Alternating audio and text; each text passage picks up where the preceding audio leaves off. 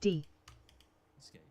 Although you can still find the evil chicken surrounded by a few friends at the Champions Guild, it's sort of a well-earned retirement location for the Stream infamous farmyard elements. animal after years Welcome of causing to my chaos. channel. While initially built to S.W.Frost is tackle now bots, live streaming random Killing events Floor quickly 3 became a digital fundamental scammers part of the counter gameplay so for far legitimate vacation players. official That's over. always going to be a challenge when implementing an in-game form of anti-cheat, rather than one that works behind the scenes. If players can see an anti-cheat in action while playing in the form of an NPC or event, the system will blend Nightbot. seamlessly into the world. Welcome to my This channel. requires an extra level of creativity, something that random events never lacked. As far as anti-cheats go, random events will never go down as the most effective or efficient way of targeting bots in MMOs. There are plenty of other systems that did a far better job, but very few are memorable. The brilliance of random events is that they were woven into the adventure of RuneScape, and served as a burst of excitement whenever they appeared. Running away from a troll or chicken may have been annoying, but it was a story to tell, and nearly everyone who played RuneScape back in those days reminisces fondly on those moments.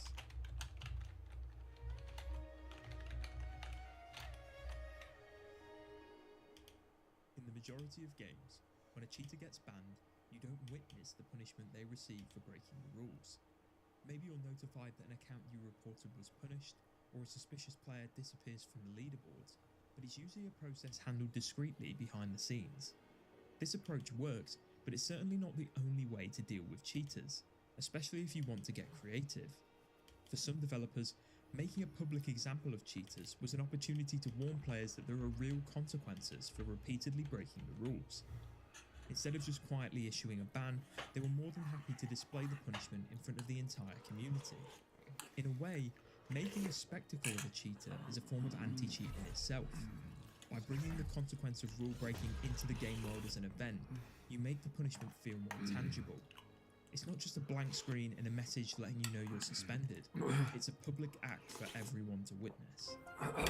Of course, if you're going to make an event out of a cheater's demise, you have to get inventive. With an audience of players, the ban has to manifest into something in-game that fits into the world and doesn't break immersion. A perfect example of this is in Guild Wars 1, an online RPG released back in 2005 by ArenaNet. Instead of disappearing from the game after being banned, cheaters and rule breakers were struck down by a god. Doom, god of death and ruler of the underworld in Guild Wars lore, would at first bring the perpetrator to their knees. Shortly after this, a bright glowing green circle would appear on the ground next to them. It was at this point that the Grim Reaper figure of Doom would erupt from the ground with his scythe and strike the cheater down. After being dealt with, the rule breaker was sent to the login screen, where they were notified that their account had been blocked due to unacceptable behaviour. This mini-event could take place in outposts and towns where players grouped up and socialised. As you would imagine, Doom's executions caused a lot of commotion, with crowds gathering around to witness a ban. There was a huge amount of excitement around seeing cheaters get punished, and optically for ArenaNet, it was positive for the community to see action being taken in real time. The devs didn't slack on the details either. Instead of just making Doom's execution an animation, the god would actually cast two unique skills that only he could use, these being Impending Doom and Vengeance is Ours. Both had their own icons and held the description, "No resurrection spell can save you now, your account has been banned." Were these extra details required? No, definitely not, but they added so much flavour to a mini-event that lasted a matter of seconds. Personally, I'm always impressed when developers can take an element of the game that exists outside of the world they have built, in this case, handling cheaters and rule breakers, and bring it to life for their community. Looking back, it just makes sense that the God of Death would be the character to deliver the final blow to those who step out of line. That being said, Guild Wars wasn't the only online game to make a very public display of banning cheaters. To witness the ultimate humiliation of rule breakers, you had to be playing RuneScape back in 2012.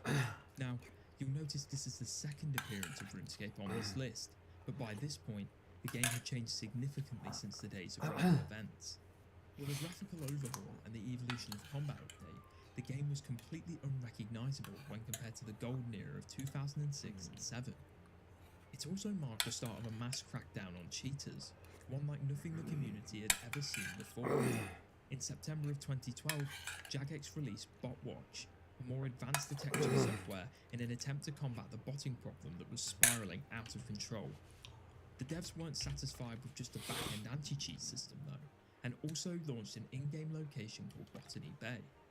As the name suggests, this was a place where legitimate players could visit and choose the punishments for bot accounts that had been caught cheating. The shadowy island, located just off the coast of Mauritania, an area of bubbling swamps and vampiric creatures, consisted of an outdoor court with a giant stone-lined hole in its centre.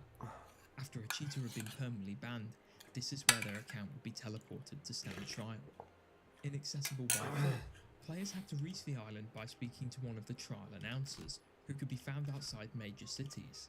So, with a court of real players, who had the pleasure of leading the proceedings as judge? Well, Botany Bay's court was led by the imposing Botfinder General, an NPC that was actually inspired by the infamous witch hunter Matthew Hopkins, who held the title of Witchfinder General back in 17th century England. Whether Mr. Hopkins enjoyed incessantly shouting at people in real life is a mystery lost to time, but it's certainly something RuneScape's Botfinder General is very good at, with insults including Clockwork Demon and unrepentant and corrupt rules-breaking sluggard. the Botfinder General certainly had a way with words. After the yelling had finally stopped, players in the court area were presented with an interface that offered 3 different options to terminate the cheater. These included a claw of justice that slammed the bot from above, an abyssal worm that swallowed them whole, or a deity that incinerated them to dust. If that wasn't enough, there were also crates of rotten tomatoes that could be chucked from the stands. A common question that's often asked is whether the cheater could see the trial happening from their own screen. The answer is unfortunately no. Although making a cheater sit through their own punishment would have been the cherry on top for Botany Bay, the reality is that the majority of accounts sent to the island were bots being piloted by automated software. So, there was not much incentive for Jagex to make those being caught sit through the experience. The public bans offered plenty of entertainment for the community though, and those who participated in Botany Bay trials at least 7 times could even claim the golden pitchfork of justice. This item was more for style than taking out enemies in combat, but it was still worth claiming for Botany Bay's mode for real fans, especially when it unlocked an emote that allowed you to furiously shake it in the air. Unfortunately, Botany Bay no longer exists in RuneScape 3, as it was removed all the way back in 2018. The novelty and spectacle had run their course, and in an effort to declutter the game world, Jagex waved goodbye to the Bay for good. Ultimately, it's pretty clear that both Guild Wars 1's Doom Execution and RS3's Botany Bay are not primary anti-cheat systems. The work going into finding and banning the cheaters in both games had already been done before they were scythed down or covered in rotten tomatoes. Despite this, I'd argue that putting them on display with a public punishment was a deterrent against cheating in itself, as it acted as a warning to the player base. If that wasn't enough, both examples offer a canon explanation for the banning of rule breakers in game. For me, that extra effort to make it into a spectacle deserves a lot of credit.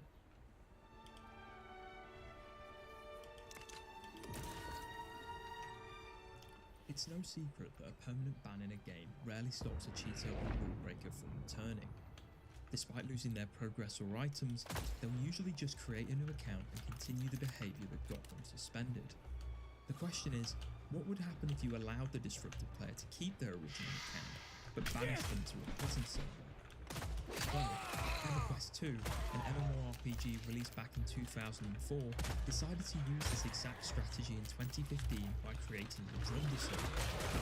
The devs effectively created a digital exile where they could send any cheaters or exploiters or locals and chaos. Drunder had all the same mechanics as a normal server, and looked exactly the same visually. The only catch, and it's a pretty big one, is that you were surrounded by the most disruptive players in the game's population. Not only that, the server had 0 customer support, so if you ran into any problems, you were completely on your own. A trip to Drunder was a one-way ticket for your entire account and all your characters, so there was no way of coming back once you'd been banished. No more grouping up with friends or your old guild, with the only company being the other rule breakers who happened to have been considered with you. As you can imagine, this was a major punishment in an MMORPG, where socializing and community activities are a massive part of the experience. At the time of I Drunder can be Server's very release, inventive with a a lot of knife. EverQuest 2 players were completely frustrated that this was being added. Why were the devs spending so much time on a prison server to push cheaters who in their eyes should just be banned permanently? The first answer to that question is money. A banned player cannot pay a subscription fee, but a player sent to Drunder still had to pay for their membership to play EverQuest 2. The system of sending them to Drunder allowed the money from rule breakers to keep flowing while keeping them separate from the legitimate players on the main server. As an anti-cheat, the idea was that if you allowed a rule breaker to keep their characters on an alternate server, they wouldn't bother creating a new account to return to the main servers. In essence, Drunder was effectively a lawless playground for bad actors to exist in, locked away and forgotten. Ultimately, this experiment only lasted until 2022, when EverQuest 2 wiped the Drunder server and permanently banned every single account on it. Whereas Drunder was a whole server, certain other games created spaces to hold problematic players that were a little less spacious. 2003's Virtual World Simulator Second Life had a cornfield where rule breakers were teleported to. This dimly lit area was a place the developers sent you when they wanted you to have a long and hard think about what you had done. Rows and rows of corn surrounded a small space that featured a campfire, a tractor, and I'm a black sticking to and solid white ground. television. You're probably thinking that doesn't sound too bad, but I'd like to add that you couldn't change the channel on the Autogun TV, engaged. and it played a 1940s educational for those film who can't about stay a out boy of in a harm's life of way. crime on repeat. If that wasn't enough, the tractor was drivable, but it was so painfully High-speed slow, cable it wasn't deployed. worth turning on the engine. As a whole, the area was just a little unsettling and creepy. Logging into Second Life to find yourself in a cornfield cut up from the rest of the game must have been a bizarre experience. It must have also been extremely boring, which is definitely what the creators were going for. While certainly not the most harsh punishment or anti-cheat in total gaming, it acted as a reminder that a Second Life dev could shut off the phone at any time. The cornfield prison were mainly used back in the 2006 era, and while Second Life is still online, digital exile is no longer used as punishment today. Despite this, the Commonwealth prison has got a bit of a mythical status in the game's community, with players replicating the cornfield over the years so they can experience it for themselves. Believe it or not, there was a worse place to be sent in video game history. Well, I guess that depends on your taste, but definitely a more boring location than a cornfield. To see it, we'll have to move back to RuneScape, this time in the classic era, all the way back in 2001. Long before the days of random events, a dark plane existed in the game's universe to hold all manner of rule breakers and cheaters, known as the Black Hole. RuneScape's creator Andrew Gower quickly realised his rapidly growing MMO needed somewhere to put the troublemakers, either permanently or for an undisclosed period of time. As this was before the game had a ban system or a rampaging evil chicken, Andrew had to get a little creative with his player moderation. Rule breakers would be teleported to the Black Hole, a void of darkness detached from playable areas that was impossible to escape. This is as dull as it sounds, sending wrongdoers to an area of complete emptiness. While some lucky players were questioned in the Black Hole and allowed to leave, others had their characters banished forever. As you would expect, word spread of this mysterious location that was only accessible through banishment, and members of the community started breaking the rules just so they could visit the Black Hole for themselves. The uptick in bad behaviour forced Andrew to find a solution, and that was the Black Hole experience. This was a clone of the Black Hole that could be accessed by any player in the Dwarven Mines by climbing down a ladder. Before entering the void though, players had to talk to a dwarf named Forder, who sold discs of returning for 10 coins that could be used to escape the desolate void. In theory, this solution was perfect. Problem players were sent to the real Black Hole, and everyday players could relive the experience of a rule breaker through the clone version. What could possibly go wrong? The answer is a lot, especially when mischievous players get involved. You heard me mention before that a disc of returning was required to leave the Black Hole clone. Well, certain members of the community began telling unsuspecting victims that something really cool would happen if they dropped their disc while in the void. To their surprise, they were then stuck forever in complete darkness. As this was before the days of the legendary home teleport, Andrew and the team had to keep rescuing players. This became tiresome, and eventually, the clone of the Black Hole and the original void were removed before the end of 2001, replaced by better anti-cheat and anti-macro systems. Nowadays, it is possible to visit the black hole in old school RuneScape using the same Disc of Returning item from Classic. Instead of letting people into the void though, Fordor the dwarf can now be found within the Pit of Darkness on his own. Before you feel bad for him, he does have an in-game line explaining his decision, making it clear he's decided to retire there as he finds it more peaceful. I'm not sure those who were trapped there for hours on end back in the day would share his enthusiasm, but each to their own.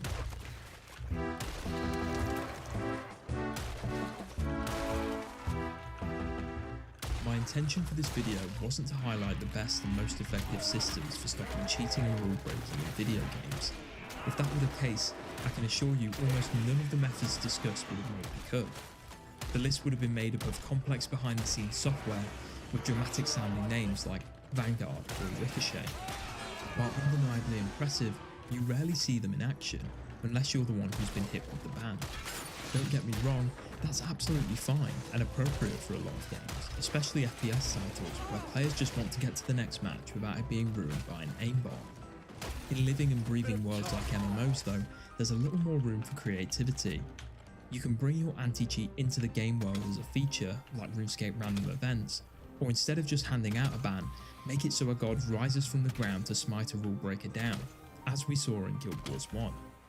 Is that necessary? No, absolutely not, but it's memorable and adds a huge amount of depth to a game's world. Not only that, places like the Void in RuneScape Classic and the Cornfield in Second Life gained a legendary status in their communities. This mystery and excitement didn't come from the cheaters, it came from the everyday players who heard about a locked off location that could only be accessed by breaking the rules. That proves that these anti-cheats transcended their original purpose of being a method of punishment. They became written into their community's lore, an instant source of nostalgia for anyone who played in their era. That's a testament to the creativity and experimental design that went into bringing them to life.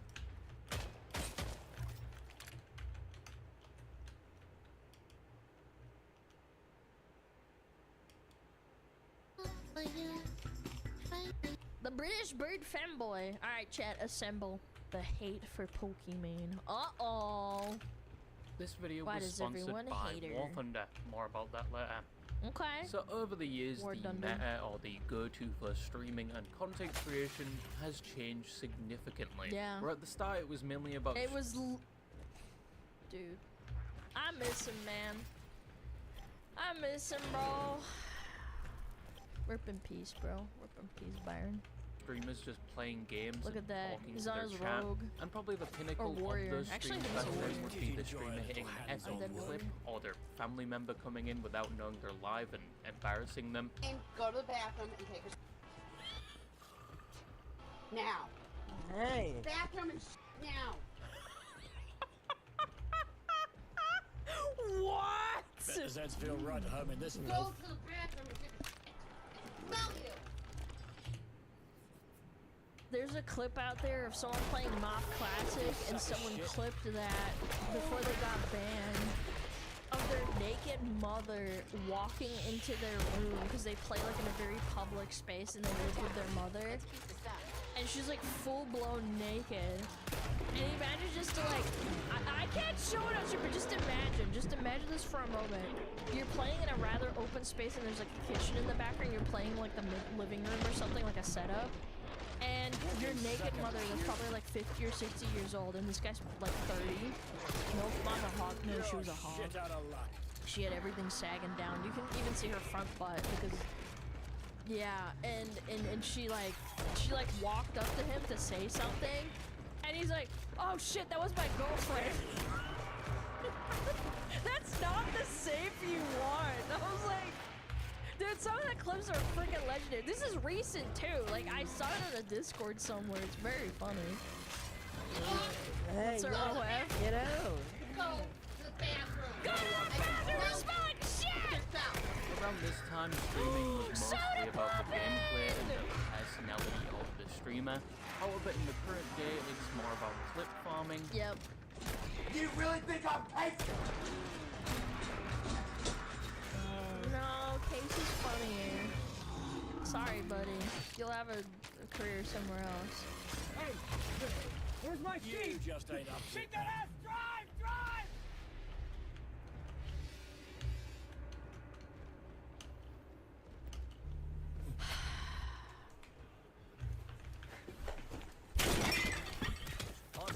I'll admit that was funny. That was funny. Yeah, I know it was a clip for, but holy shit, that's funny.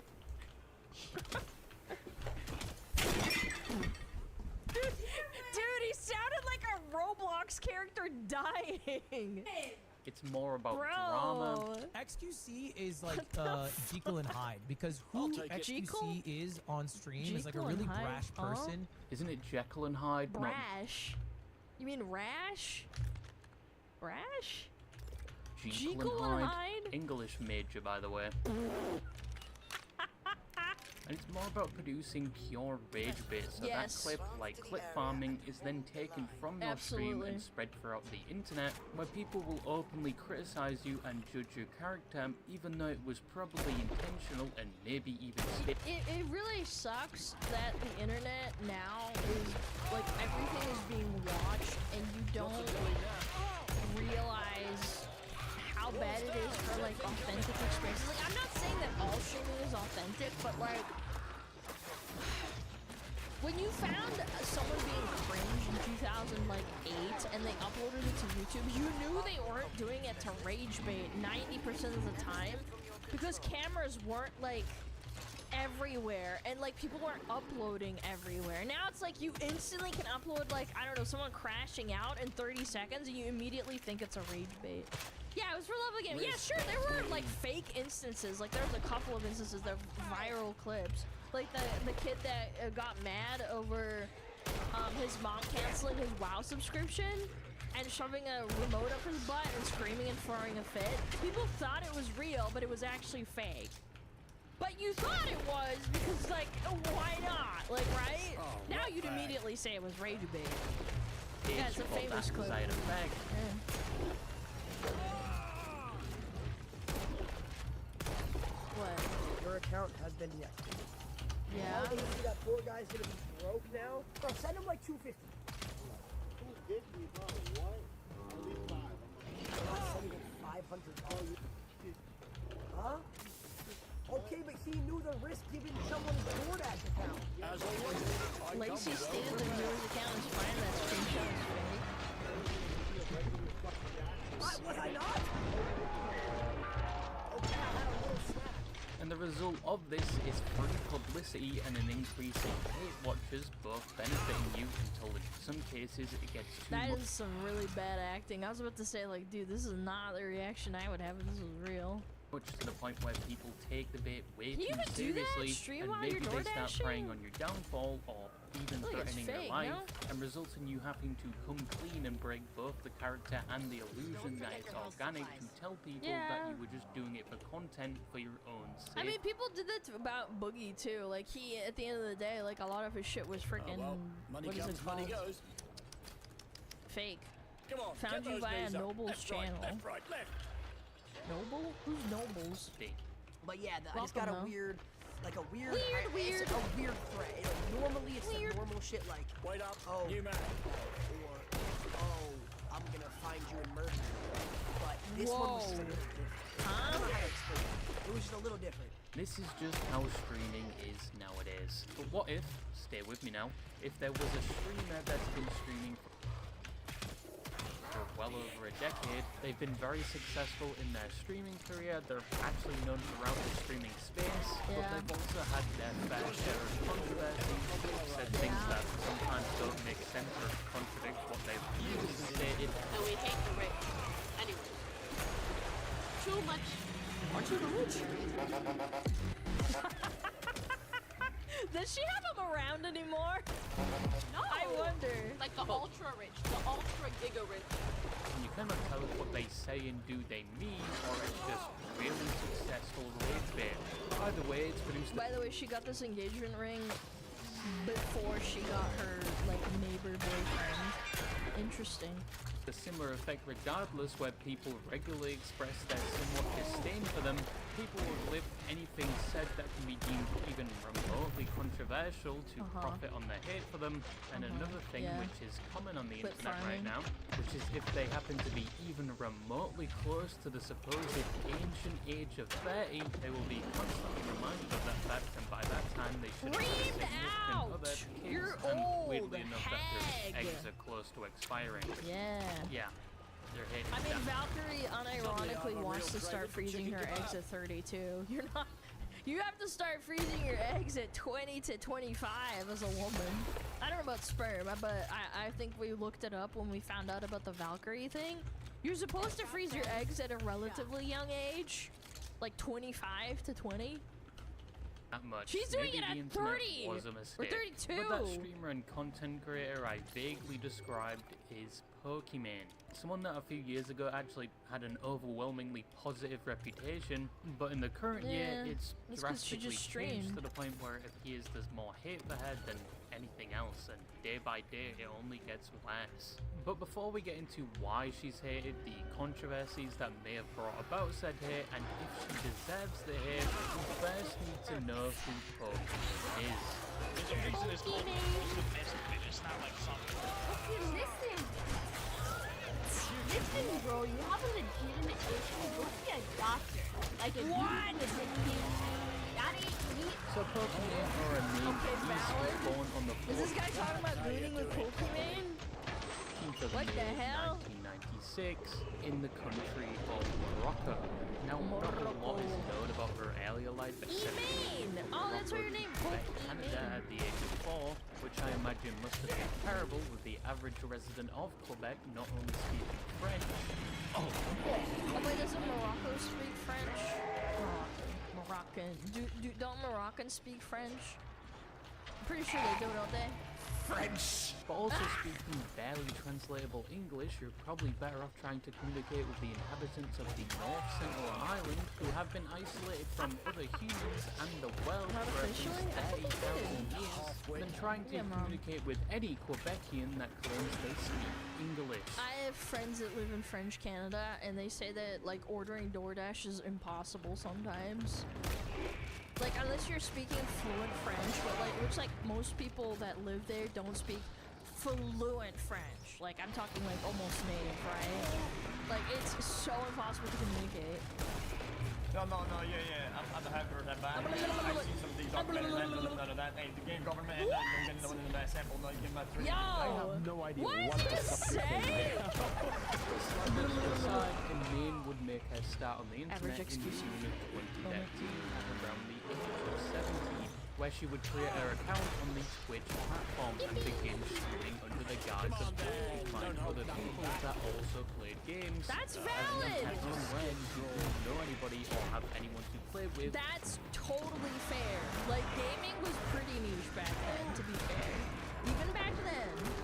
I think gaming went completely mainstream by like 2018. City. She began streaming at the same time she created the account, going under the name Pokimane. Oh my god, this old league, man, that's crazy. Which apparently was a name produced by mixing. Wait, isn't this the clip where she says the naughty word, chat? Her name was the name of the Pokemon franchise.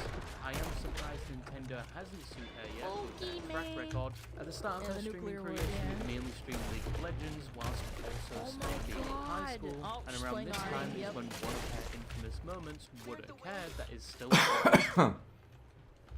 to this day, which was her ripping the N-word whilst playing League of Legends because a person in her chat said her stream was boring. Oh my god, well, like, I'm not a girl, so I can't get as many viewers. Nick, you ain't funny. That's not true. Maybe you're just boring as and lame as hell. Cause only lame say that shit. Sorry, getting mad. This would be a clip that would forever haunt Pokimane in the future, mainly used Sorry guys, I got mad. I had to drop the nuclear bomb. I'm a racist. I have no prior history of any racist behavior. Nick! But years later, she would give an excuse for this, saying she was still young, she didn't mean it in a derogatory way, and it was a different time back then. Which, to speak on the last point, she wasn't really wrong. Take one step into an true. NW2 lobby around that time, and She you're still probably shouldn't have said it on educated stream. a slur for almost every Jesus ethnicity. Christ. But despite her reasoning, it is still No brought up to this self-control. day, even if it is now over How old was she then? I don't know.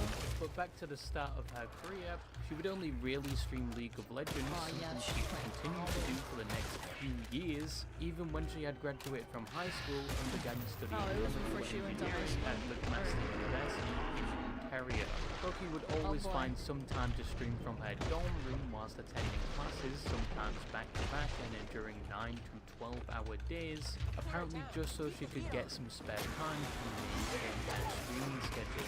This resulted in her building her audience platform to the point where in 2015 she was making enough money to pay for And things. again, that's when it was relatable. Like, yeah, she was streaming out of her dorm room and probably getting donations, but like, it was still relatable enough that the average viewer could get immersed and be like, oh, she's just a cute college girl, like playing League of Legends. Yeah, she's not a fake gamer. She just played League to like have fun. Like S. herself. And she was also getting recognized by Twitch, getting her own area for clan meetups at TwitchCon. Around this time, people were not only watching her for the League content, but also for Pokemon. The personality behind the gameplay, from the way she would interact with people in her chat to her segments like Dr. Perky, where she would speak directly to people in her chat and try to solve their problems, which resulted in some weird interactions like this. So, my second issue is,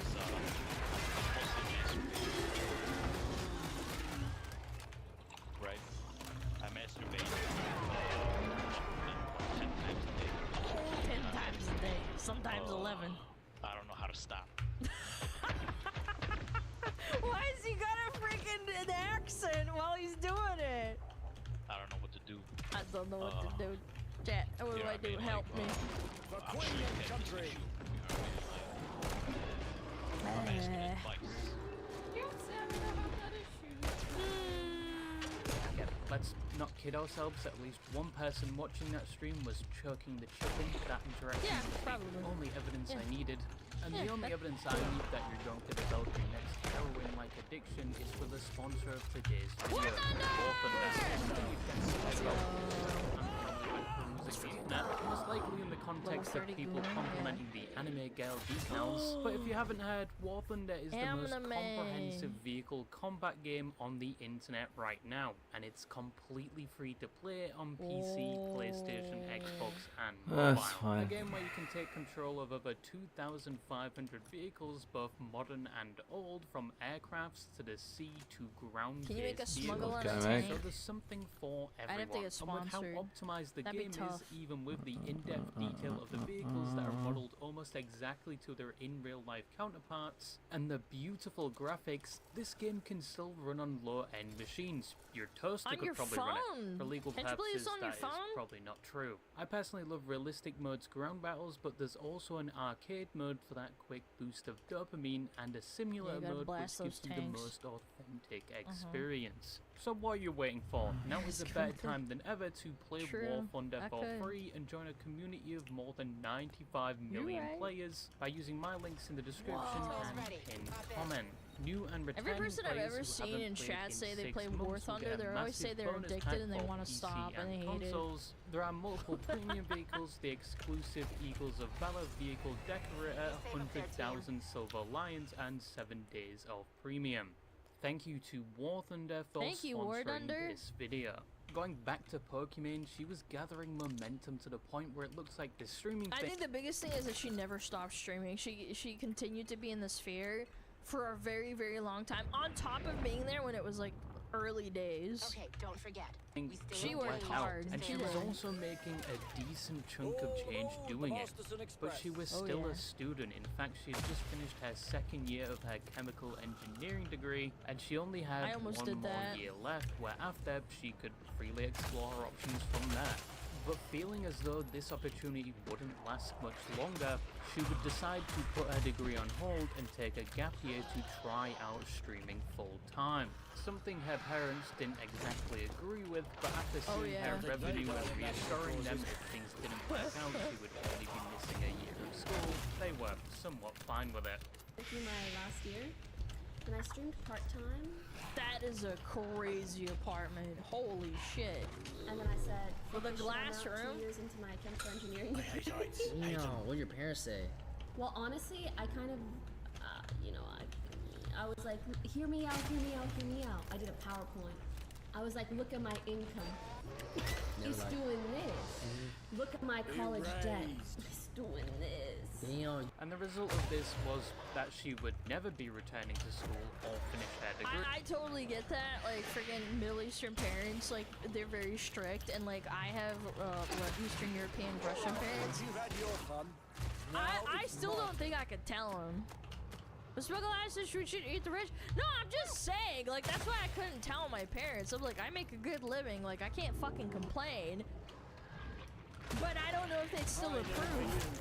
Great, because her streaming career would No, start you to have a real skyrocket at the job. start of No, 2017. you're disgracing yourself. She would now You're be a girl on averaging the over internet. 3,000 concurrent viewers, a figure that would only continue to grow Wow, in time. and that's insane numbers for 2017.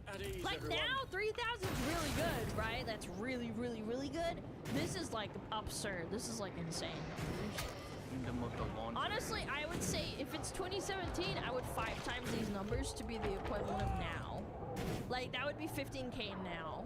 Figure that would only continue to grow in tandem with the launch of games like Fortnite's Battle Royale. Fortnite, we love Fortnite! Oh my Pokey god, began Ninja, streaming Jesus. Fortnite at its peak alongside League of Legends, which would result in her viewership exploding, and she would receive over 450,000 followers just that year. That's Around this time, she would crazy. also get the opportunity to become one of the founding members of a Very content creation normie-coded. group called Offline TV, alongside yeah. other large streamers like Lily Pichu, Skara, and It's funny because I only know Lily Pichu from her little cute little cartoon drawing that she made, the little song like quitting League of Legends, and also the one where she makes fun of like season 5, the season 5 championship. Yeah, super wholesome content. Yeah, she makes songs. Yeah, she sings her own songs and like makes them, you know. Pokelols. Although a lot of the founding members would Pokelols. eventually leave, Yep. resulting in Lily Pichu and Skara being the only surviving founding members. Pokemon would move to LA following the decision to join Offline TV, and around the beginning of 2018 she would win the Shorty Award for Streamer of the Year. From the outside, things were going very well for Pokemon. I bet. She was now averaging over 10,000 viewers per stream, a number that would still only continue to grow, and she would also see success on other platforms like YouTube, Actually. eventually reaching over 1 million subscribers. Whoa. However, towards the end of 2018 is where people would begin to question Pokemon's character, as since she was getting popular, she had started to somewhat refine her on-stream behavior and image as a whole compared to previous years. Yeah, well, people followed her back, like, what, in 2017? For the reason that she was just, like, kind of, like, I don't know, down to earth? At least a little bit relatable. And now she's going off into LA. Oh my god, I gotta do collabs with all these other popular streamers. I've never understood the appeal of, like, I don't know, doing that, I guess. And people Going were beginning off to and wonder if she truly was this moving. wholesome and kind person she had built her brand on, or was it all fake? A sentiment that would continue to grow as the years went on and as she surrounded herself in more and more controversies. But said sentiment or opinion wasn't widespread at this point. It would first take a number of smaller events before it got to that level. The first sign of criticism against Pokemon, as mentioned, would start in late 2018. And it was another thing which still follows her around to this day, even though from the outside it appeared like a fairly wholesome act. And this event was her going on stream without makeup, which I assume had the objective of showing. I thought this was really mean when people started shitting on her for it. Cause like girls everywhere do this. Like in all walks of life in any country, they put on makeup and they look like a different person. Yeah. women it's okay to feel comfortable in their own skin. Yeah, I don't think but this it just is led to controversial. people taking a screenshot of a single frame and waving it around, with most saying she was catfishing her audience with how different she looked with and without makeup.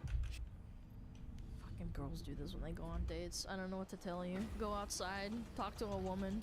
9 times out of 10 they're wearing a little bit of makeup or a decent amount of makeup. Yeah. She would respond. VTubers never wear makeup. I mean, that's part of the reason why normie people who stream fucking hate VTubers. I'm not even kidding. Because we don't have to put on fucking makeup all the time to like stream and shit. And putting on makeup takes a lot of effort. It does. Yeah. So this basically saying she's comfortable in her own skin and provides more pictures from better angles without makeup. But still to this day, this image tends to pop up whenever Pokemon lands herself in controversy. People use And this it as was a one of the gotcha. first times she would see such a large amount of hate. And it was one of the handful of times she would actually have a somewhat good response, which wouldn't just result in her getting even more. And by the way, I am a Pokey hater and I thought this was mean. So I don't know. I think there's better gotchas than like, oh, look at you not wearing makeup. Like, it's not really an argument. Like, I don't know. I know some people posted jokingly, but like, I mean, at the end of the day, if you use this as an unironic argument, you're just being a dummy. Like, there's so many better things that you could like get her on, like her saying dumb shit or like saying one thing and then saying another like 6 months later. Yeah. Hit, but then It's a almost straight non-argument after in my that, at opinion. the beginning of 2019, He's bringing we it up had for the context, Pokemon though, copyright I guess. situation where people really started to question her character. So basically, she had a public Twitter argument with everybody's favorite gnome, Keemstar. Everybody type in the chat, Alex is a stupid. This was my heart. There's so many close calls today. I'm getting scared. I know we're safe here, but like, goddamn. over Keemstar saying how SS Sniper Wolf must Photoshop her pictures, and he proceeded to point and laugh at her fans that were defending her after he said this, and Pokemon would get involved at this point defending the fans, which just resulted in a back and forth of both of them sending videos at each I don't know other why over she'd do Twitter, that. If I was a with Keem PR guy, I calling would her freak fake out on and her. Pokemon saying he's hateful. However, by the end of it, both would delete the responses and move on. But Okay. someone had archived the entire interaction and uploaded it to YouTube. Dude, like, the internet never forgets, man. Which was actually the type of content they were known for, and this was Boblax, who I know just by mentioning their name in the current Who's year is that? like scraping a chalkboard, but this was before their whole controversy. But with Pokemon I actually have no idea who that is. That's impressive. seeing this archive, I'm assuming you said something really bad. Some psycho? Okay, I had no idea. I actually don't know.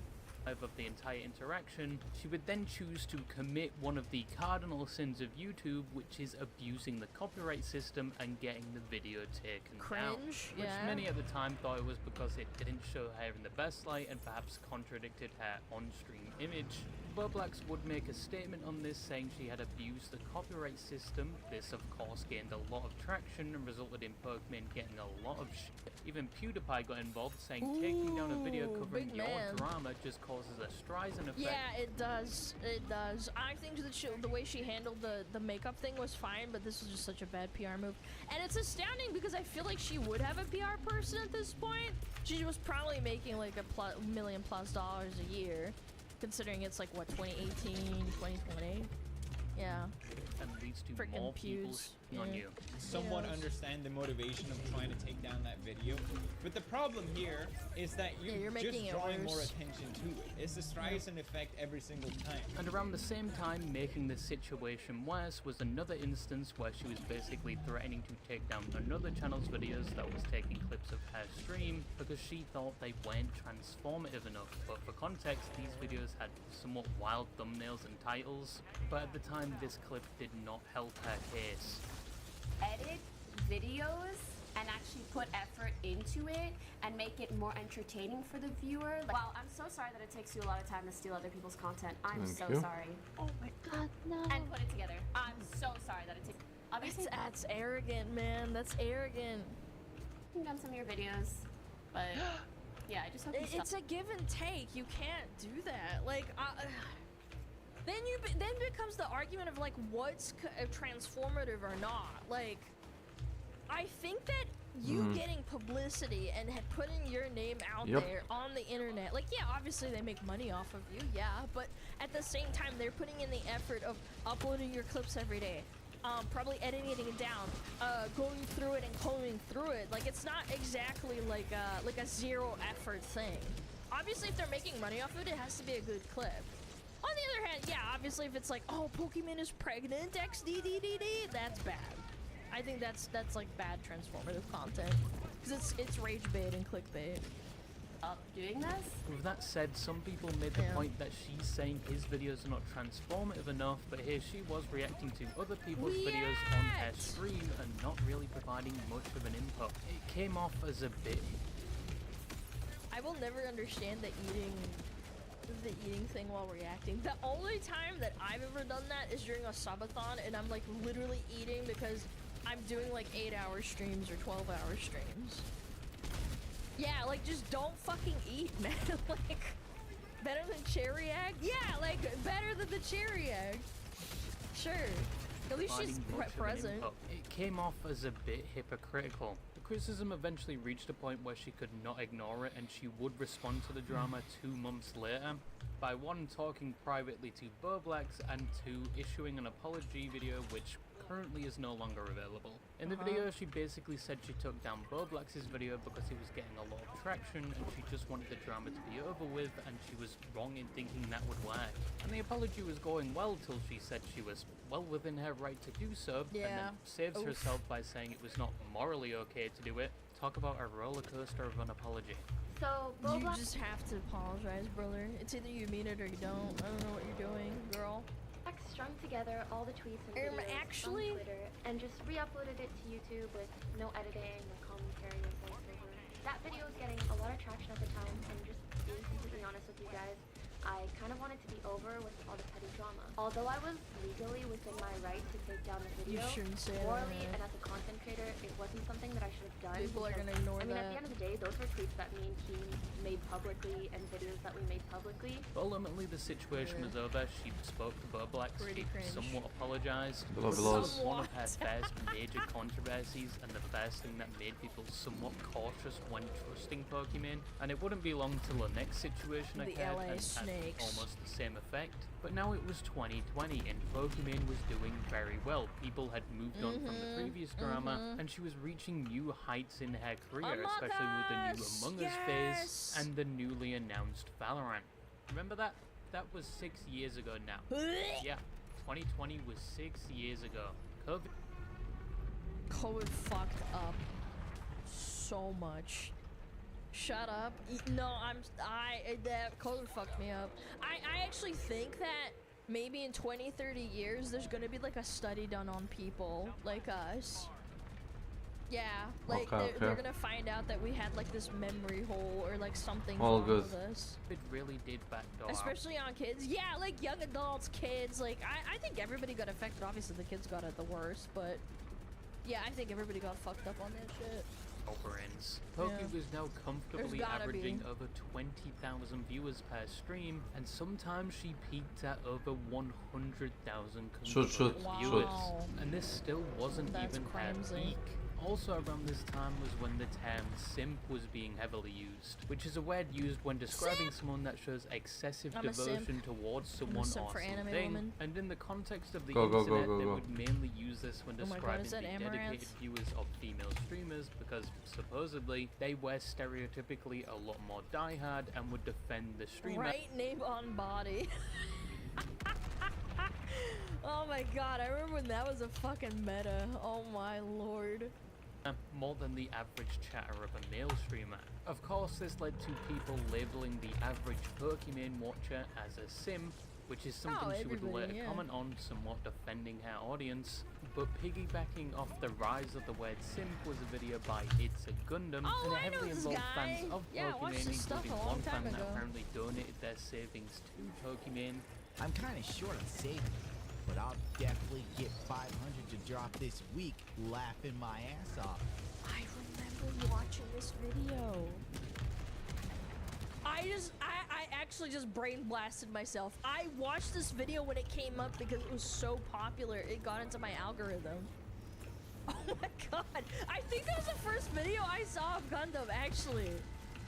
Yeah, like his most popular fucking video. That's crazy, man. What a fucking time, man. I can't believe I remember that. Hope she sees this and knows Hope I she love and miss her XD.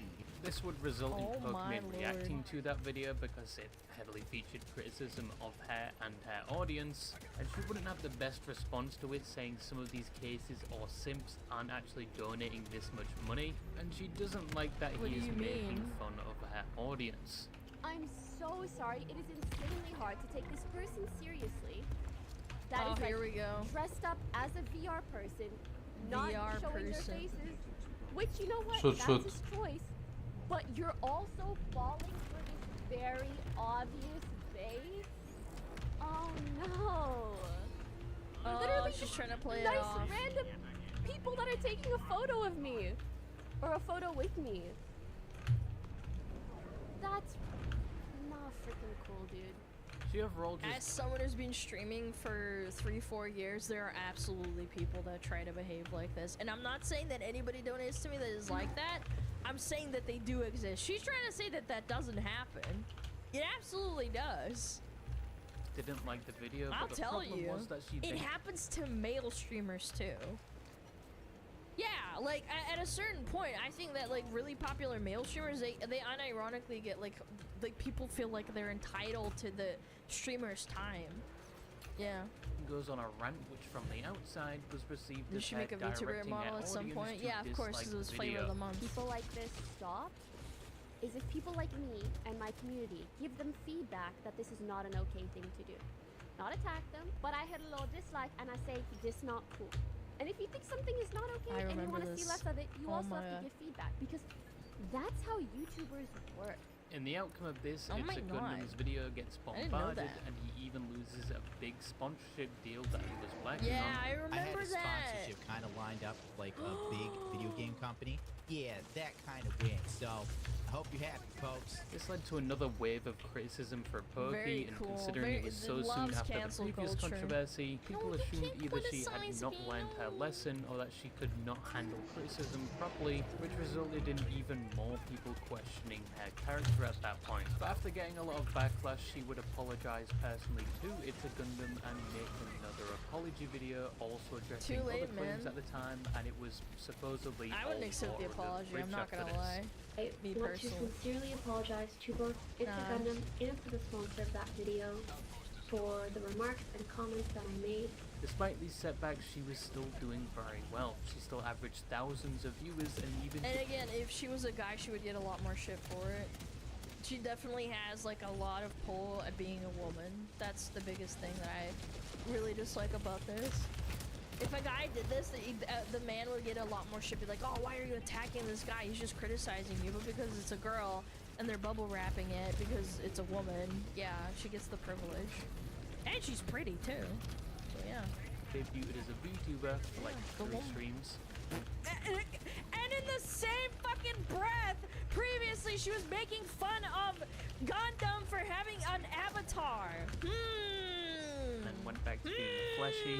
She would see her overall peak in 2022, and around the same time she would eventually leave her place at offline TV to pursue other things. But she was at the top of her game. Most people on the internet knew Yep. her name, and the support she was receiving around this time was overwhelming. It took her 7 years and a gamble to reach this point, and it was a resounding success.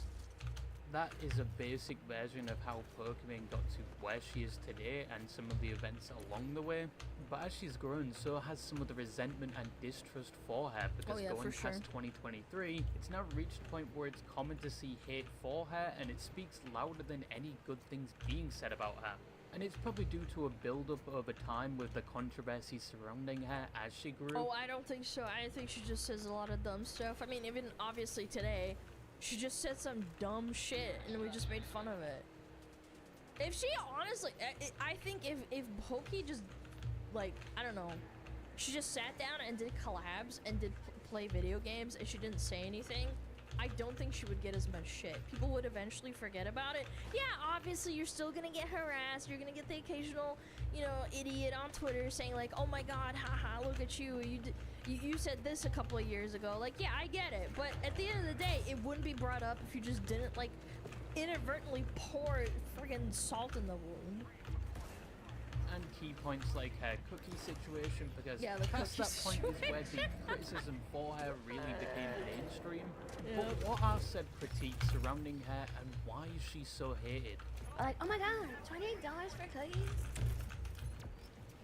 It's 4 bags. $7 a bag. I know, math. $7 a bag is insane, by the way. It's hard.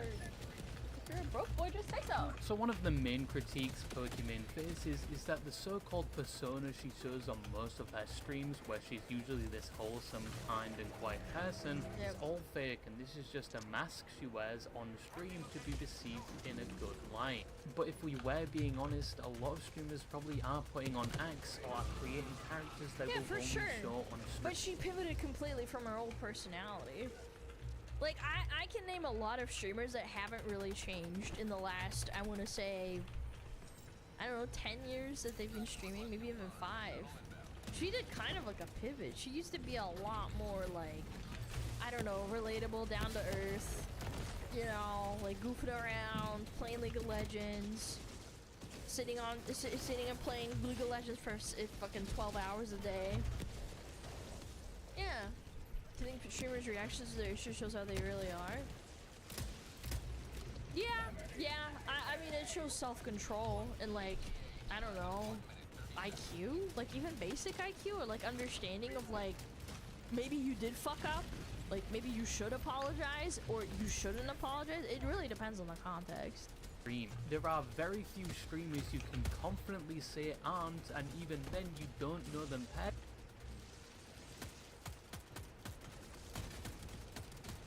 personally, so you wouldn't know if they are. But more so with Pokimane, people didn't think. DJ Toenail. Yep. He's biting his nails. Yes, his foot nails, chat. On camera. That is so disgusting. French Canadian toe eating stream. Ah, there's that French Canadian cuisine they were talking about, huh?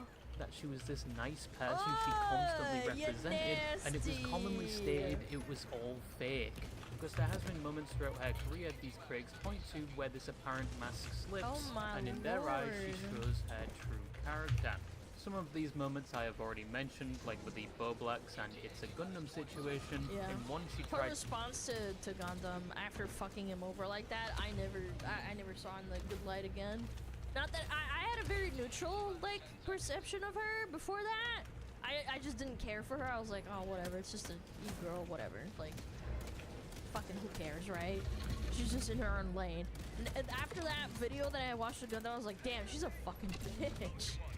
to Siren's drama, which just made it worse, and in the other she reacted poorly to a video criticizing her and her fanbase. But there are more recent events people have pointed to, like what happened surrounding the XQC Kick contract, where XQC was offered a huge amount of money with the claimed figure being 100 million, in which most of it by now has probably been put into a slot machine knowing him, and this deal was so that he would stream on Kick. This wasn't even an exclusivity deal. He could stream on both Twitch and Kick as long as he hit his required amount of streamed hours on Kick. Now Kick is owned by Stake, a company mainly known for gambling, which around 2023 gambling in the streaming space was being heavily criticized, with the argument being that streaming gambling would encourage the streamer's audience. I can't believe this guy used to do fucking RBGs back in MOP, and now he gambles and is unironically probably one of the richest guys in America. That's not like a billionaire. Yeah. It's actually insane to me. Trey Rex I can't believe I had a friend that did RBGs with him. I'm not joking. Yeah, he would scream at like 2 a.m. and fucking stream this entire ordeal, open mic screaming. Not my friend streaming it, I meant like him streaming this, like the game. It's crazy, man. audience to do it, and That's it could result insane. in What a- younger, what a more time. impressionable viewers getting addicted or losing a significant sure. amount of money. Yeah. This eventually led to Twitch at the time banning gambling, which also resulted in a lot But you don't ban the hot tub streams. Interesting choice. of these gambling streamers moving to Twitch's competitor, Kick. Now, with XQC being offered Kika. 100 million generational wealth, even his great-grandchildren will be able to buy at least 2 sticks of DDR5 RAM, which will probably be the biggest flex in the future with how RAM prices. It's 10 grand? No, that's 10,000 pounds even. That's even more. It's like $13,000? Are right now. You're But this joking. was a lot of money with a requirement That's he was crazy. already Photoshop? happy Oh, okay, doing. it's fake, So a lot alright. of other streamers would understand There's no why look he would away. take the deal, and a lot of people congratulated Do a him on hot it. tube But stream, Pokemon, someone okay. that had previously been somewhat buddy-buddy with XQC, upon hearing about this would not congratulate him from what I saw, and instead would go on a rant about how Twitch could shut down Kick at any point, which was a claim that was wrong. That would be Amazon's web service, and I'm pretty sure that would violate their user agreement. Kick makes Twitch money. Like, Kick is using Twitch's services. And it's not Twitch's services, it's Amazon's services. What are you talking about? And if Twitch really wanted, they Twitch could doesn't even make that much money, according to them. just stop giving these services to Kick. But right now, they're just sitting back like, thanks, I guess. Yeah, because they're making fucking money. Like, she's so dumb. Twitch is profitable. It's either they're in the negative or they're barely profitable. Like they are not.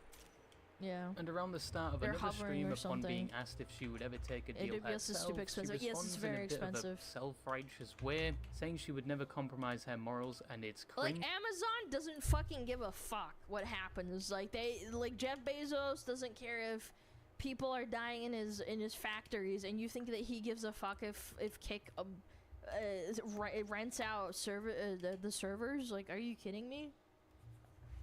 Are you stupid? And people would think she was referring to XQC and his big deal around this time.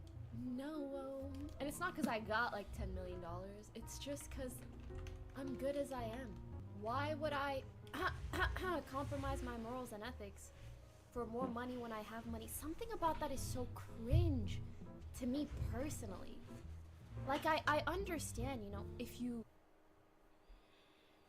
But you're streaming on Twitch every day, and you're giving Amazon money, and they're like the ultimate corporate American like consequence of the ultimate capitalistic consequence of letting the free market ride, and they're ruining so many. I don't even want to fucking get into it, but like, if you're gonna argue like the moral stance, like Amazon is like pretty fucking evil, but everybody buys their shit every day. Like, people aren't gonna stop doing that. You are not like the pinnacle of morals and ethics, man.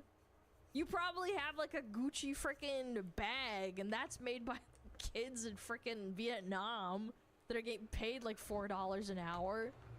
Like, what are we fucking talking about here? Like, oh my god, it's so cringe. Yeah, or Labubu. Like, some kid in a factory's making that?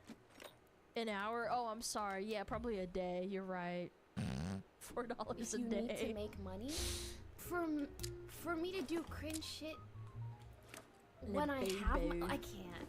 Oh my god, I Like, can't. ew. Ew. This would result in both of them getting into a Gross. call and presenting both of their points, which didn't solve anything. Well, basically, Hassan. Oh my god. Oh my god. Oh my god, is that Hasanabi?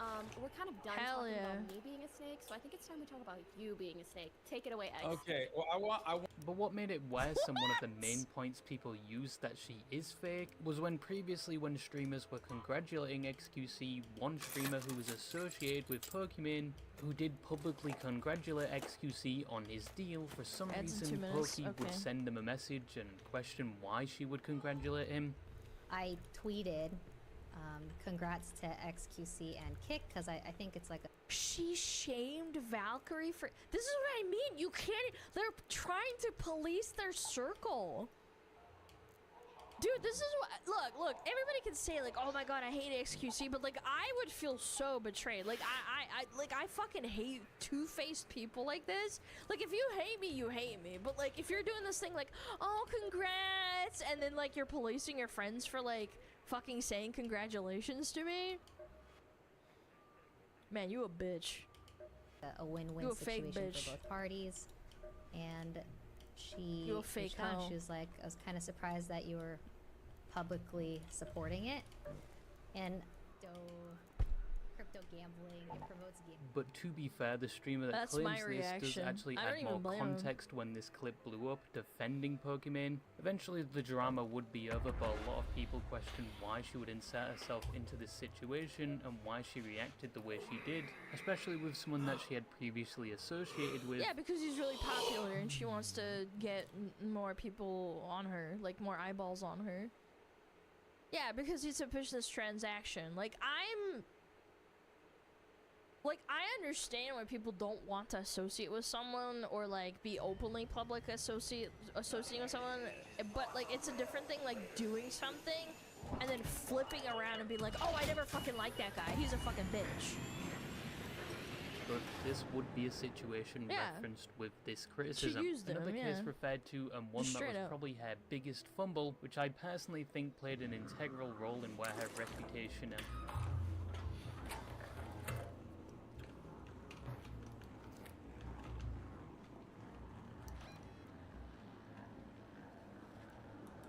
Head home at the seed vault air shaft.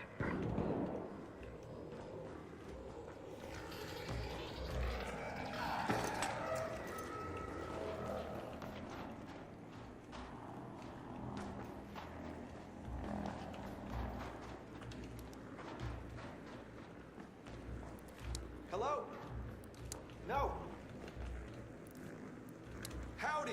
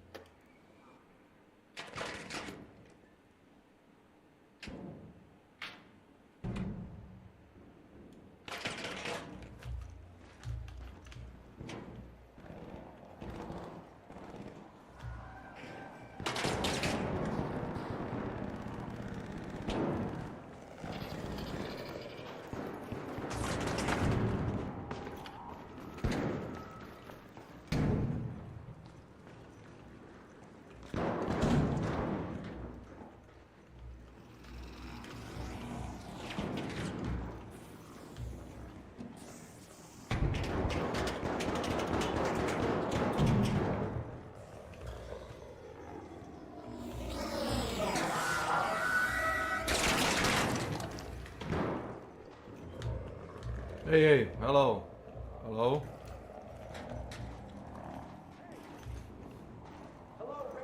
Hello.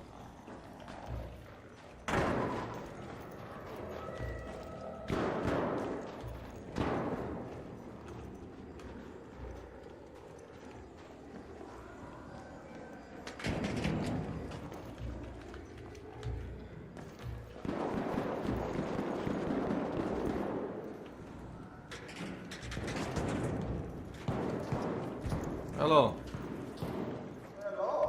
Hello, I'm trying to open the door so we can go to that place. Yeah, yeah, right there. By the way, don't go there into communication. I trapped the shredder there. Let's go, my friend, let's go!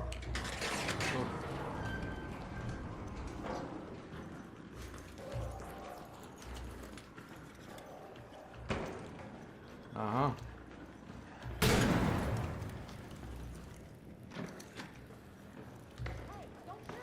Hello. Hola.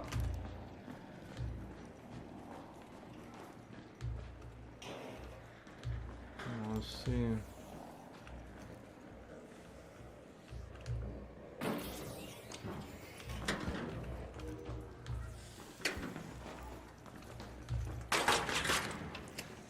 Oof.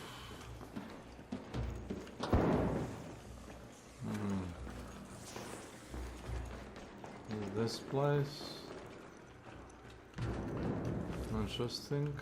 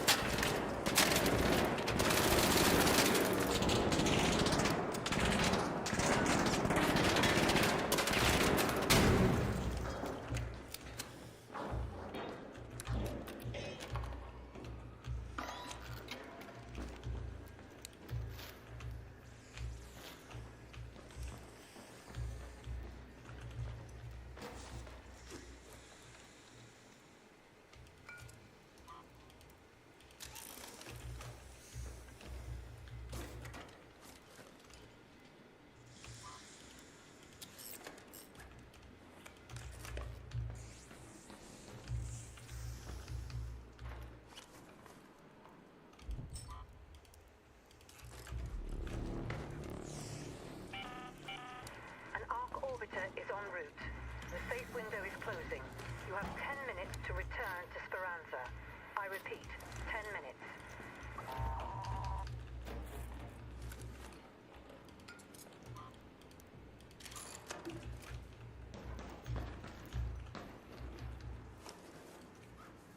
Oh wow.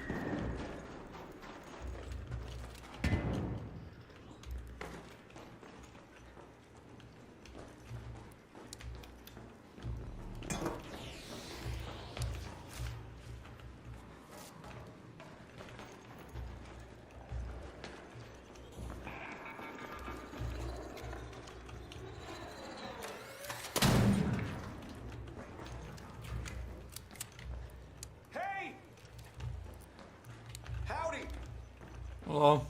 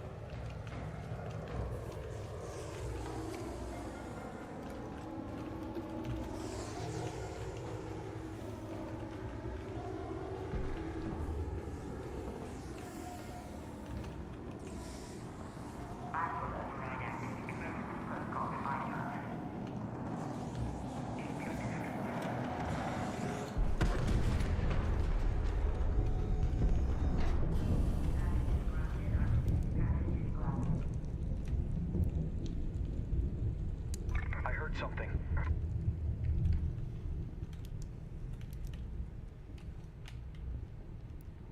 Nope.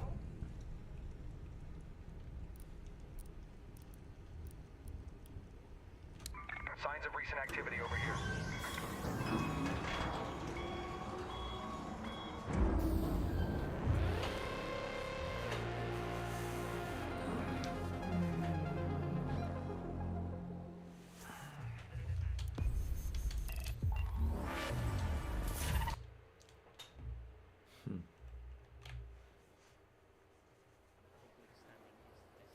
And that was with the cookie situation, where she worked with a company to release a People cookie forgave her that was for claimed to everything be a else. healthy snack alternative called Miana. Now, people noticed a lot of problems with the cookie. One, it almost had exactly the same values and looked almost like a... It's for those that don't know how Costco and big manufacturers work, is that you can basically hire a company to say, hey, Costco factory, could you please make some cookies that use similar or very similar ingredients, look almost exactly the same, and then I can like sell them under a different thing. And you go into contract, it's completely legal, it's completely within their rights, there's no issue with that. It's the fact that like she tried to say that they're like good for you, or like, oh my god, they're like these healthy things. It's like, no, they're not. Like, everybody does this. Yeah, it's white labeling. That was the word. It's white labeling. There was a very specific term for it. Another brand, and two, it was very expensive just for one bag. $7. That's $14 without shipping. Yeah, without shipping. No, No. No. that can't be right. Yeah. Are you sure? Yeah. Bro, it's literally fucking upsold crap that you can buy from Costco for $10 and you get more out of it. That's so bad. And three, people said they tasted pretty bad. Ew! But with the first point on the... Oh my god, I get triggered when people show their fucking food in their mouth. I get so tilted. I know that was clip farming, but holy fuck. Launch, people would go That to was a her jump chat scare and a say, half. you know, these cookies are a bit overpriced, which led to a response which Oh is my another one of God, just Pokemon's don't infamous buy clips, which them. once again still follows her around to this day. Like, oh my god, $28 for cookies? It's 4 bags. That's $7 a bag. Can I just say that when you get that rich, she's like a millionaire, you start to not understand how much $7 is for like an average Joe Schmo. Like middle class, maybe even a little bit below middle class. Like, that's an insane amount of money for $7. If I go and buy, like, for example, I buy Sour Bunnies sometimes from the store, from like my local Kroger or whatever the fuck. That entire thing has like 20 little bags, and that little bags has like 6 little gummy bears or gummy worms or whatever. That's like $12. And she's like, oh my god, it's like $7 a bag, and you get like 20 cookies, and it's like, that's fucking nothing, but okay. Like, these cookies are tiny. You could just go and chow down on some fucking Oreos for like less than half of that, actually, and you would get more. No, I know math is hard. I know math is hard. I'm an idiot, but it's not that much. If you're a broke boy, just say so. Anyway. Now this clip Oh my god! You just don't get it! would blow up. Even What I'm Moist saying, Critical man, made so a video on it. arrogant. She would later say this was a joke, but some would point to her Sure it was, Karen. I'm sure it was a joke. I'm sure. Yeah. previously having the same attitude Very days funny. prior. Regardless Also, if it's a joke, why is no one laughing? Ever thought about that? if this was a joke, the internet had cast their judgment, and this on top of many other situations I've mentioned would be used as evidence towards the point that Pokimane can't take criticism, and that there are moments where she reacts in a way that contradicts the image she's built up over the years, that leads to people coming to the conclusion that So her personality is delusional. fabricated or unorganic. The next common critique about Pokimane is that she is performative, which is a word heavily Absolutely. being used in the current year, and for a content creator, being Yeah. called performative probably has the same effect as being called a slur. But people think Pokimane often makes claims or says things because that is the current thing. Actually, you know what? I would say performative is like... It's not a slur. I just feel like people that get irritated by it, that you just know what they are. And she doesn't actually know fully what you believe in are, what brother. she's saying, and a lot of times people claim it's just virtue signaling. A key example people recently use is when on stream she ranted about the rich and how she hates the rich, which some thought was a bit hypocritical since it's estimated she is very wealthy herself. And of course people would bring up her very expensive cookies, even using it to counter a previous point she made about capitalism. But in that Yes! moment she does clarify she's talking about the ultra rich, not rich people like her, which did not save her from any criticism. Overall, a rich person talking about how they hate the rich. When the middle class is vanishing and you're preaching about how, like, oh my god, like, my cookies are only $7, they're not gonna care. The vast majority of, like, the audience are below middle class, I think, statistically speaking. The average person, I shouldn't say audience, because, like, who the fuck knows?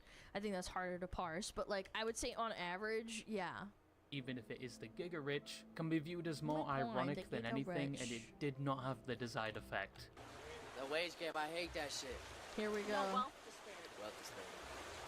The wage gap, I hate that shit. No, we're talking about the wealth disparity. The gap is like between men and women. Men and women, we love each other. Facts. And we hate the rich. I quit following her when she was talking about her net worth with someone. They asked if she's 2 million, and she acted all bashful and said to add a 0.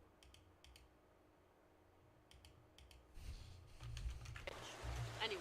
Aren't you the rich? No! Does she still hang out with this guy, I wonder? Did she stop talking to him? After this clip? Like the ultra rich, the ultra giga rich, the unnecessarily rich.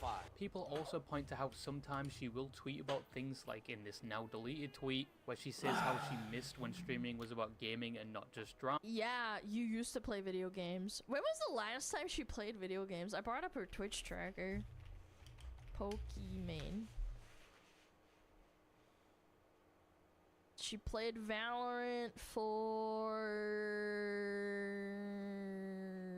3 hours. She actually streamed the same amount of just chatting as she did Valorant for for like an entire month.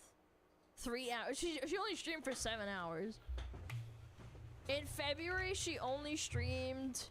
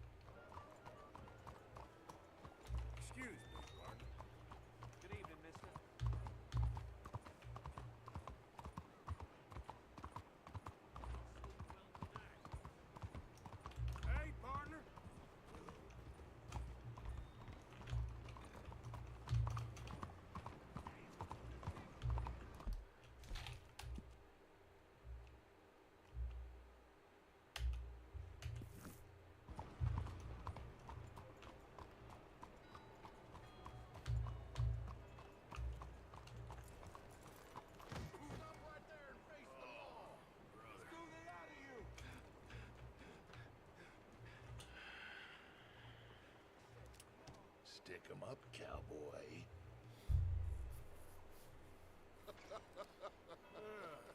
Yeah, real funny, Dutch. Oh, I thought so. So, here we are in a strange land of papists and rapists.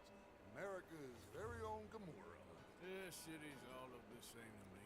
So, how you get on? I've been asking around about Mr. Bronte. And from what I've heard, this establishment is our best lead, but I haven't had any joy in there so far. So, I should just give it a shot? I think so. Just keep it cool. You know me? I'll meet you back here anon.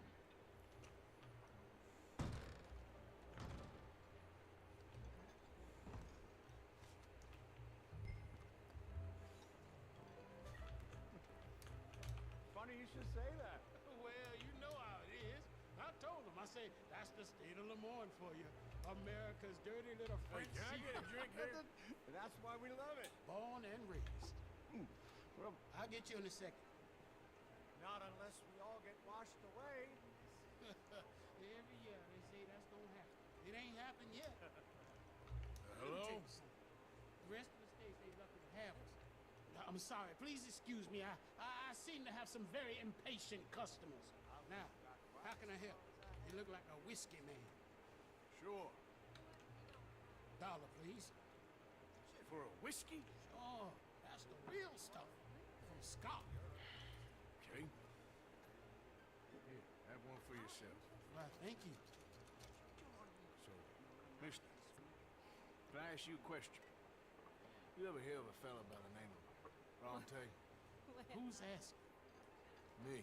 I'm asking. No, leave it, Fred. What do you mean, leave it? Look, I don't know what business you in, but leave it, Fred. You and your pal that was in here before.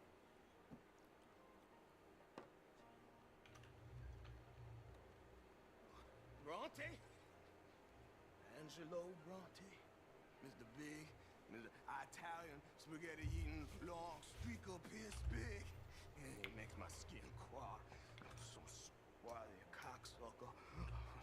You know what I mean, friend? Where can I find him? Oh, well, I reckon you talk to them kids in the alley, they'll know, I guess. Oh, hey, friend, you be careful now. Immigrants, they're not to be trusted. Buongiorno. Morning.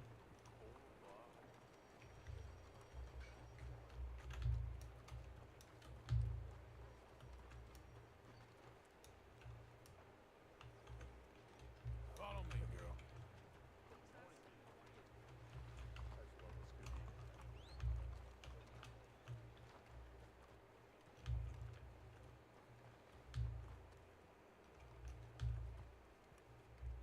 Come on now, this sulking doesn't become you. You always have to be right, don't you? I'm just giving you the correct use of the word. If you're feeling sick, you're not nauseous, you're nauseated. Right, you're nauseous and I'm nauseated.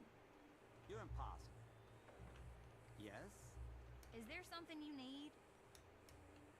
Pardon me, but have you seen any kids around this way?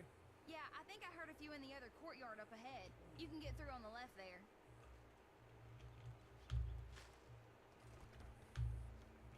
So are you done with the silent treatment now? No.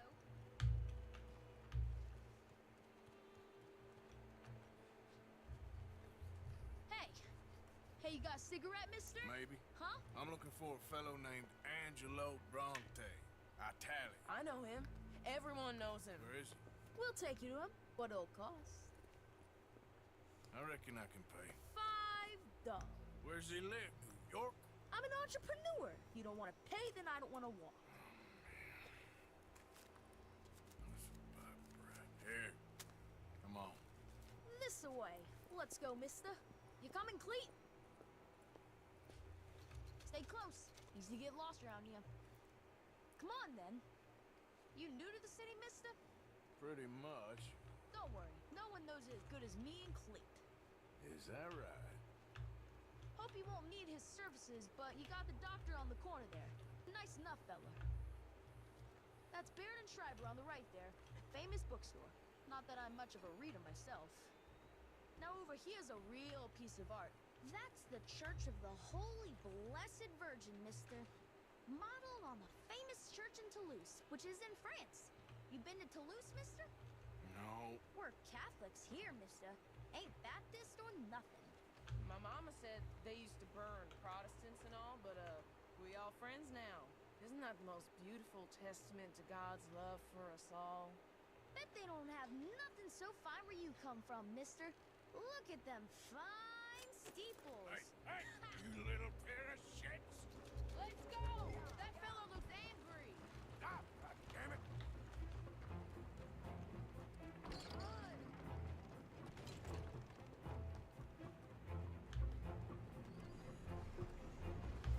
Bye, mister!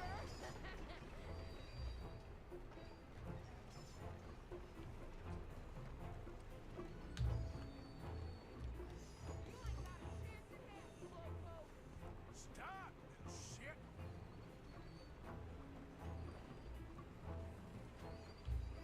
Just give it up, farm boy! I'll kill you, thieving bastard!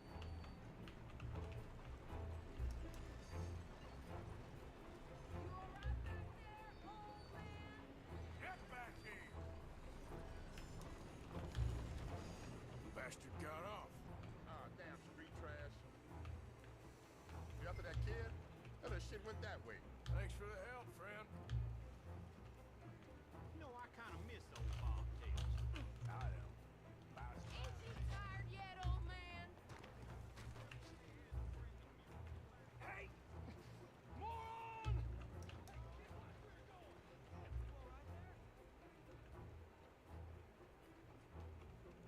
Bye, mister! Hi, are you okay?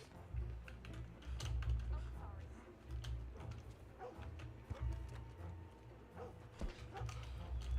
Hey, Big Love! Get lost! I said, get lost, you dirty old bone! The word is excuse me.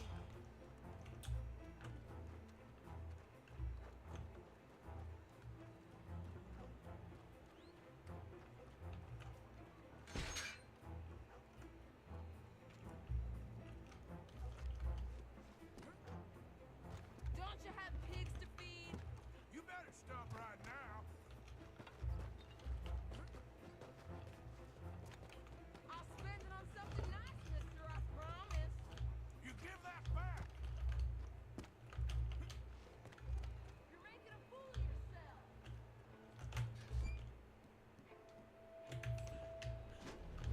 Don't worry, no harm done.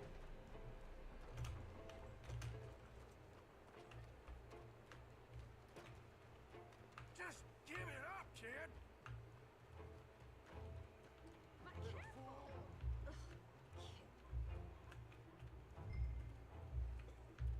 Pardon me.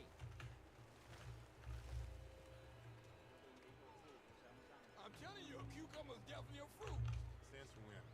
Since forever. Fellas, you seen a kid come through here?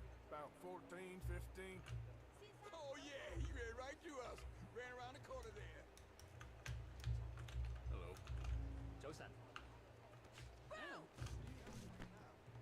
This is fun, mister. I like you. Thanks, Mark.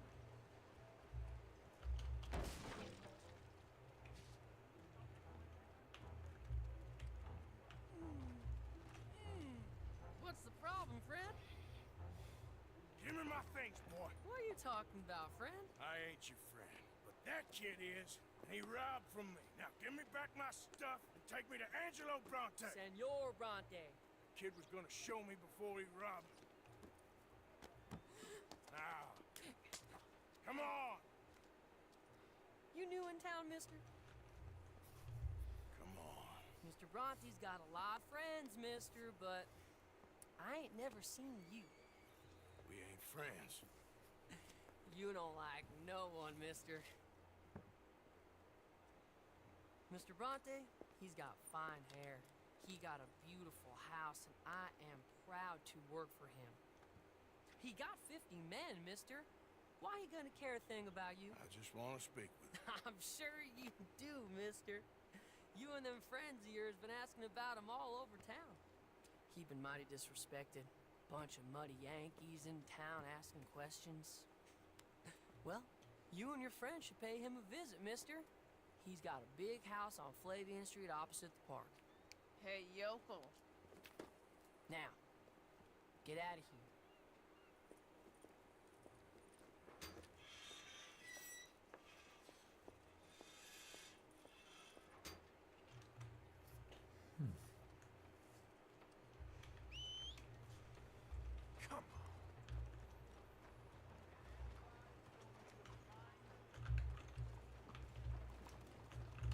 Morning. Morning to you. Please. You. Yes. Please. Coin. Please. Please. A coin? Go get yourself something to eat. Sir, I want you to have this. Thanks, friend. It's nice to give something instead of just begging. I hate asking for money like a goddamn worm. Groveling here in the dirt.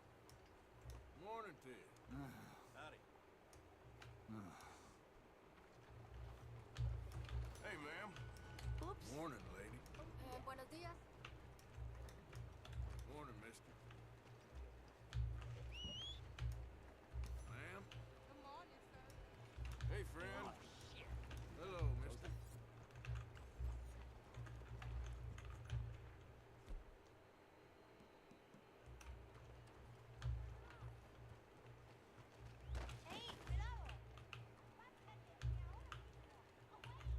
Hey, come on, watch it.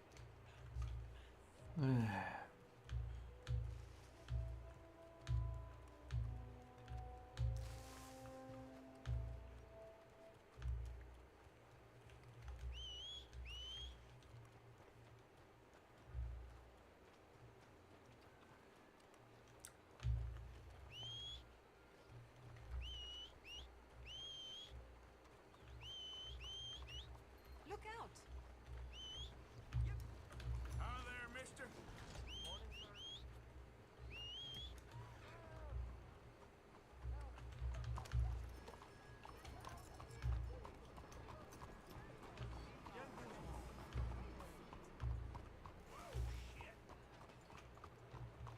This way, Arthur.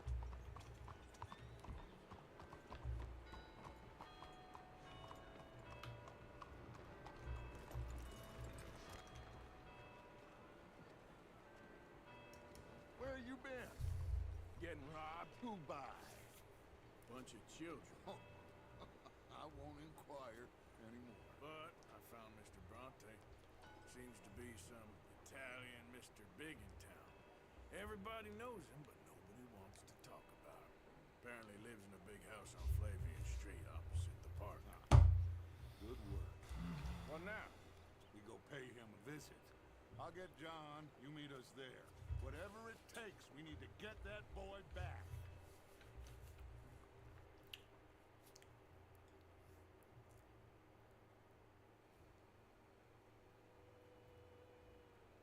I cannot decide which I like less.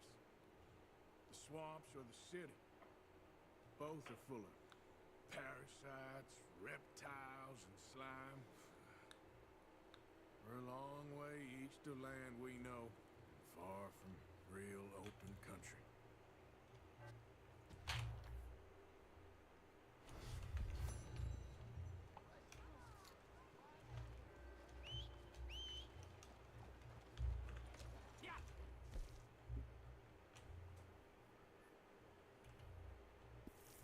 Bonjour.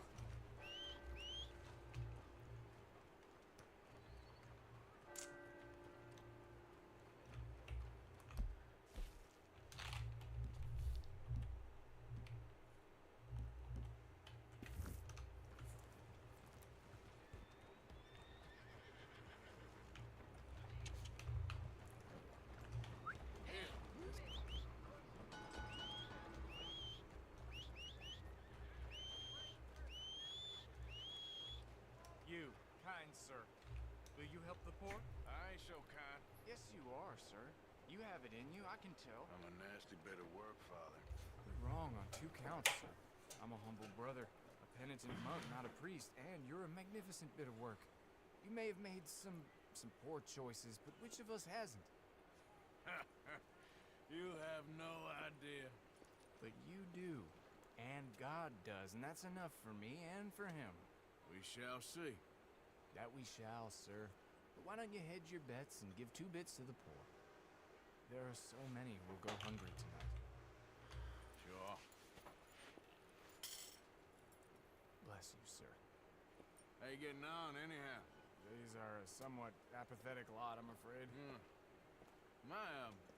My mentor says that America is designed to induce apathy in people. It's a wonderful insight. He must be a wise man, your mentor. Well, sometimes he's a downright fool, but usually he's the best man I know. That's wonderful. The thing is, well, poverty will always be with us. But slavery, I thought we had banished that. But Saint Denis is acting as a staging post for shipping slaves out to some of the islands. I don't believe you. It's 1899. Maybe you should take a look for yourself. I've heard that the pawnbroker down the block around the corner, the one with the green door, well, they say he sells more than forlorn trinkets. Help the poor. Excuse me.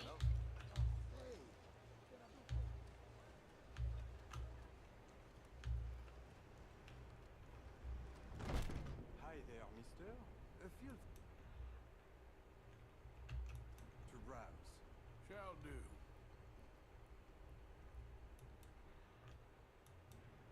Looking for anything in particular? Oh, nothing much back there. I'm afraid just a few old books. Something don't seem right. What's back here? Back there. Looks like this pulls out or something. Pulls out? No. It's just an old bookcase. How about you open that door? Door? What door? The hidden door. Or I'll open the hidden door in your chest. They made me do it. I was always good to them, but they forced me to do it, sir. I swear. Open the door, now! Oh, okay. Just pull the big red book on the bookshelf. It's called The Scourge of Crossbreeding by Harold McDougall.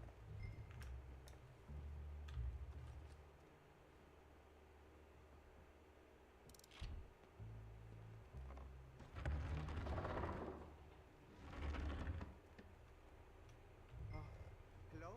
Shh, cállate.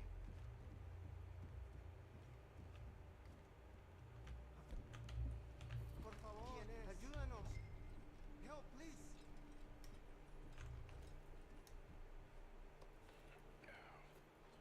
Now don't worry. I'm on your side.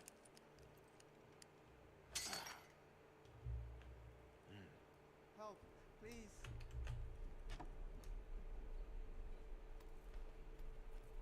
Please, I'm on your side. It's gonna be okay.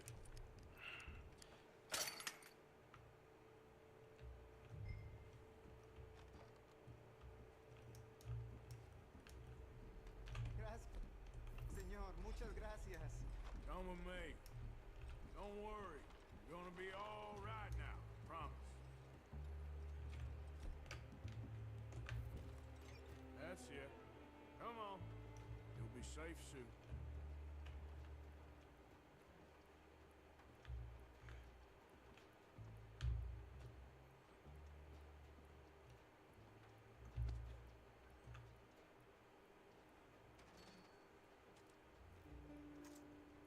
Here.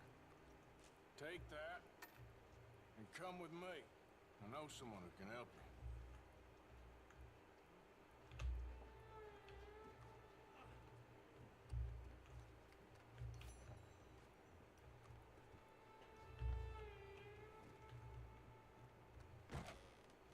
This way. Not much farther. Poor bastards. ¿Pareces este hombre? No lo sé. Estamos libres, y eso es lo que importa.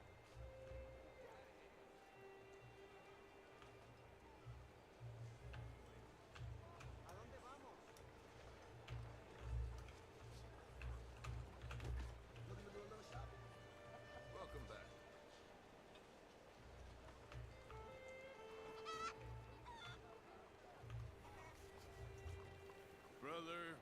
Brother Dorkin's friend.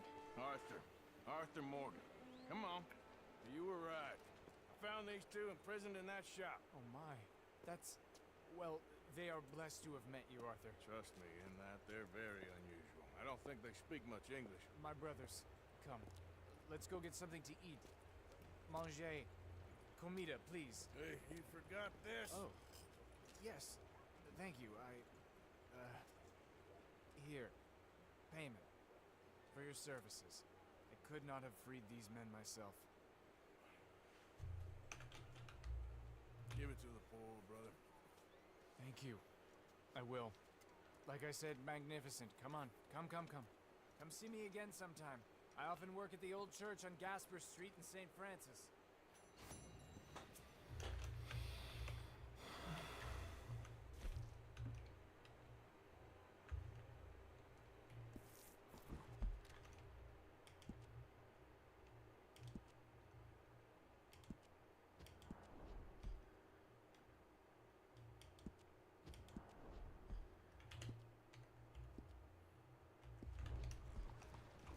Right there.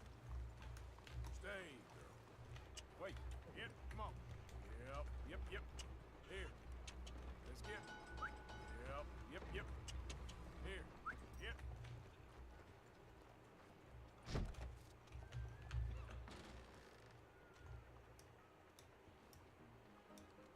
Hey, buy me a drink, mon ami.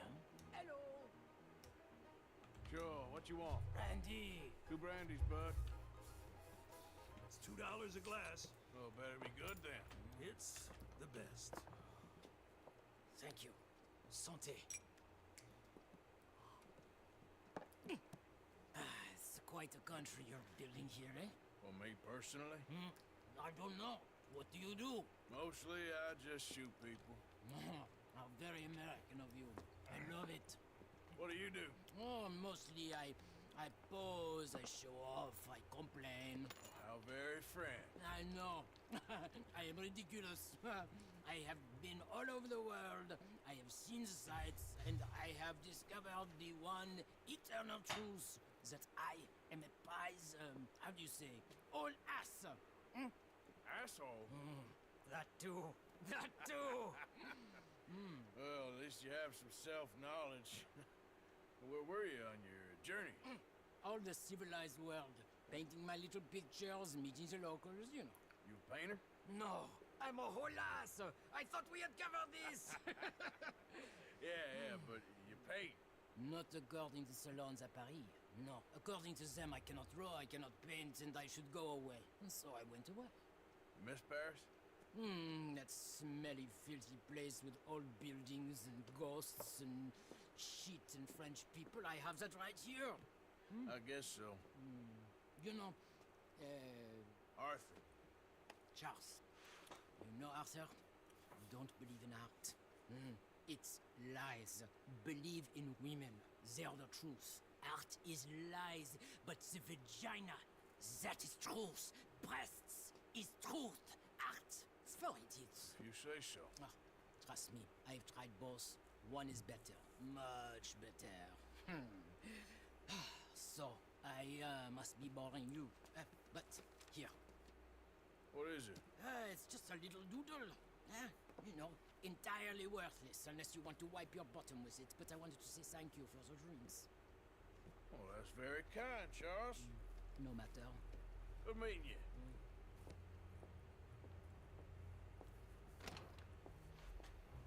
Doodle.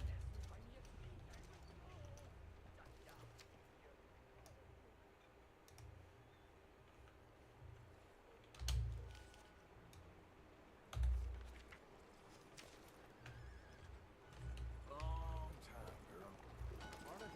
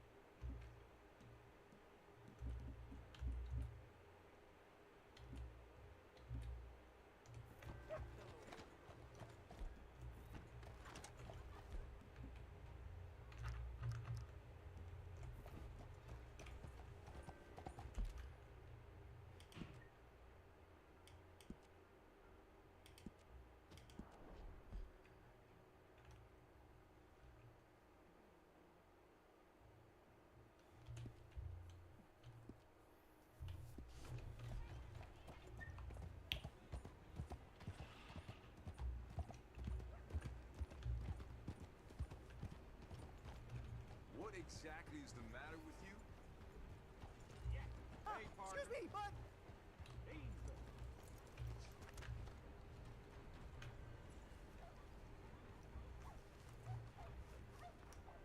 What?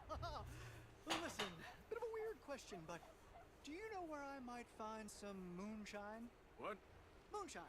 No, strong liquor. Over strong. Wow, you want to get over drunk?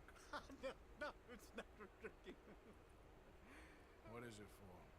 Oh, I just need some. Well, as luck would have it, you are in the legal hooch capital of America. There's plenty of real booze here.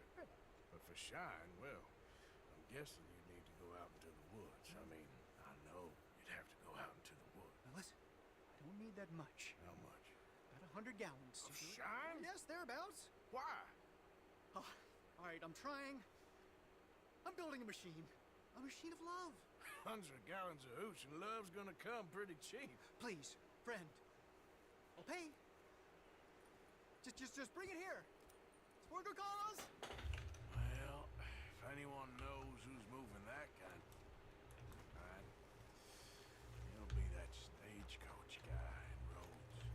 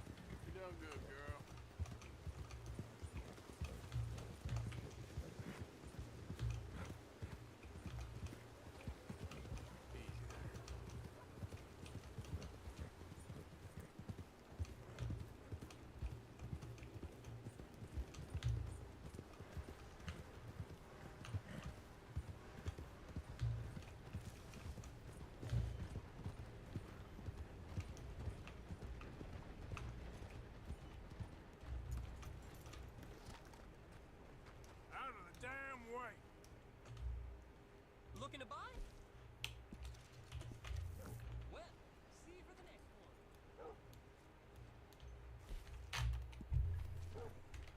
I'm running out, Rhodes. Get 'em right here.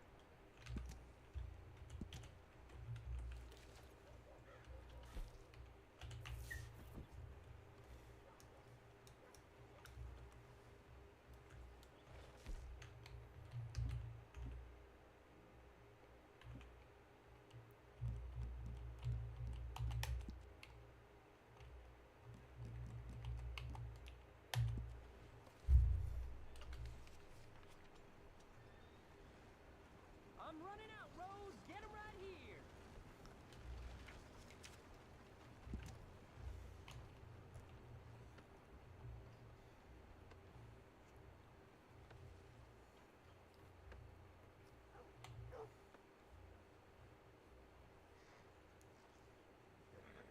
I'm running out, Rhodes. Get 'em right here.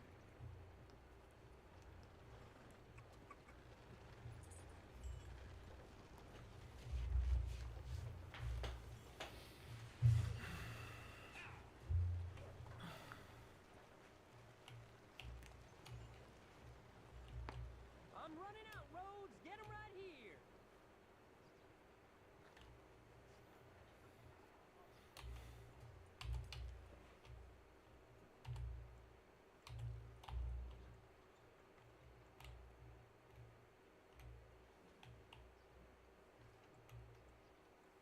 I'm running out, Rhodes. Get 'em right here.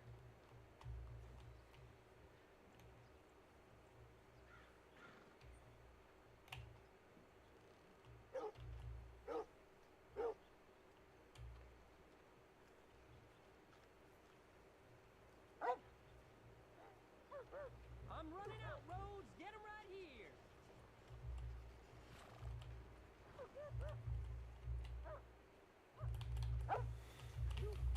Hotter than blue blazes.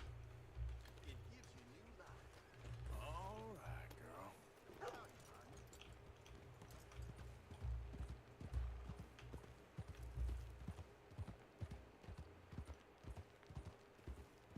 My, what a scary sight is you. You keep bugging me, and I'll tear you to pieces.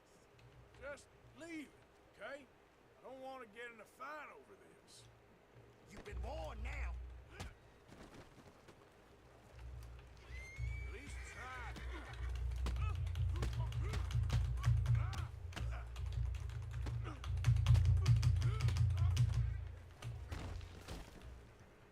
You came close. Just close. Let's get out of the way.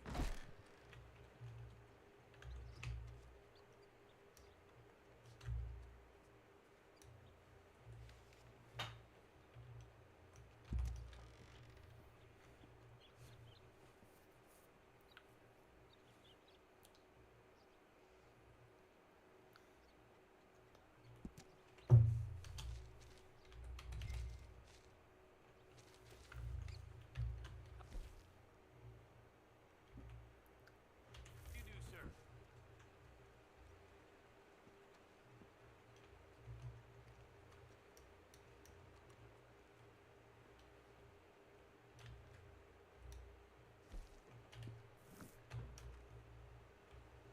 Is everything going well?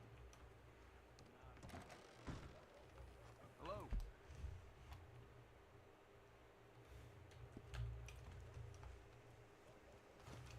Yep, yep.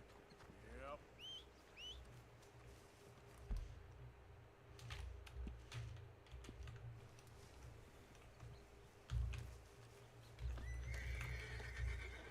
Hello.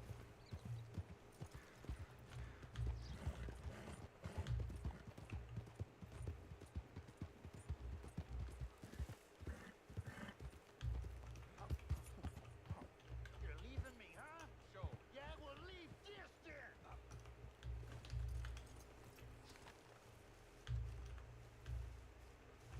Come on.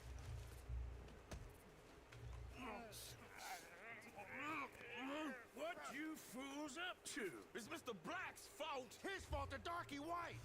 Well, I don't know why they call him that. Look at him. Don't you start now. I'll knock the color clean off you. Come on. And I'll tell you, you lily livered.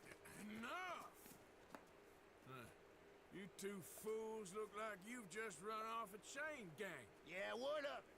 What are you doing? Starving. They got bounty posters for us all over town. And we can't go into town to get supplies. Say, mister, maybe you can do us fools a favor. We ain't bad guys at all. He's okay, even for a darky. Shut it, you pasty-faced streak of piss! Yeah, I had up to here with you. Enough! Do your goddamn favor what you want. Maybe you can go into town and take down them wanted posters of us. Okay. Maybe meet us back at the campfire in the woods and tell us how you did. Maybe bring us a little bite to eat. Don't push your luck. Nice fella. Yeah, you love nice fellas. Don't you start up again. Just shut up. You shut up!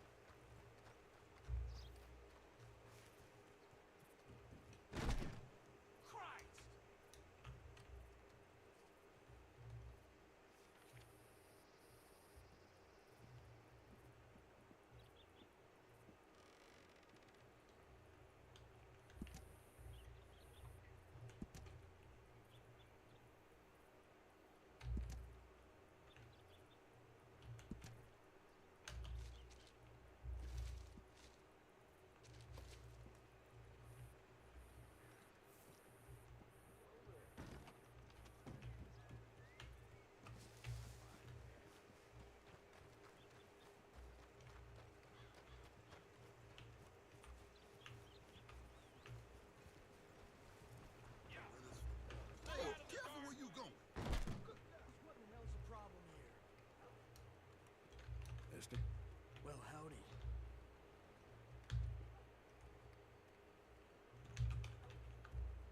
So, Hey, move it! Hey, out of the way.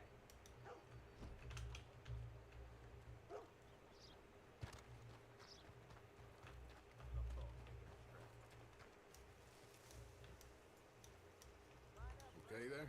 Hello, mister.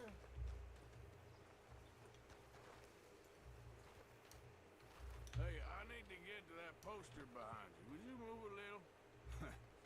I will not. Deputy put up plenty. Go get one of those. Please, mister, I'll just reach by. It won't take but a second. I'm leaning on it. Find one that ain't in use.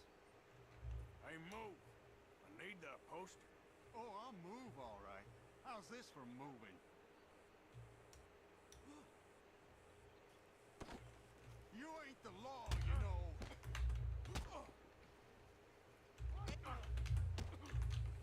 No. You're... Wasting my time.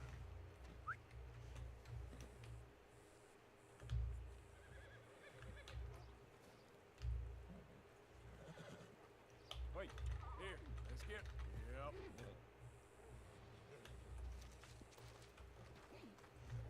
Yep, come on.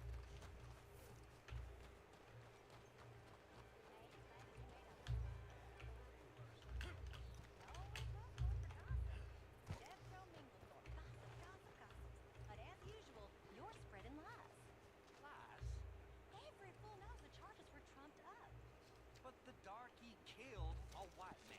Jimmy Holdaker had a weak heart. He died of a heart attack. Nonsense. And Samson Black was set up. Everyone knows Judge Amory took a bribe. You don't believe that, do you? Sure.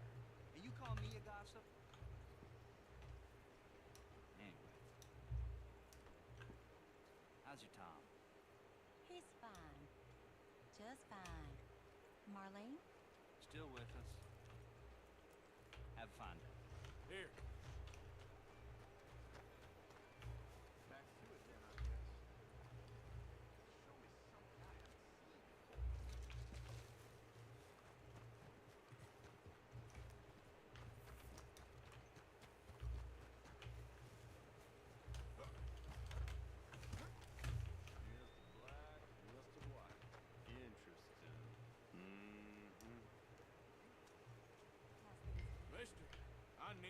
Poster, there's been a recall.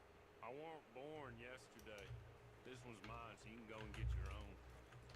Come on, girl.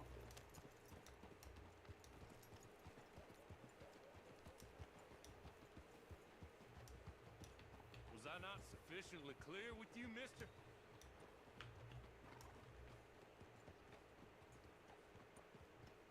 I don't know why you're sniffing around, but I don't like it. You ought to go now. You take liberties, boy.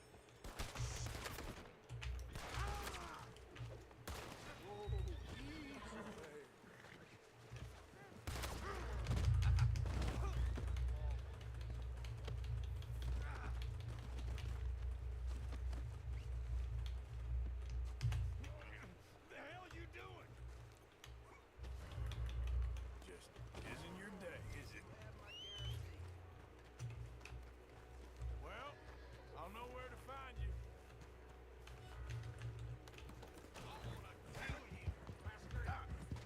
Whoa, you're all right.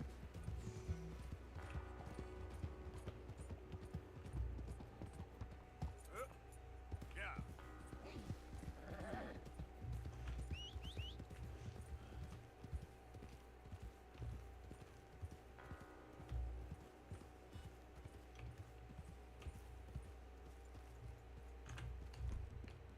Well done, girl.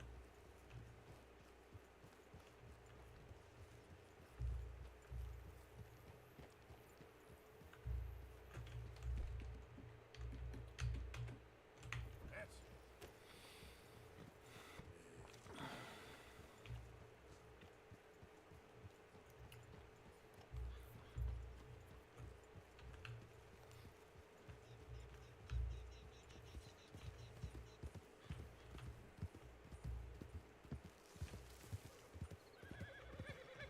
Yep.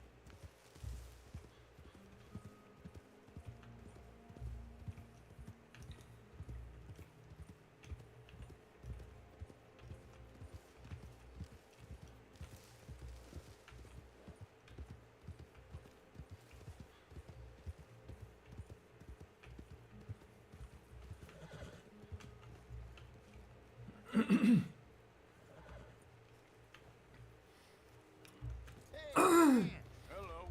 How was in town? Pretty hot. There's quite a price on you boys. It is so unfair. I didn't do nothing. Well, they said you was wanted for murder. It wasn't murder. It was self-defense. And you killed a farmer? Firstly, I would have, but he died before I could. And secondly, well, he had it coming. I don't like to say. Well,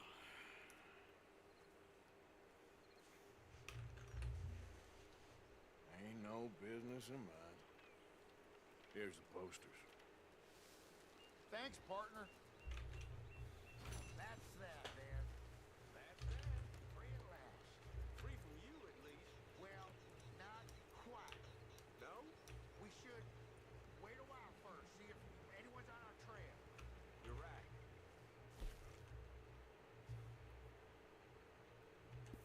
Too risky to split up now. Two sets of eyes is better than one. This ain't permanent, though. It's a temporary measure. Well, right, till things blow over. Then I'm done with you, Black. I'm counting the hours, White. This is a second chance for us. We're grateful.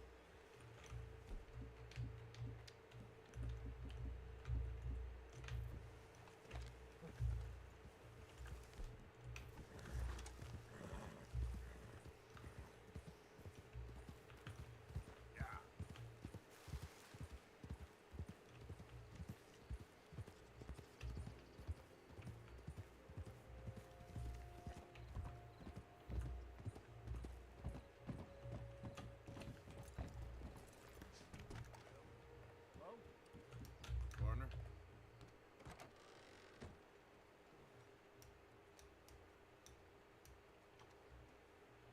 Hey, mister. Hello. Hello. Hey there. How do you Hello, mister. Hello there. You know what? I'm feeling good Dropped today. in. I've got that, information you asked for?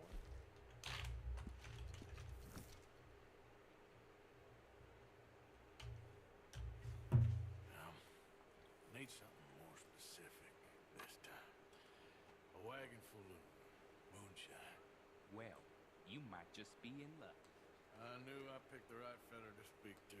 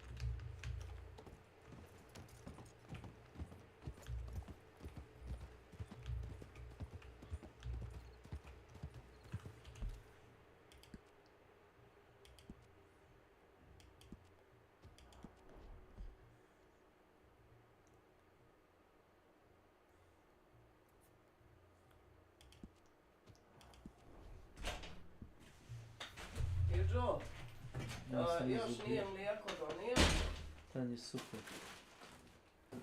pa onda jedi burek poslije. Mislim kako hoćeš. Ali imaš one pite sa sirom i jogurtu. Kako hodaš. Važi. Oli, Nosonju, dođi. Neće. Neka.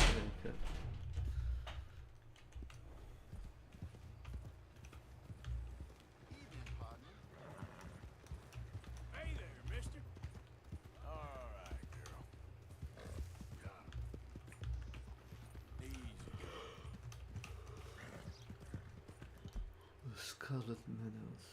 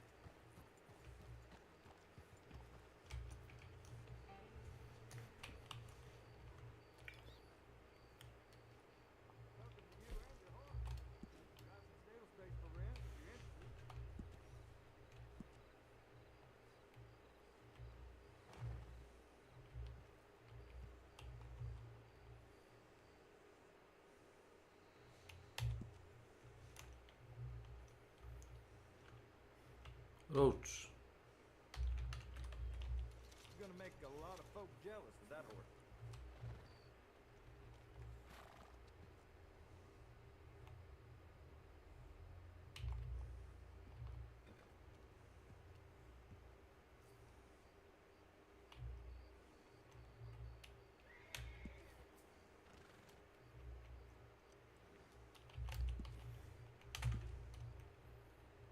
I'll make this horse prettier than you. Got a fancy streak, huh?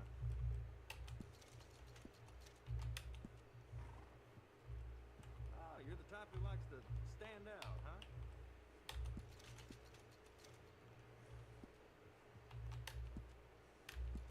There you are.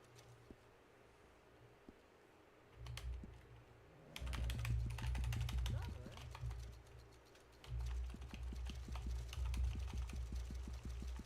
No? All right. Not.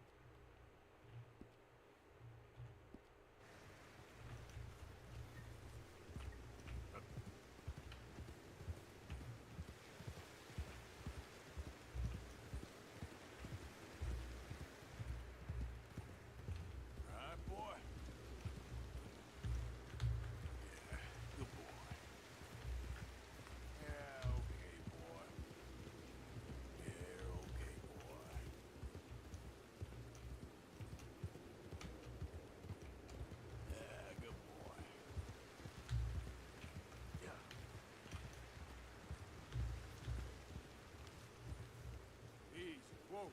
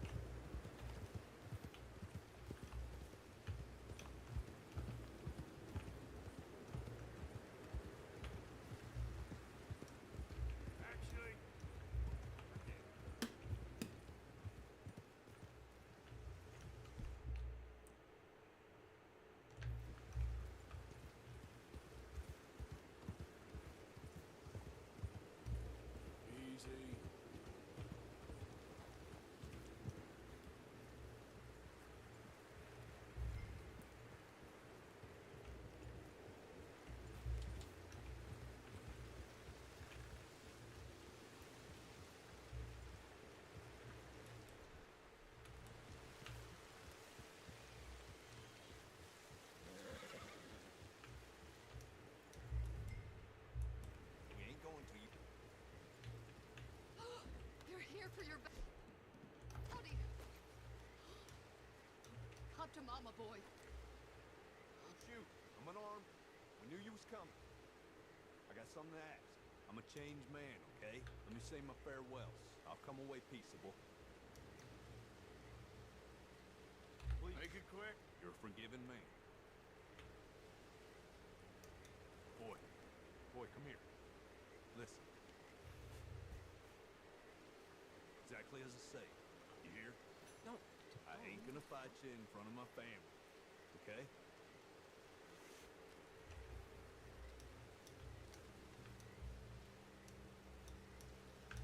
want to take me, take me.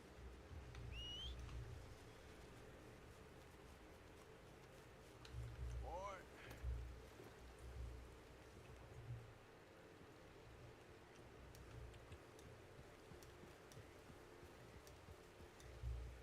You gonna take me or what? He's showing us clemency. Go before he changes his mind. Go.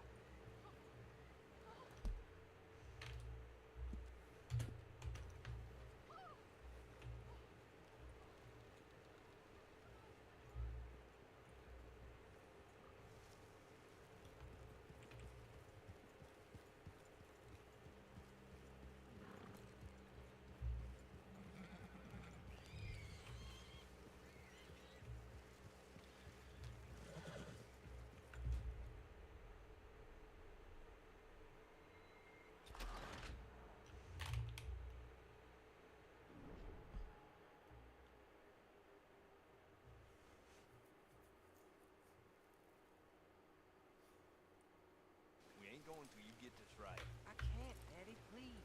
Let him in. He's been trying for hours. He ain't no kind of man till he can get on a horse. I can't do it, Daddy. He's spent. Let him rest. My son ain't no quitter. Do it again, boy. My arms are like rope. Leave it, Billy, please. He ain't trying, is all. Again, boy.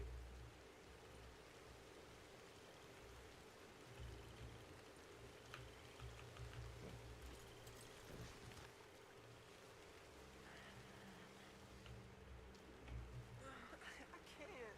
I'm beat. Look at him. He's worn through. He will be if he don't get up there.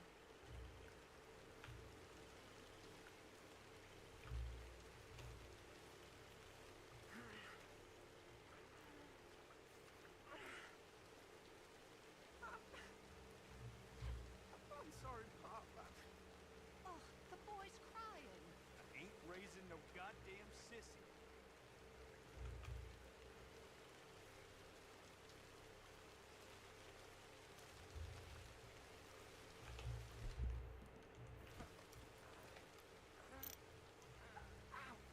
Pop, I can't. Would you end this madness? Okay. Okay. You'll get there next try.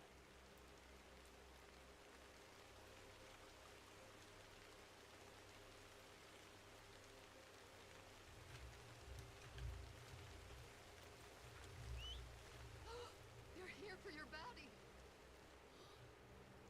Come to Mama, boy. Shoot, I'm unarmed. I knew you was coming. I got something to ask. I'm a changed man, okay? Let me say my farewells. I'll come away peaceable. Make it quick. You're a forgiven man.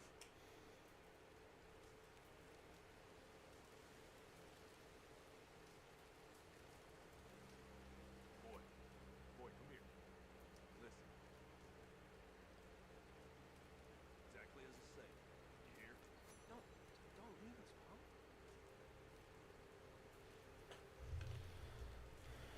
I ain't gonna fight you in front of my family, okay? If you wanna take me, take me.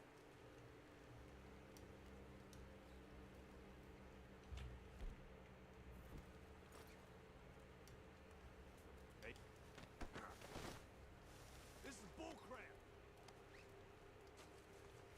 Don't look away, boy. You remember this moment. You're the man now. Be a man, boy. You, Daddy. Enough with that. Just remember what I said, boy.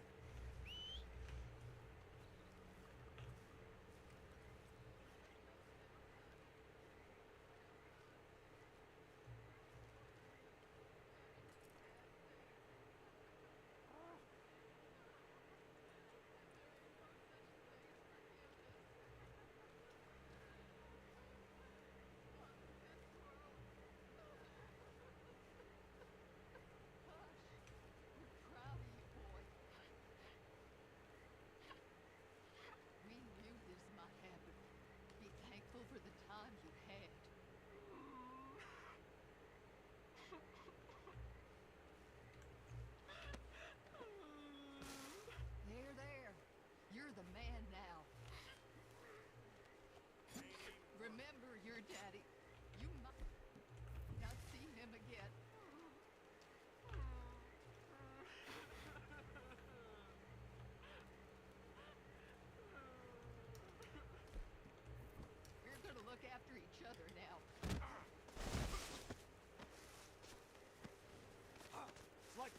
Is it? Get the boy out of here.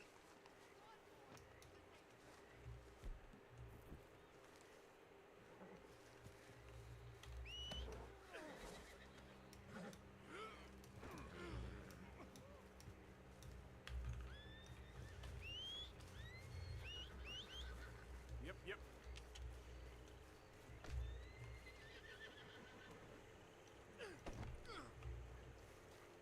Wait. Yep.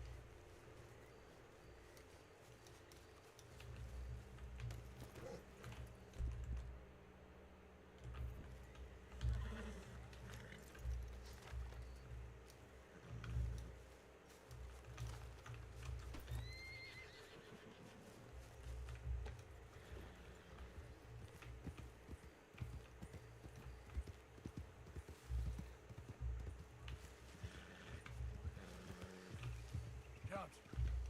Johnson. What? Just, you're real quiet back there. Most captured men, they beg or they cry or they rail against fate. I've made my peace. Okay.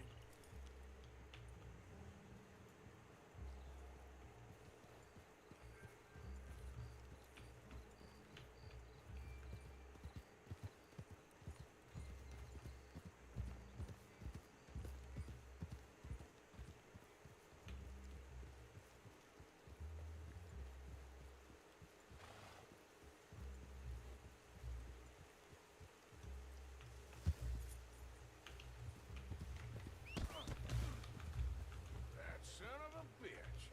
It's a bit late for running, Johnson. I don't want to hang. Fine horse you got there. Oh, no, you don't. Damn. I'll do these tighter this time. How's that? Let's get... All right, let's go.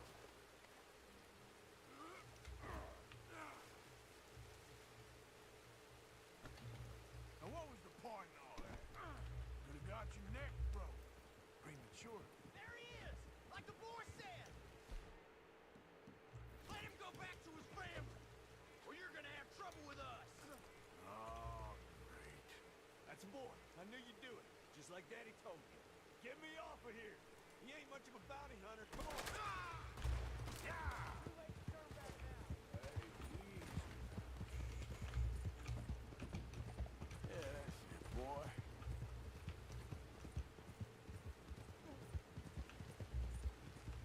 There, boy.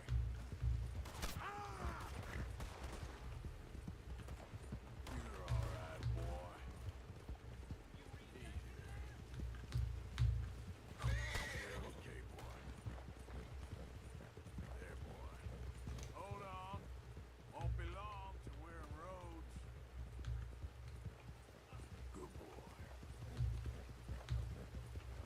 Okay. This is Untested roads. Locust. You're almost shot. Welcome to my channel. I hope they make it Snake quick. who are Frost beast viewers on stream.com remove the space.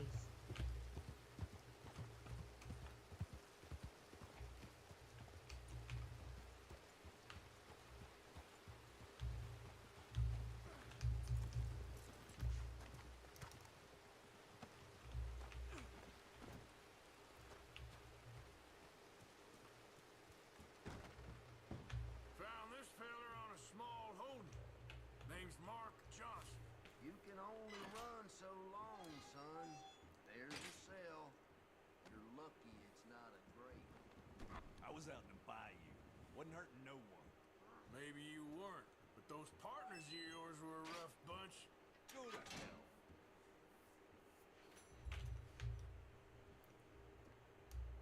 That's the price for Johnson. I didn't take it, someone else would have. A very good morning to you. Morning.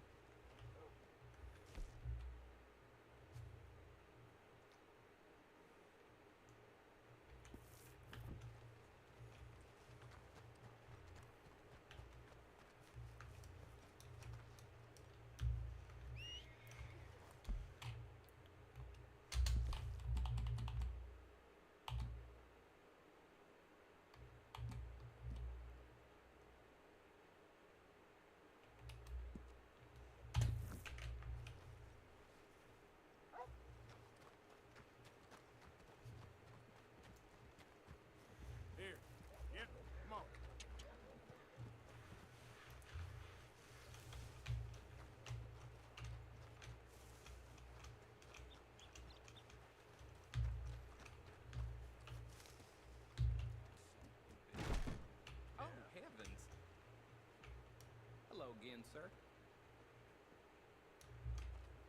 Oh, gracious. Farewell. Good morning.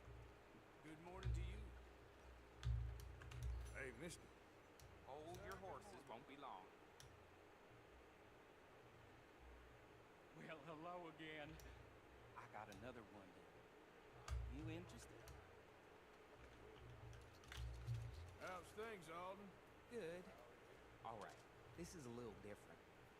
Take the coach and deliver it to my contact.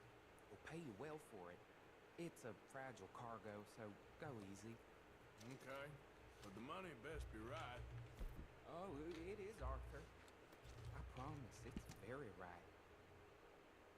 Praise be.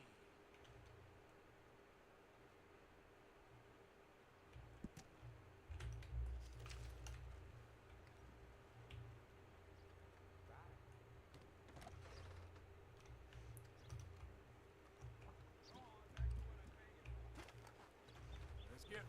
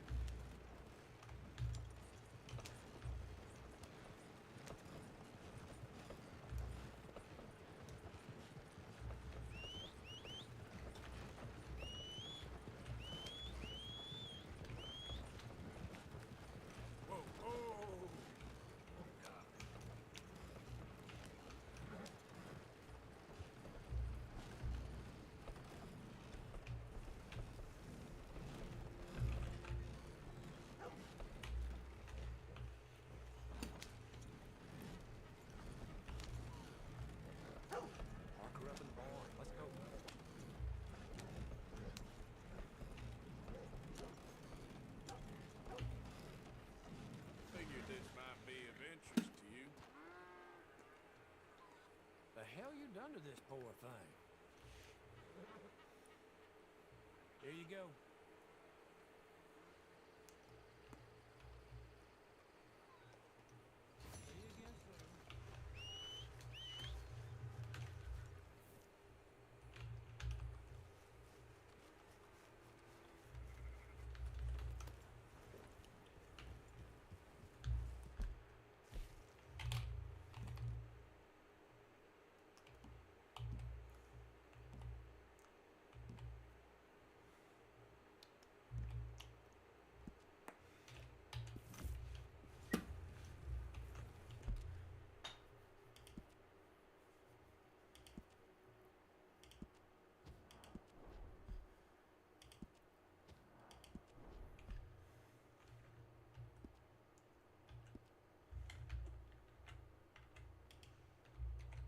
In February, she streamed for 10 hours.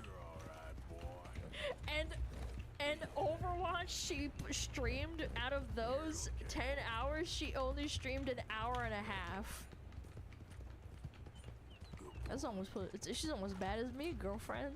Drama baiting and clip farming, in which people would remind her she's been in a few dramas and initiated some when she didn't really need to. People also refer to this comment she made in an interview where she says streaming is too male dominated and there aren't any female streamers the same size as people like I Show Speed. Yeah, probably because they're not that funny or like entertaining. Which people would admit is true, but point out there wasn't a lot of female streamers doing content like I Show Speed. No. And for some affiliation... I think the closest one I can name is Maya, but she runs a sanctuary. Yeah. And even then, like, yeah, obviously, it's like you're having fun with animals, but this is like pure entertainment. Like, there's constantly shit going on. Conveniently ignoring VTubers? Oh, absolutely. I'm talking about like normie streamers, of course. I called them out on that on Twitter, and I was like, like, VTubers are very entertaining. Yeah, and they have more capability of being entertaining because they have a limit on what they can do. You have to think outside the box.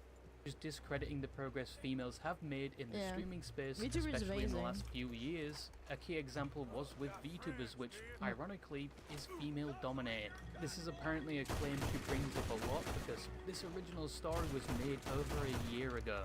Yet as recent as 2 months ago, it was brought up again. I'm pretty sure people are just recycling it at this point. Yeah. But Pokey does make statements like this a lot, and they don't always land. Like her comment on believing all victims, yep, it was brought up that she was laughing at Amber. I didn't even know about this, to be honest with you, chat. I didn't know she watched the Amber Heard trials until I think it was Asmon brought it up, and he's like, "You bitch, you were literally one of the people that started farming that.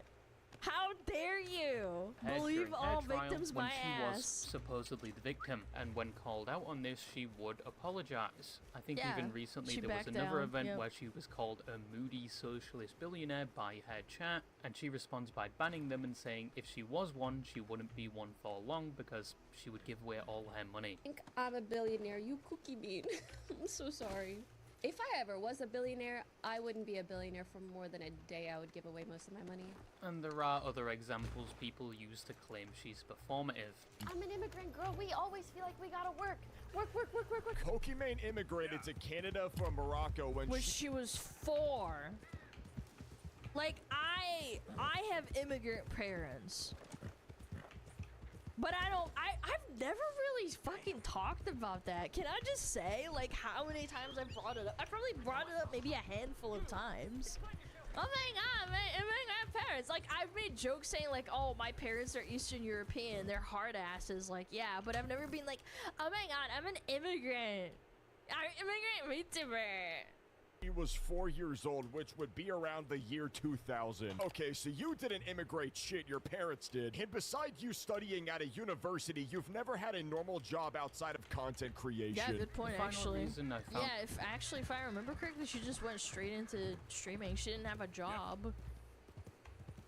For why people hate Pokimane is simply just down to fatigue. Now, I have said in a previous video, Pokimane finds herself in a controversy or situation once every 3 months. Whether it's down to something she says or does. And I think... Did this come out before or after? the drama. The 16th Oh, sorry. Flashbang. It came out on the same day. What I said still applies to this day. For some reason, recently she proposed to herself and made it a public thing, and the next thing was she started talking about her relationships and how she doesn't need a man, and then she started doing content with a guy people insist is her boyfriend. And all it's a male dude that you live with. What are we talking about? Yeah. of this is fine. It's Look, I don't give a fuck if she has a boyfriend personally. Like, go for it, girlfriend. But like, the fact that she's like, oh my god, he's not my boyfriend. That's what's like. Her life, she can do whatever she wants and she can create whatever content she wants. But indirectly, it's led to fatigue where people are tired of seeing these arbitrary statements on Twitter or a stunt like her proposing to herself. And these are the only things you really hear about Pokemon nowadays, and it's not all her fault, but people are tired of it. Some claim her openly doing these type of things is because she's going through a midlife crisis or attention seeking. My personal theory, leading to what I said at the start of the video, is that she has the self-awareness to know she's made it in life. She doesn't, from my knowledge, have to worry about important things like her. She loves attention. Honestly, I think that's her biggest crux. She can't help herself. She can't just fade away into obscurity, like, for example, like with PewDiePie, he gracefully retired, essentially. He made his fucking bag. He very likely made, like, tens of millions of dollars from everything that he did. And he just was like, alright, I'm moving to Japan, I'm having a child, I love my wife, fuck everyone, peace. And he'll make, like, a video every once in a while, and it's not even an obligation. Yeah, that's a great way to do it. She can't help herself. Yeah, there's just some people that just, like, they just don't want to. Just want to cross the bridge. Yeah, basically. Like, yeah, he won in life.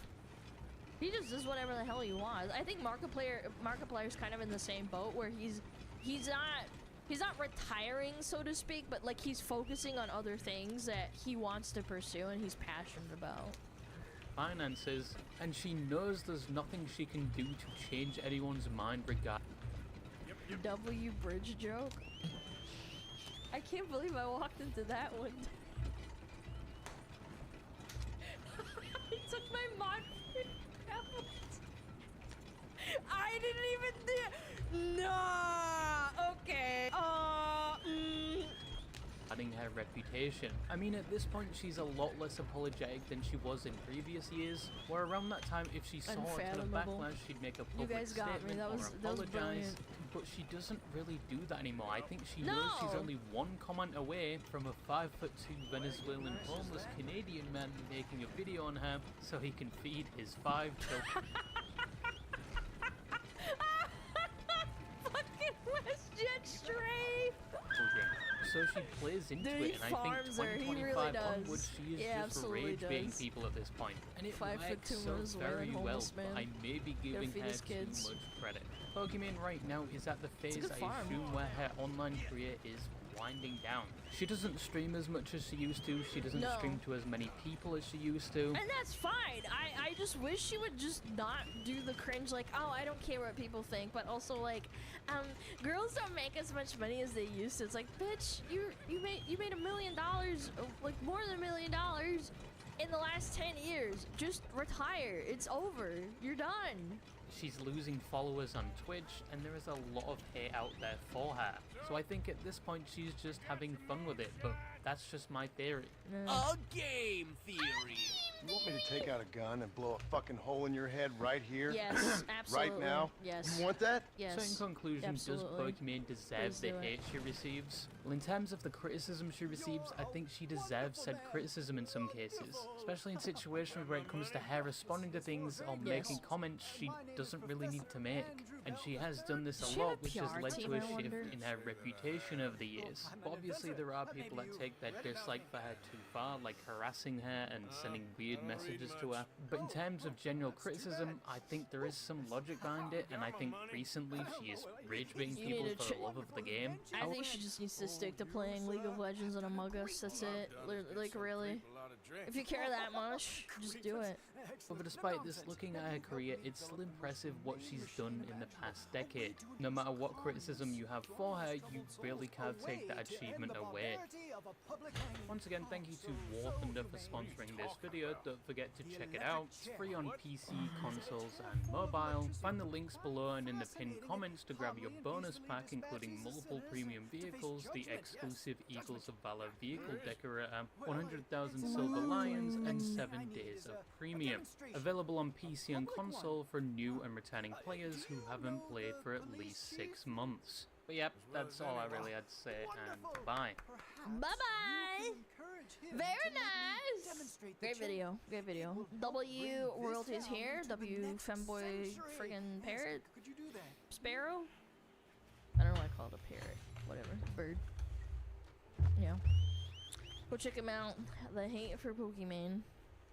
Have you heard of War Thunder? No, literally never heard of it. I've never seen an ad of War Thunder in my entire life.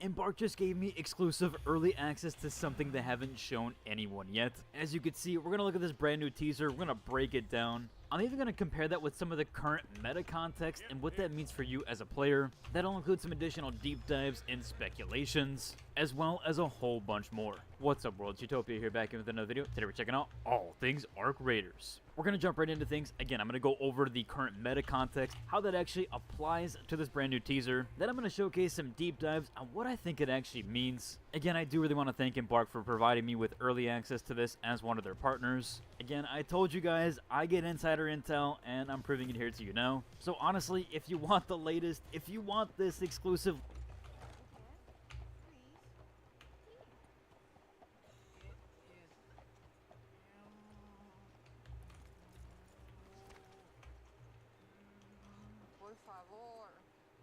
It's Warren. Hello, Mr. Sister. My friend, Mr. Morgan. Oh, sir. Brother Dorkins told me about the wonderful thing you did. Oh, he talks a lot of nonsense. No offense. None taken at all. Hey, stop! He's caged to the worst! Don't hurt him, please! He just had the cathedral, Mr. Morgan. Oh, no, my mother gave me that when I was a girl.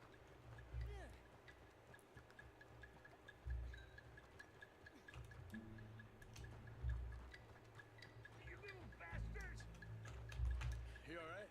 Oh, I'll live. You know him? He robbed me. Which way you go? That way, think. Thank you.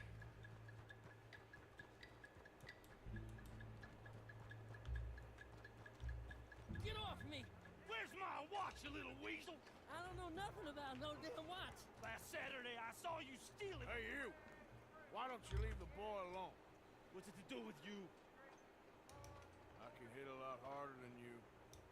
Promise you that. All right, forget it. Little shit ain't even worth my time. Thanks, mister.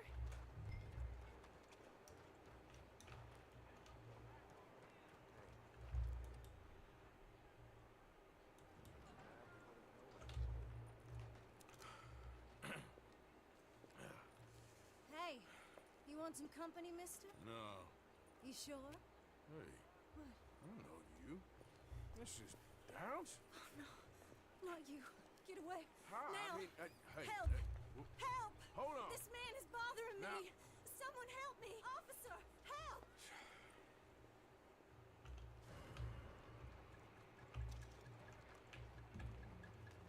What's the meaning of all this nonsense? I've had it. You're a dead man. What in hell? Oh, come on. Leave the hell alone. Don't do this to me.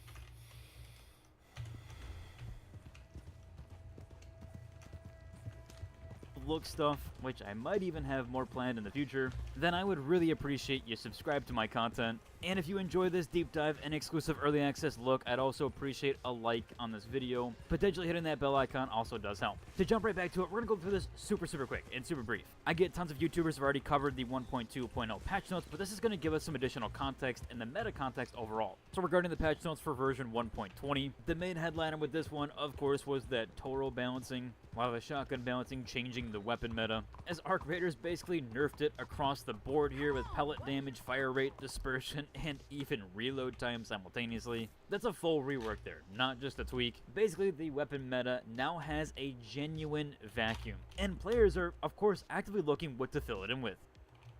Well, a brand new weapon here is dropping with the Flashpoint update and is landing basically at the perfect moment. Again, I'm going to play this teaser for you one more time, but yes, this is a weapon teaser.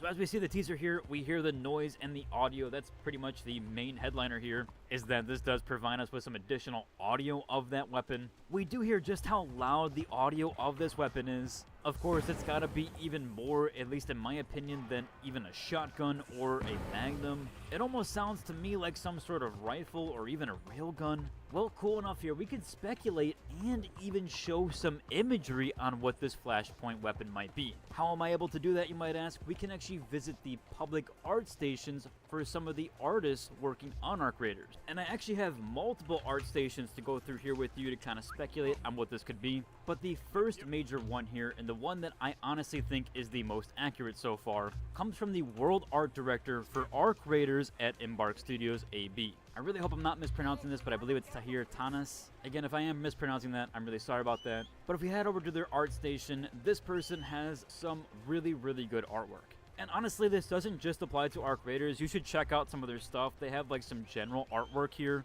It also looks like they worked on Battlefield 5 for a time and a few other games, including Battlefield 1, one of my favorite Battlefield games of all time. Genuinely, they have some really good stuff here. But of course, that then leads us on to Arc Raiders and some of the early concept artwork, which, cool enough here, they do have a weapon featured as one of the headliner artworks at the very top that was recently posted. They have several different artworks here and several different showcases of different firearms and aesthetics they've shown off. They have blender designs here for LMGs, Torrente I believe, and even a little bit of a modification to the kettle. We can see where some of the inspiration does come from. Again, they actually mentioned that this is early development of the game before its final release. And he went over, here are some of his favorites of over 20 to 30 different designs. Again, it does seem like, especially with the kettle here, there was some modifications before it made it into full release. Maybe this is a different weapon entirely. Same thing here goes for the Torrente, or what looks to be like a Torrente, an early rendition of it. Again, this ranges from SMGs, assault rifles, LMGs,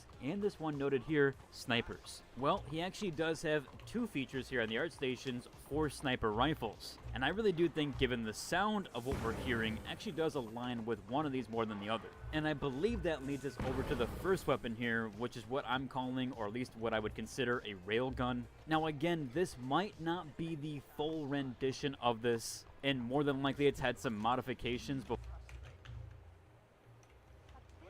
Over time, I learned to ask Cap. Mr. Morgan! Excuse me, Father. Sister, I got your cross. You didn't! Oh, I did. Oh, I hope the boy... He's fine, physically. Mentally, he's a piece of work, but who am I to say? Brother Dorkins was right about you. You are the most wonderful man. Brother Dorkins is greatly deceived, I'm afraid, but I'm happy to help a little. Thank you. It's a thing. My mother gave it to me when I was a novice, shortly before she passed. You are the most wonderful man. Oh, excuse me, Father. Sister, enjoy your day. See, Father? Brother Dorkins. I told you. Brother Dorkins was fantastic.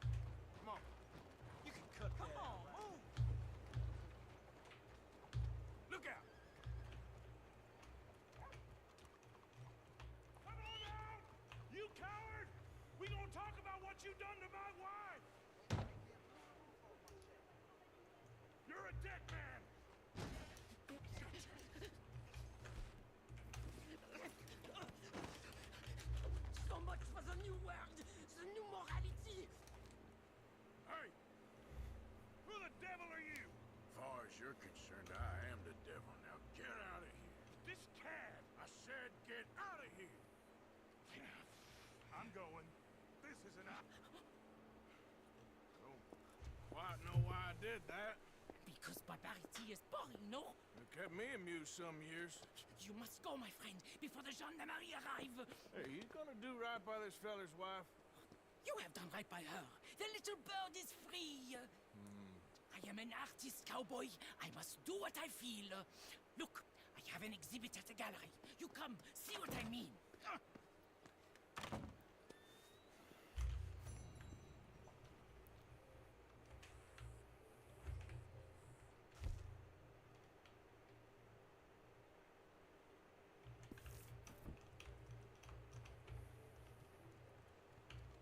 Here, yep, let's get...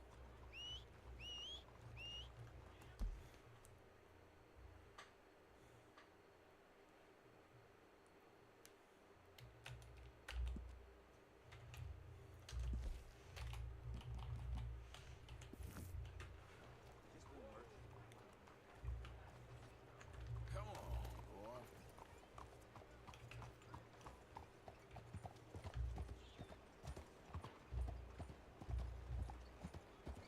There, okay, boy.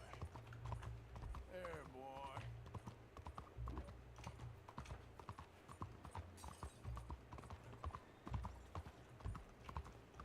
Yeah, good boy.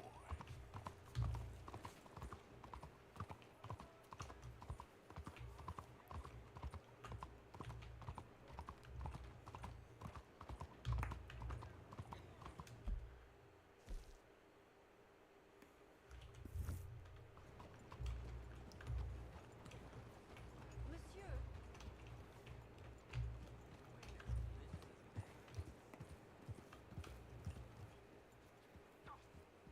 Bastards! Gota, bloody bastards! Why do I waste my time? Why?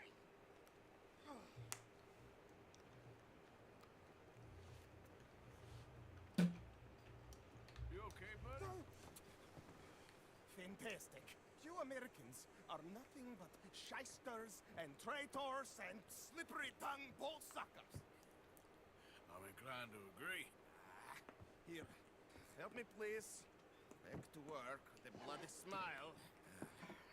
No problem, Marco. You are the great genius, so we shall the hot poker up the ass.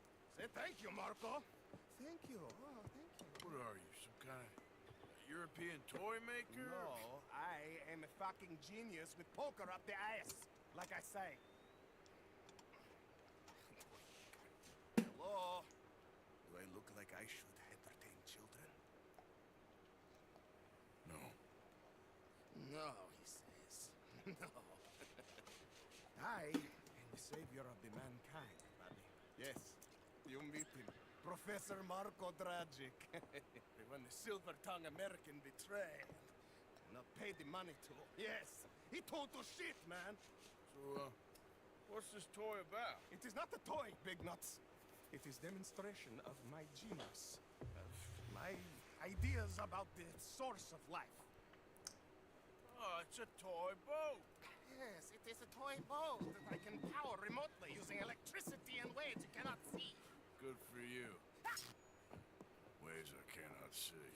And still, the investors will not come. Just a couple of old ladies and a moron. Ladies, please. Ladies! Gentlemen! Enchanté. Hello. Hello, sir. Okay. How is the piles? Yeah? Good. Okay. My friends, you are about to witness history. A demonstration of my infinite insight. All of us, we feel old. You are old. But maybe I can make you immortal. Using waves you cannot see. I will power this You're a boat. goddamn fraud. And this buffoon dressed up like a buffoon is a stoolie. I watched them conspire, you morons. I never met this buffoon before 2 minutes ago. Isn't that right? Which part of it? So, Professor, Show us your magical toy boat.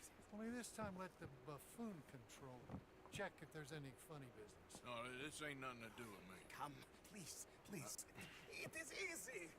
Any moron could do it, and I am about to prove that. Here, take this, and this, and... don't touch that. Use these ones to steer, and this one to shoot torpedoes, okay? Yes, now blow up the little battleships, and avoid the sea mines. They have magnets attached. Make a nasty explosion if they touch the boat. Okay! If this silly dimwit can use torpedoes on boat to destroy the battleships, imagine what technology can do in the hands of certified genius! And I have certificate.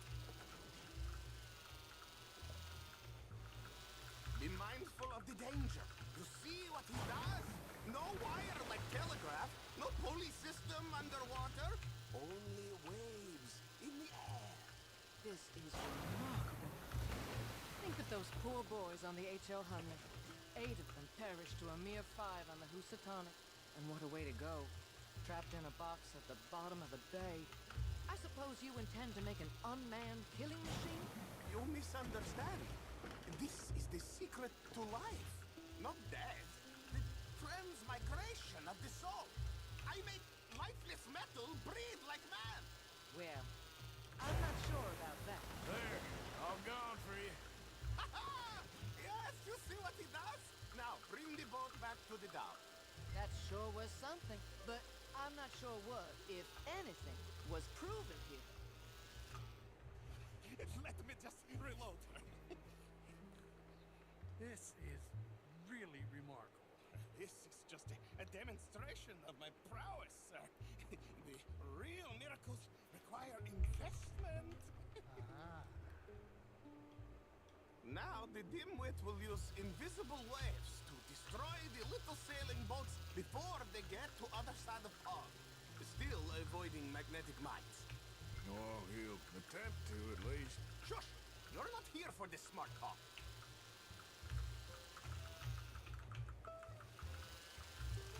The steam train, the telegraph machine, the motor car. They will all seem pedestrian in comparison to this technology. We are not reliant on wires or coal or gasoline. No, just rays in the air, like the voice of God. Funding from us? And funding from you, of course, but what a thing to fund. Look who rules the seas. Very good, very good. Now bring in the boat back here. Foolproof. Undeniably foolproof. But you are not fools. And unlike fools, not fools and their money are difficultly parted.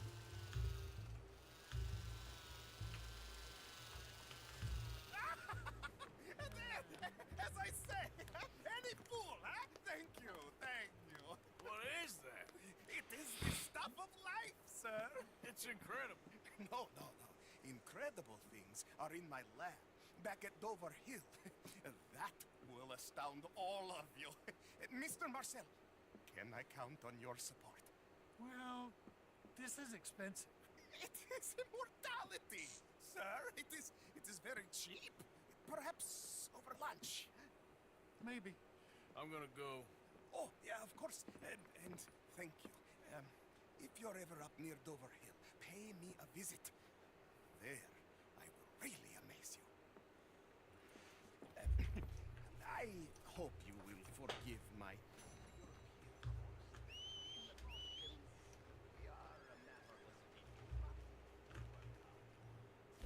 Really?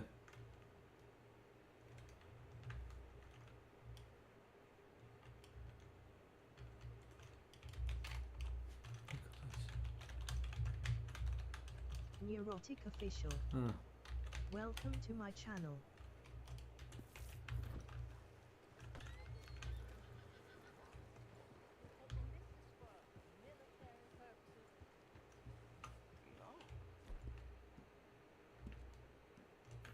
Sorry, boy. For humanity itself.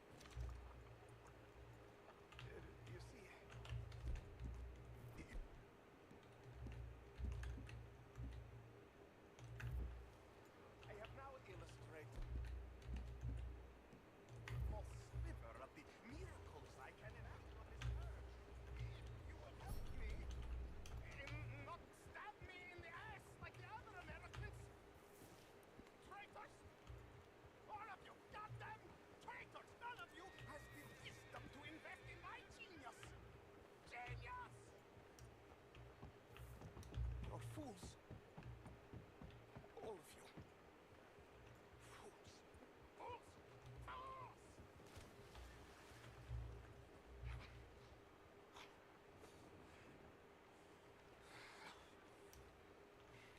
Anything else I can help you with?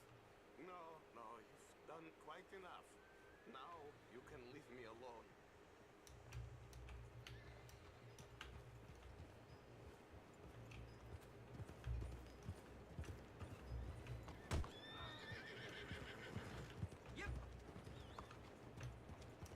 Hey there, mister. Čudna stvar. Howdy. Hello, mister. So welcome to our home police house. Hi there, mister.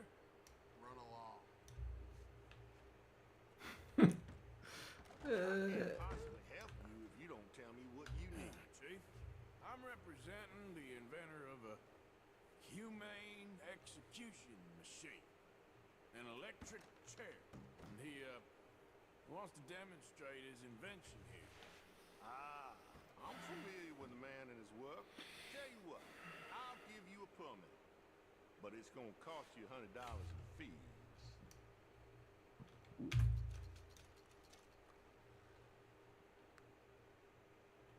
Okay, well, price is fair. Here you go. And here, sir, is your permit. Pending the usual formalities, of course, such as finding a suitable candidate for humane dispatchment. I'll tell that to the professor. Good luck.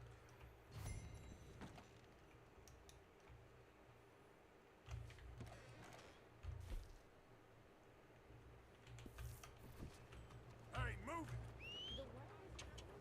Yep. Hey, Let's to go, have friend. boy.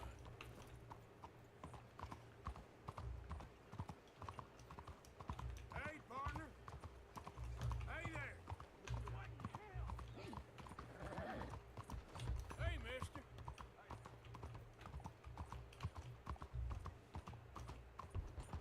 Is there something you want to say? What did I do to you?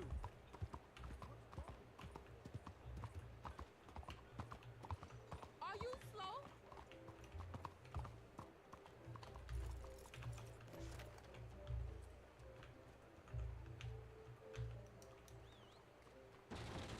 Hello. Looking for a trim? So, what do you need?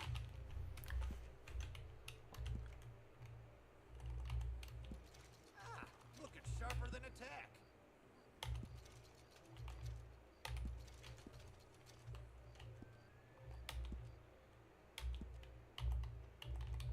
Oh, that's a bit better.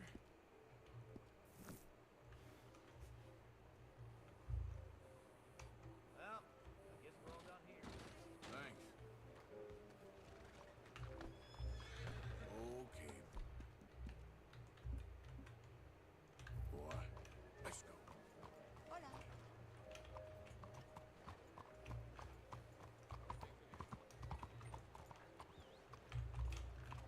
Hey, come on, what are you doing this for?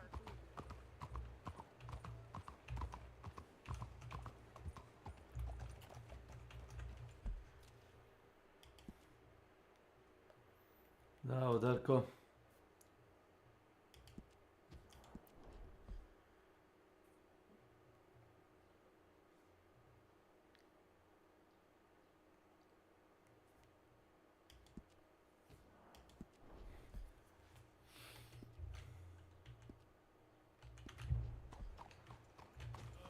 Howdy.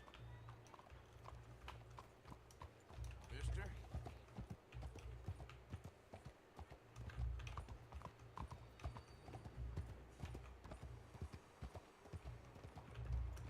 Okay there? Hi there. Hello, sirs. Hey, That's partner. a fine horse you got there. Thanks.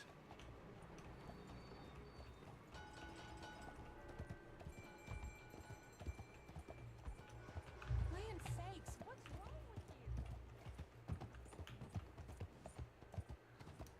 Hey there, mister. Yellow. Hey there. Hi there, mister. Hey, mister.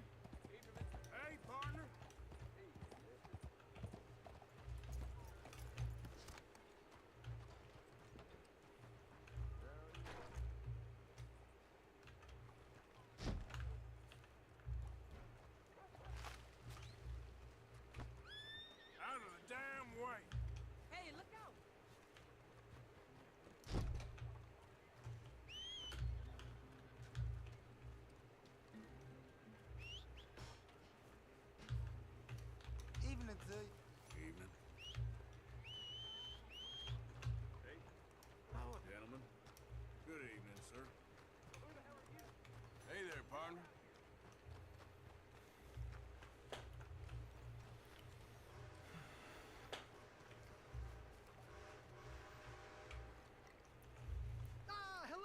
friend! Hello, Professor...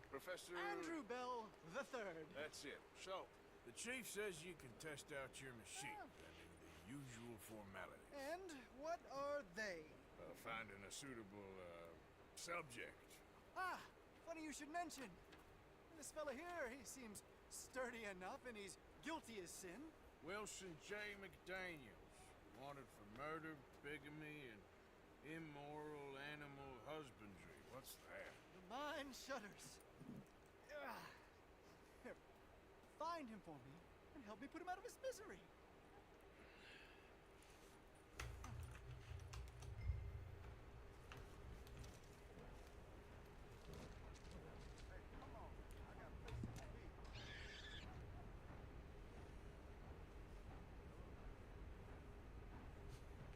Why, this is all coming together wonderfully. The final piece of the puzzle.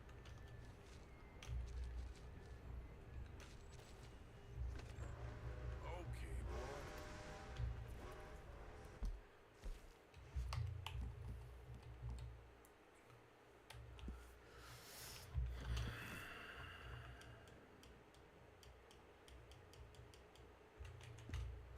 I have only a few more adjustments to make. Please hurry with our subject.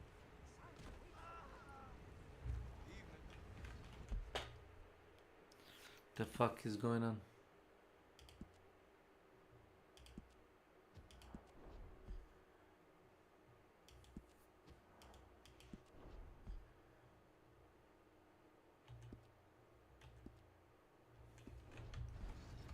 Just my luck.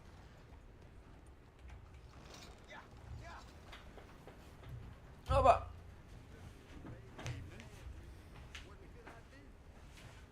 Right.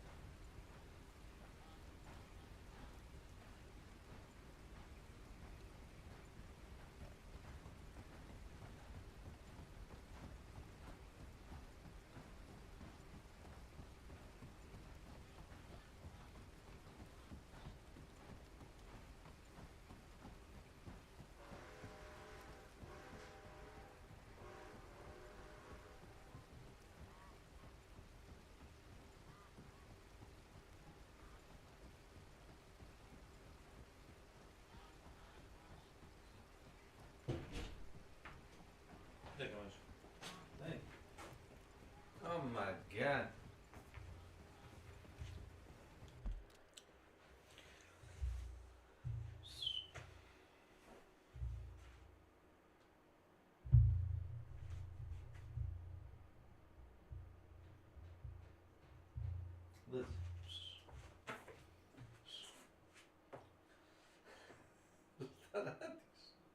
Let's. Dodge.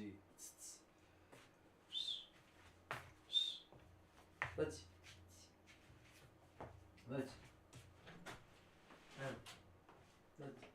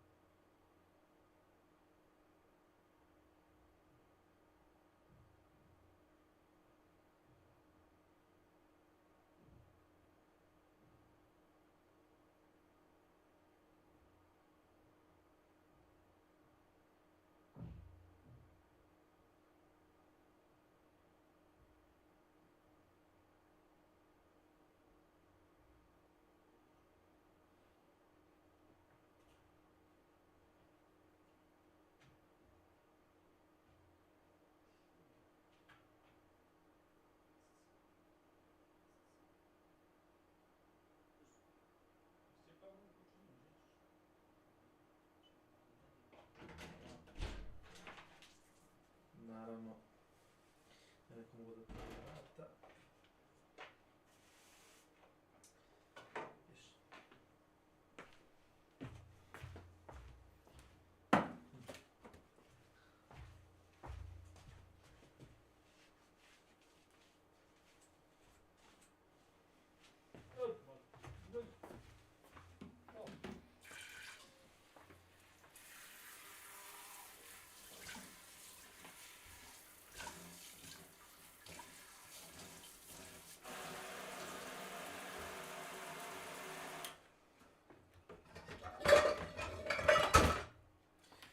I wanna rock and roll all night.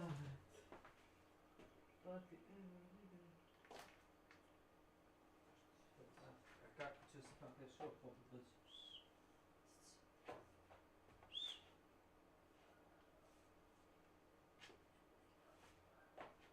Dobro, to nije. Ja znam mačke, nema šanse da on pomože zikom upati. Mislim da strese se jezika. Op, op, op. Guzica, vada?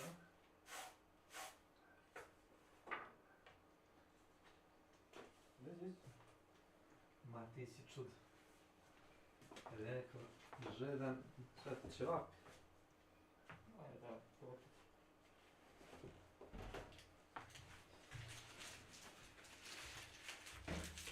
Fucking ti čovjek. Yes. Yes.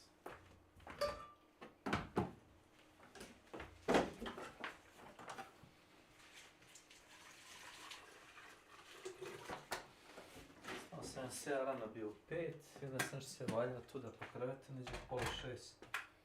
Sam bio da spremim sebi supu, nisam te čuo kad sjetiš. Slušao je sada? Da.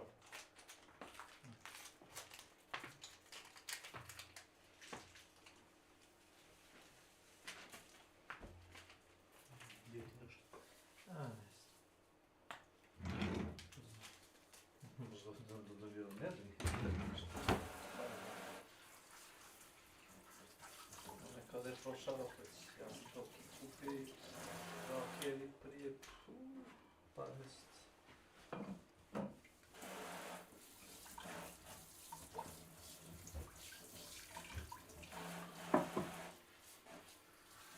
Vidiš još zalokac?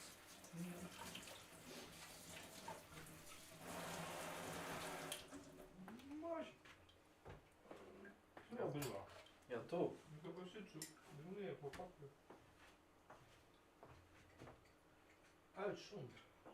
Sada prelegneš i to ti to odrekao. A nemojmo ga sad da ležemo, ali ću poslije ga nosim kao cijela. Već? Inače ja.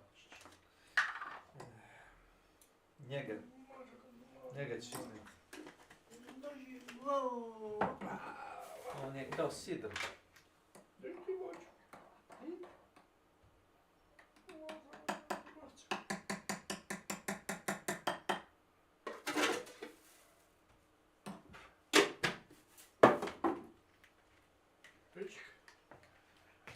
Pička. Ma nema sada ideš. Džabe se spremaš da skočiš i... Ajde. I iskoči ipak.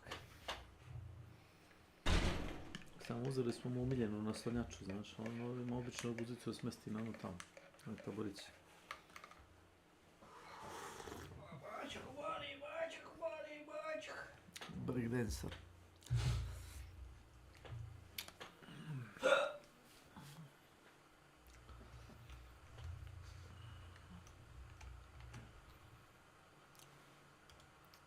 Dobar dan, kako ste?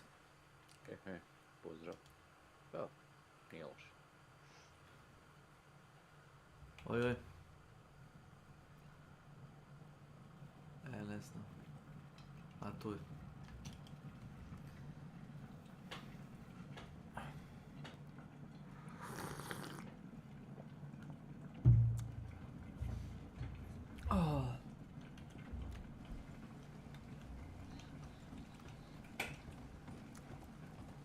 Voda ti je skoro spremna. Ma ne tebi, nego mom burazu. Burazuš. Kako si ti je, Slavko, danas? Dobro, kao i svaki dan. Go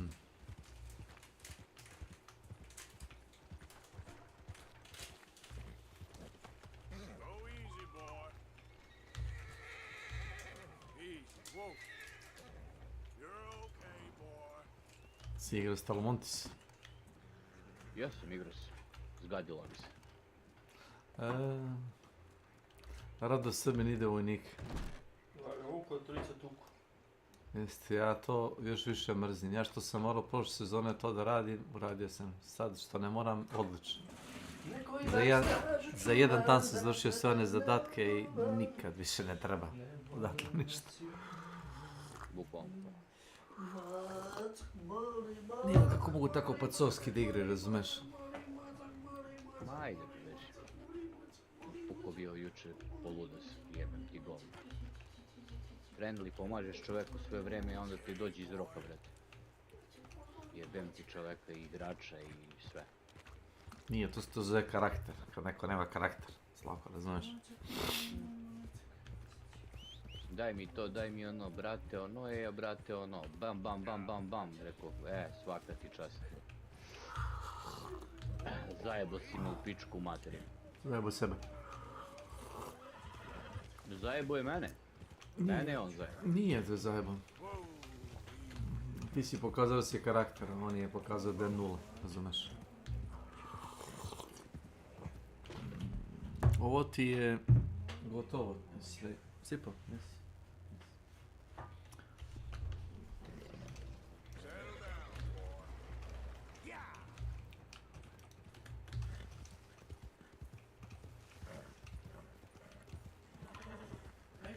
Zajeboj sebe. Tako se prospeš kod ljudi za gluposti, razumeš? Znači ubit će ga neko kokere kad njemu bude trebalo.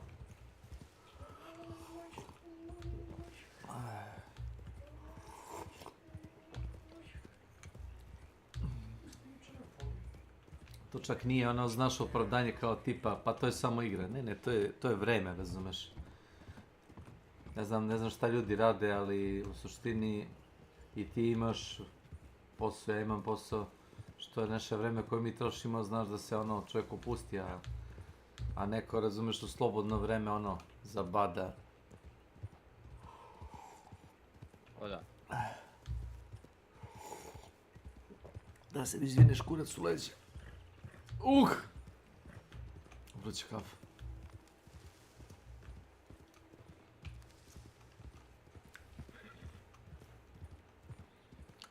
Kad sam bio klinac, kad sam radio u PlayStation klubu pre jedno 25 godina. Kako su mi ostavljali, bili po ne znam dinar, 2, 50 para. Malo da se napuni puno kese sitnište, ja sam bio ono koliko 15-16 godina. I ja dam vlasniku PlayStation kluba, dam mu ja sa pazar, samo sam ostavio bio recimo sitniš sebi. I on kaže da to sve, znaš, a bukvalno se radi za dž. Radio sam mislim ja skopio takav deal kao glupan. Ja kažem, pa da, dobro, kao to je sve. I on čuje da je meni zeckaju džepovi i ona kao u fazonu.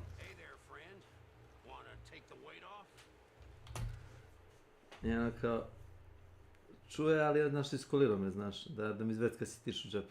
I onda mi je rekao u fazonu kao, neće ništa da mu je sad predikuje, ali kaže, čovjek se, kaže, na male pare pokazuje kakav je, znaš, ono.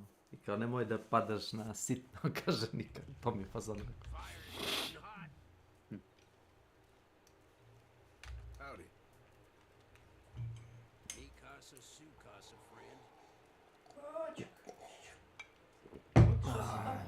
you got a girl, mister?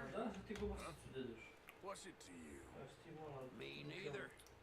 Got my eye on one, though. I was hunting north of Vannesburg when I came across this cabin.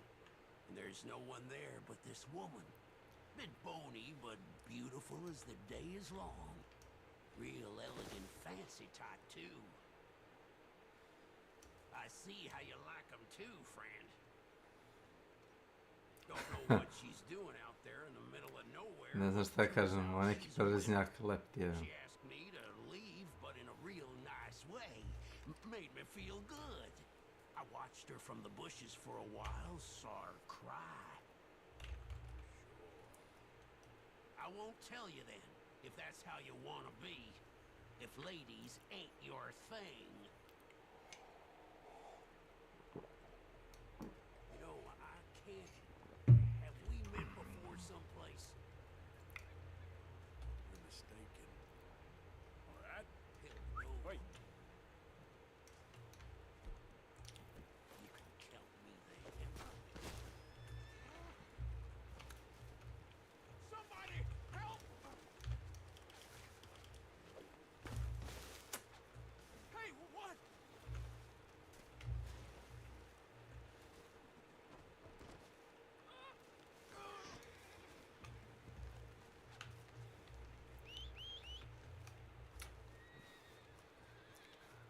Nažalost, upao je u vatru.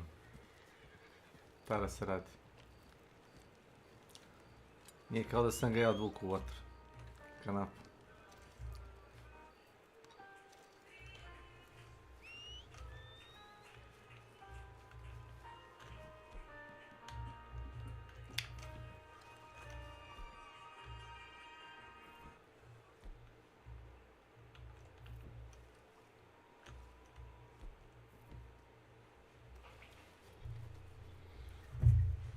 Tu levo.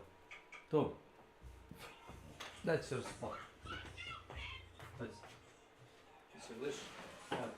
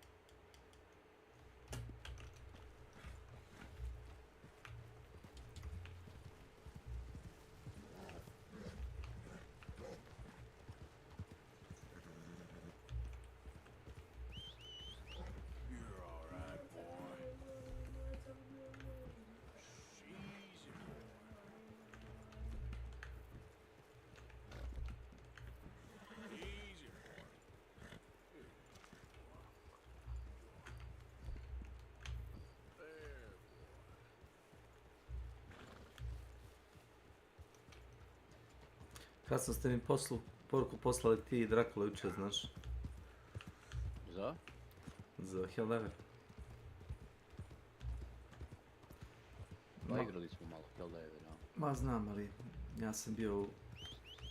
Odigrao sam bio 2-3 meča solo. I onda ovaj drugar me pitao ću li s njima. On sad igra s njim jednu kampanju isto 2-3 meča i... Kad sam vidio da me Drakula zove, rekao ne mogu više. Ne mogu.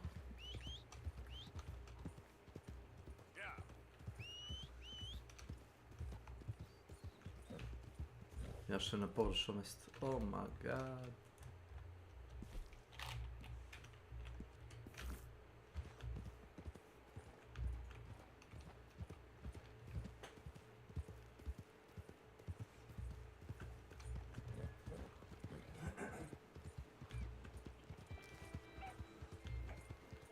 Oti jedan od bržih u igri.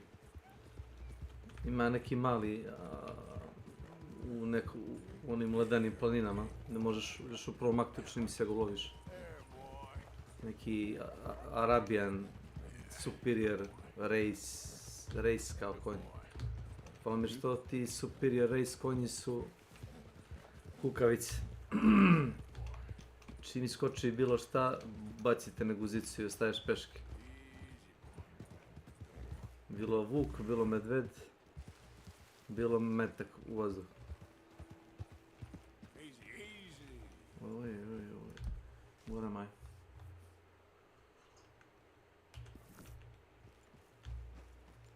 Aha.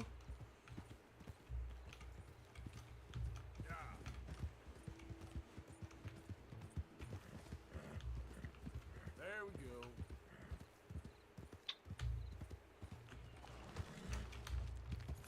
Oj.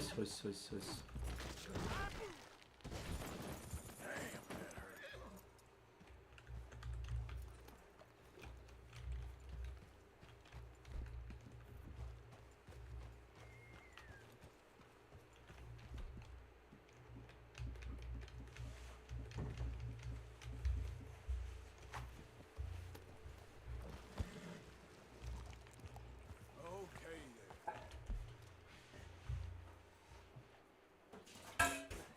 Otiš. Ti ćeš njega da vodiš da radi nešto. Dođi.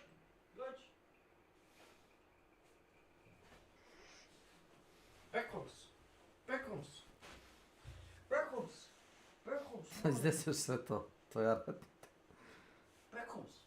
Neće čap. Ali ne. Tamo ne vali guzicu. Viš? Aj nema. Viš kao. Peciju. Jao. Oh my god.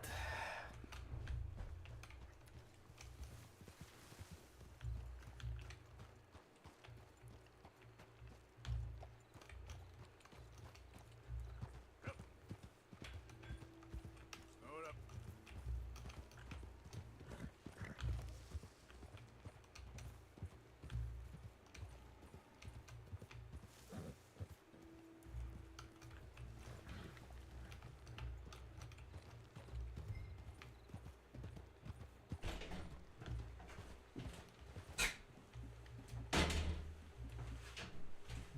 Telefon zbore. Easy now.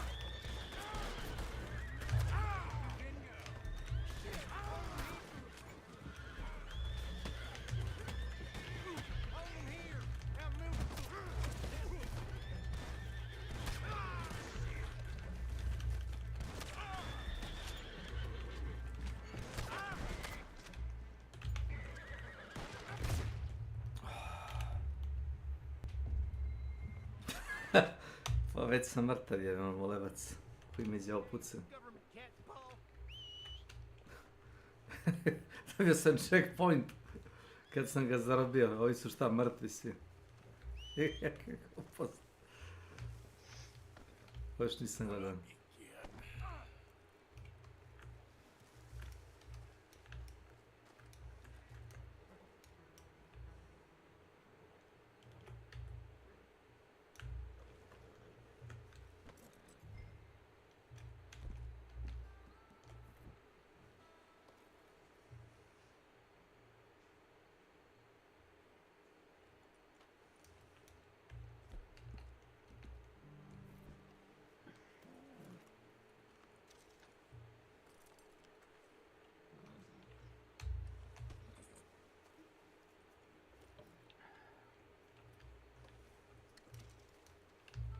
Let's go.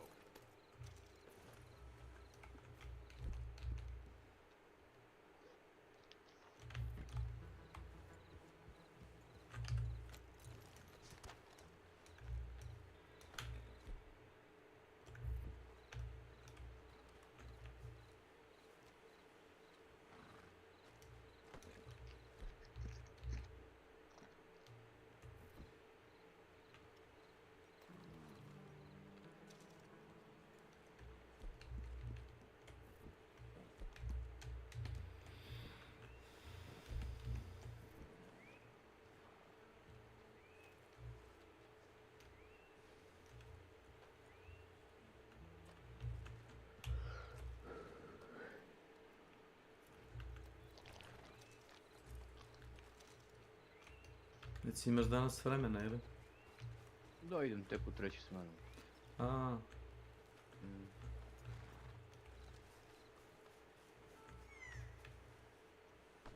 Ćeš da radiš neki zadaci? Možda u Ark? Koji se ne rade na Stelimontis. Možda. Dok malo te utiske o toj usrednoj igri, ono, znaš.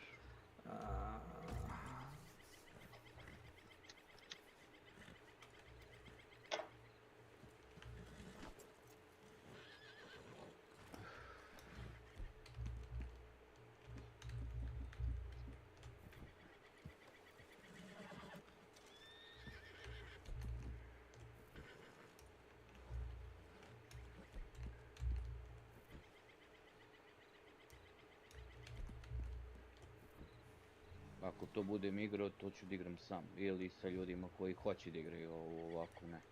Pa ne, pitao sam ako hoćeš da radiš zadatke, nisam mislio da skupljam za ekspediciju to s tobom. To ne. Da. To ne. To je... Ne mogu Ilija da se nerviram, znaš, suviše sam postao živčan oko te igre i ne mogu. To i u mojim godinama pogubno. Da. Šta će to meni koji kurac?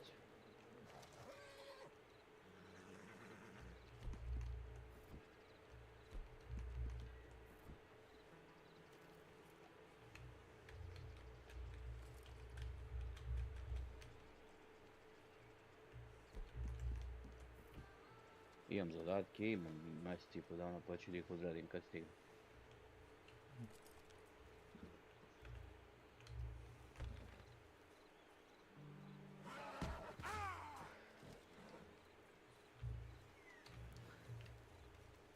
Pogotovo me Darko juče iznervirao, znači brate igre, brate, kad je trebalo, znači sve da se skuplja, evo brate, pomažem.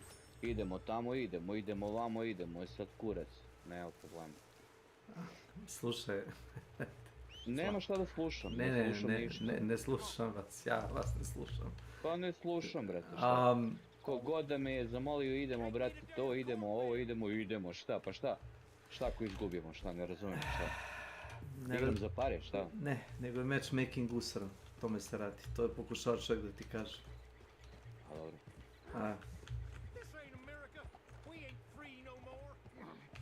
Šta treba, izvolite, sad šta treba, pa brate, pomuči se.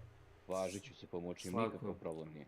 Ako igrao sam juče s Stelimontis, tražio sam te stvari koje znam da tebi treba. Meni ne treba ništa, bukvalno. Tražio sam i one iron sputere i kako se zove taj drugi frequency modulator box. Našao sam još jedan taj frequency modulator box. Igrao sam možda 2 meča. Što ti kažem, lakše mi je to sam da ti uradim nego da idem s tobom i da gledam iza leđa ko će da ubije tebi mene zajedno. Ne idem tamo da radim PvP, ljudi to ne kapiraju. Idem da skupim to što treba i da više nikad ne igram to mapu. Neke ljude radi, da razumeš, da se tamo kriju po buđacima i da ti pucaju u leđa. Mene ne radi da obijam po sanducima bez veze i skupljam đubre.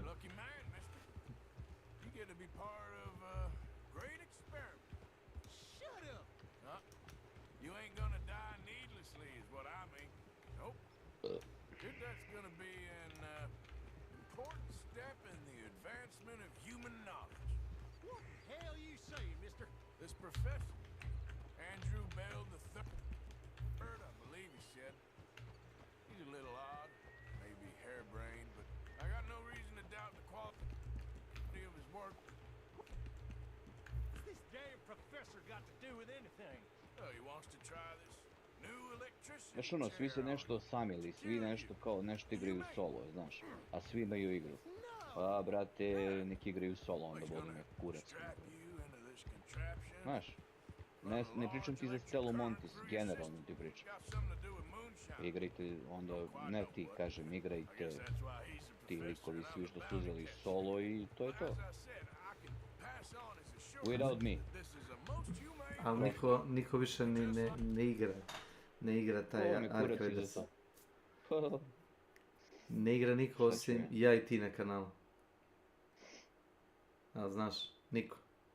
Kecmana ni ne gledam ovdje više. Drakula uđe pa troluje. Razumeš? Ponaša se full nepredvidiva, uopšte nemaš pojma ni gde ni šta radi u meču. I onda ono, nije igramo, ili ne igram s njim ili ne igram ozbiljno. Nije.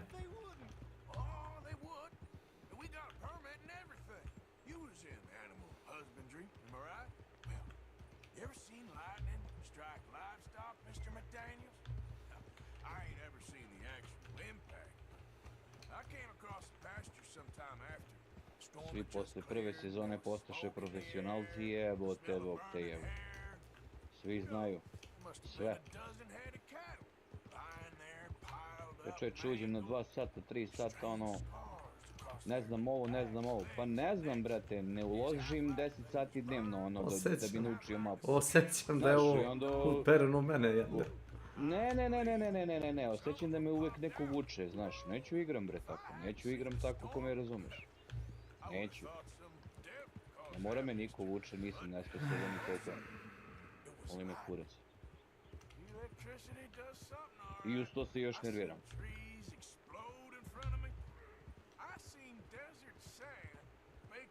Kad se trebalo vuče, vuklo se, sad ne treba, sad sve urađeno, sad ko jebe, ko je šta uradio, to je to.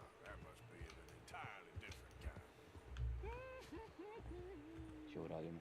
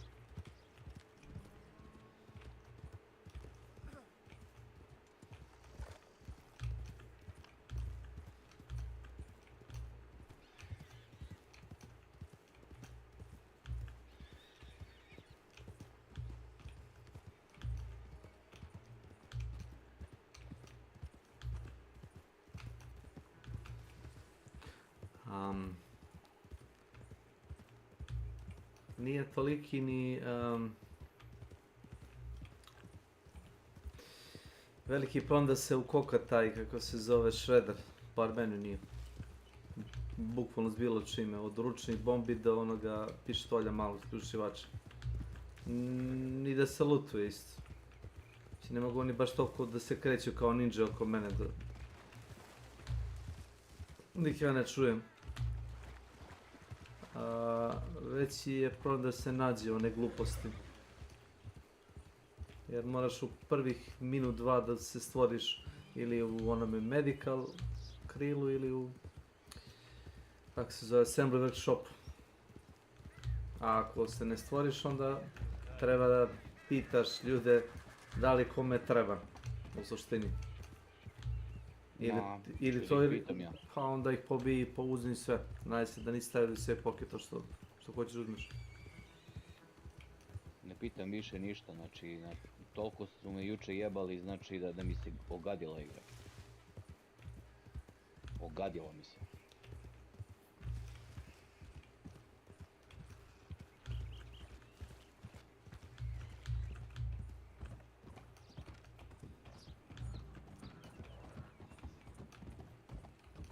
Oni samo neka cepaju. Heroji. I zasade. Dobro, oni misle da znaju da igraju PvP, znaš? Ma znaju, to su sve profesionalni igrači. Sve su to, brate, face. Treba da im se dodeli orden, pored onog nickname da im se stavi. Veliki nož, onako, znaš, nacrtan u leđa. Pa otprilike, da. Da ima posebne ikonice za takve. I kažem tipu, evo ti brate, ja tu uzmem pištolj i 2 zavoja što imam i 40 municije, sad si uspio reku u životu. Čestitam.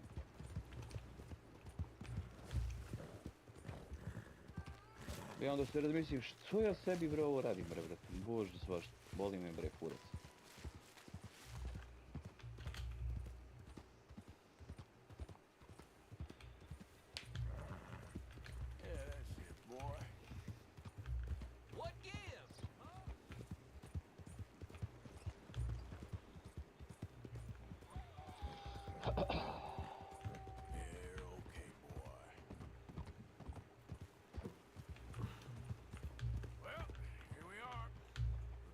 Will be real pleased to meet you. No! Here, I got him. Bring him to me. Wonderful. Come on. Don't be shy now. Let's go. Nasim čovjeka da mu ispravom električnu stolicu da li radi.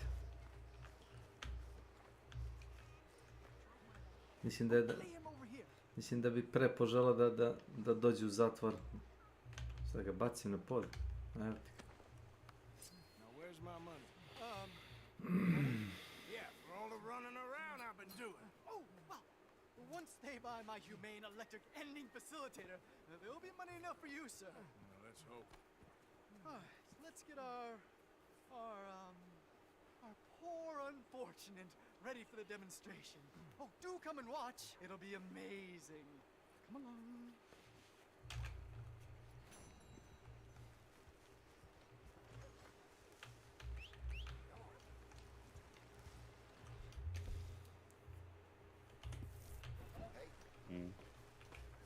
Yes? Boy.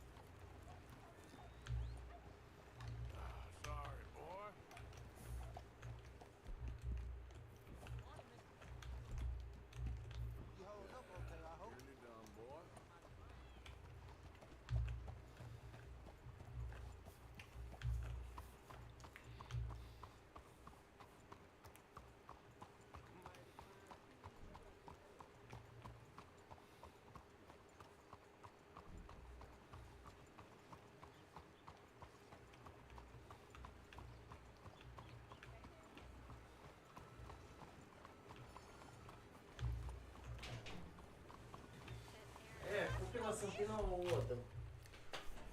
Ona je malo Čega no? slabačija. A dobro, skuo sad. Čega to na put? Spojao ono? A? Je spojao? Jes. Dočko.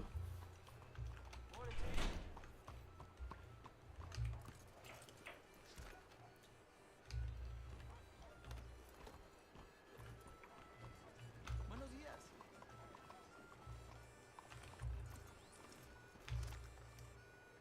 Hello there. Hold here, boy.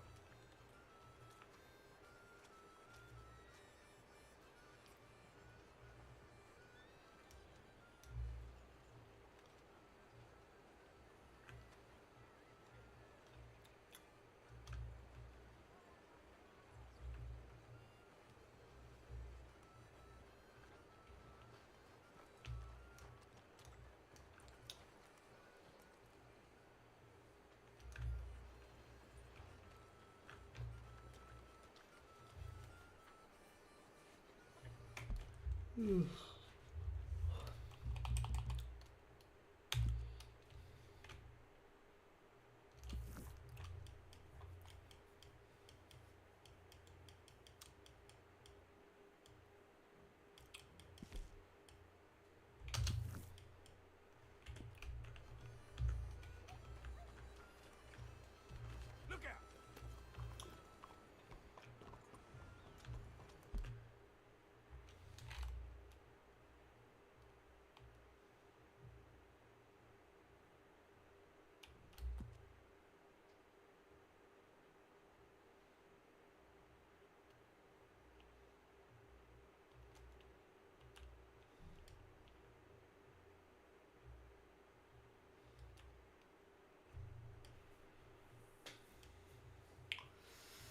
Pokušam se sjetiti gdje je kafana ovdje u selu.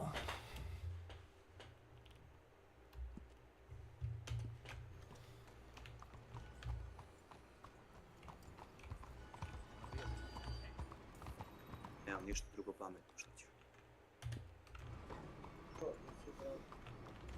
Pa da. 你最近好嘛？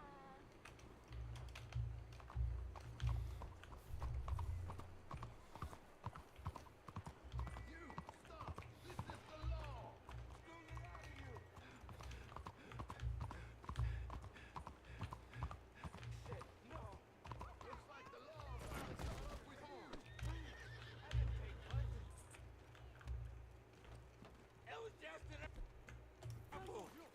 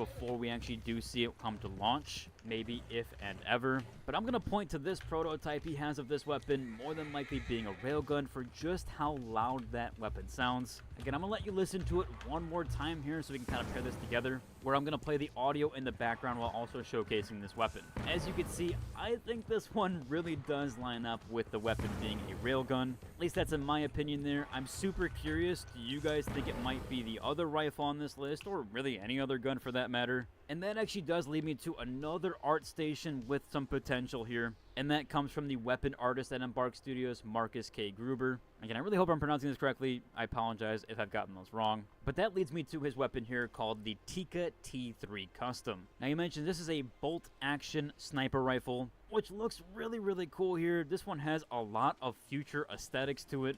Really cool. I would like this in any game, really, so I really hope Arc Raiders gets these eventually. Point to this weapon at the top here, though. And I do think where he mentions that there is a possibility of getting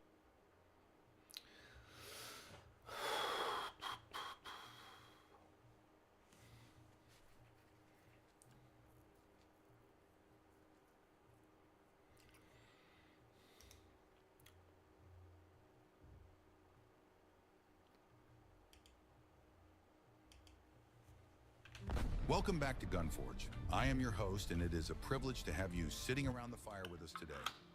Pour yourself a cup of coffee, settle into your favorite chair, and let us have a serious conversation. Oh no. It's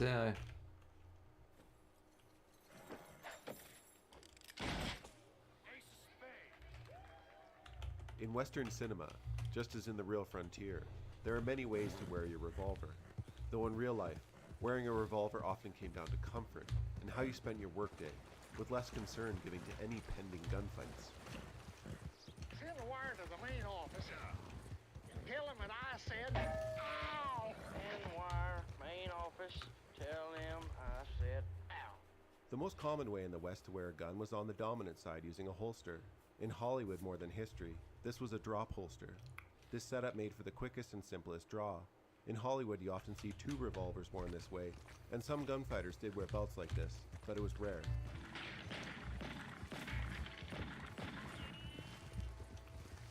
Using two revolvers at once makes for very poor accuracy. Potentially a better method to increase a rate of fire was fanning, but both have very limited practicality.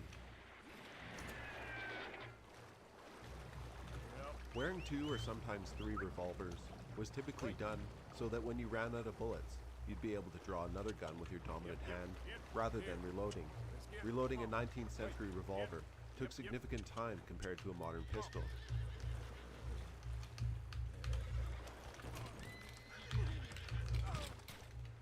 Unlike on film, dual wielding from a moving horse with accuracy is almost impossible. Even firing a single revolver from a moving horse requires practice. If you fall while shooting both revolvers, you're likely to completely disarm yourself.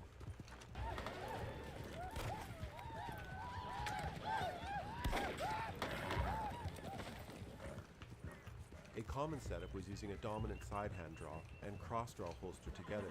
This way both pistols are accessible to the dominant hand. Cross draw also kept a revolver more secure while riding. The most comfortable option was holstering pistols directly to a saddle.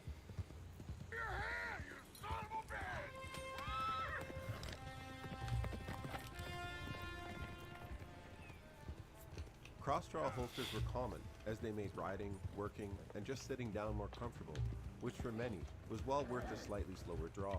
There, boy. Baby. We cross. Guns don't scare me. Reversing a holster, for the cavalry draw, also known as the reverse draw, is one of the more interesting draws occasionally shown on film. This requires the gun drawn with the hand inverted.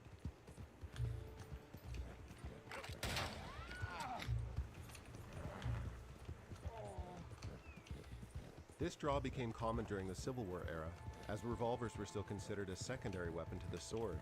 Cavalry were expected to draw their revolvers with their offhand in a cross draw, where having the butt of the weapon pointing forward was more accessible. Unfortunately, these types of draws are consistently avoided on film, particularly while on horseback, as it takes practice not to look awkward. The full draw is rarely shown for a principal actor.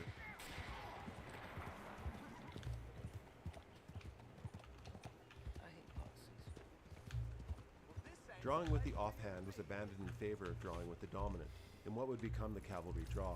It takes practice, but has some advantages, notably a quicker draw while seated, and ease of cross-draw. You can see cavalrymen in Glory and Gettysburg wearing their revolvers butt forward. Walk down the line. Tell the boys to get good cover, pile the rocks high. I'll take their time and to fire carefully. Just go down and come back. Right. But Colonel, you gotta keep an eye on him, Colonel. Some men, either by preference or lack of funds, wore their revolvers in their pockets, or even tucked into their belts. This could aid in concealment, but you have to remember firearms were less safe in the 19th century. Interestingly, Eli Wallach, who plays Tuco on The Good, the Bad, and the Ugly, had trouble holstering a revolver without looking at the holster, so he used a string, or his pocket for most of the movie.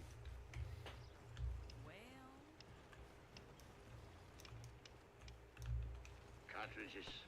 The biggest myth perpetuated by Hollywood would be the concealed spring-loaded devices, usually shown with a derringer. These contraptions almost never worked. Guns were more commonly concealed by being strapped or tied to a wrist to be drawn with the opposite hand, or even hidden in a hat, amongst other places. Figure. If I bury this muzzle deep enough in his back, nobody will hear the shot. Careful, Buford. You ain't got but one bullet with that.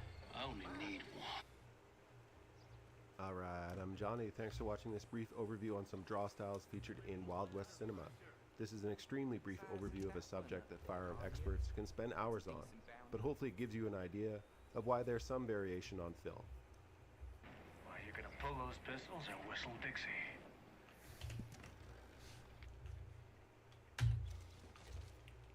Try looking for that one out by Catfish Jackson's. And when you get him and his cronies, tell them that we're just railway workers here.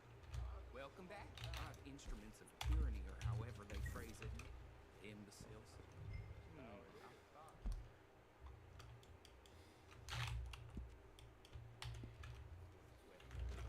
Thanks. So a rogue wants to be using... I know the glaives are there. The glaives are like the main thing. But a rogue could, in theory, use Thunderfield. Sorry, Josh, that's a hunter weapon. So what you're telling me is that, and correct me if I'm wrong on this, not only will I make the numbers happen more often, but the numbers will also get bigger. Benzen says just go on Wowhead. Benzen, no. Because part of the connection to the game is talking to the community and the people who have already played the game. It's not just about purely gathering information. It's about the collaborative process of talking to people who are passionate about this and gathering the information from them as well, which allows them to relive their enjoyment of the class too. We will untime you out of that. That doesn't need a 10-minute. That doesn't need a 10-minute timeout. It's just people who aren't quite sure exactly how we buy. What's wrong with saying you should go on Wowhead? That's a good point. So, Ben, while I could gather all of the information by just going on the internet, watching YouTube videos, going on Wowhead, the reason that I'm streaming my first playthrough of the game, the reason that I'm trying to build a guild that's based on connecting to people and learning stuff is I really want to value the connection with you guys.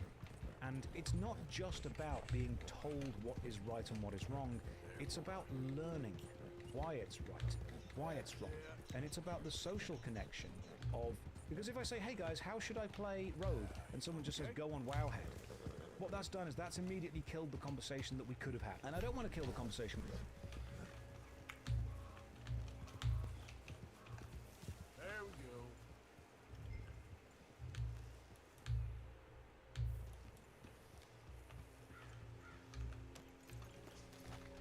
Come on.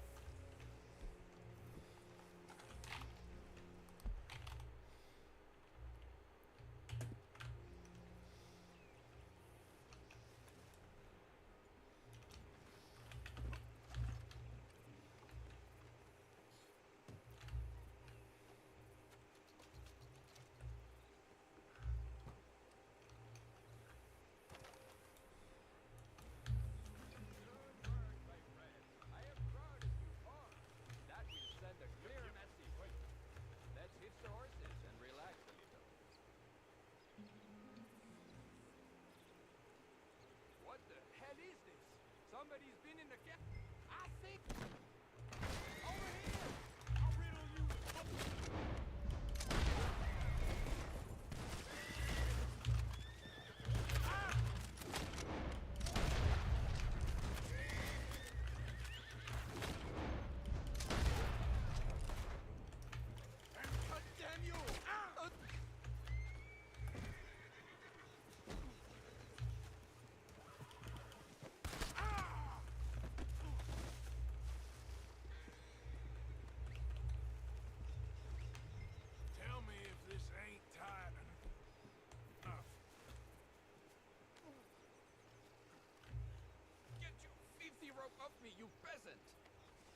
So,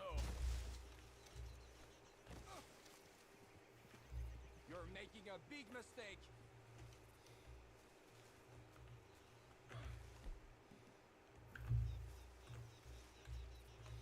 come on, man. Get here. I have committed no crime. I fight for your country.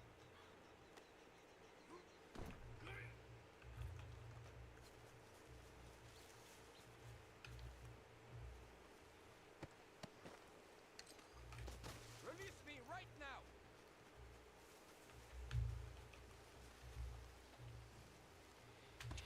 Yep.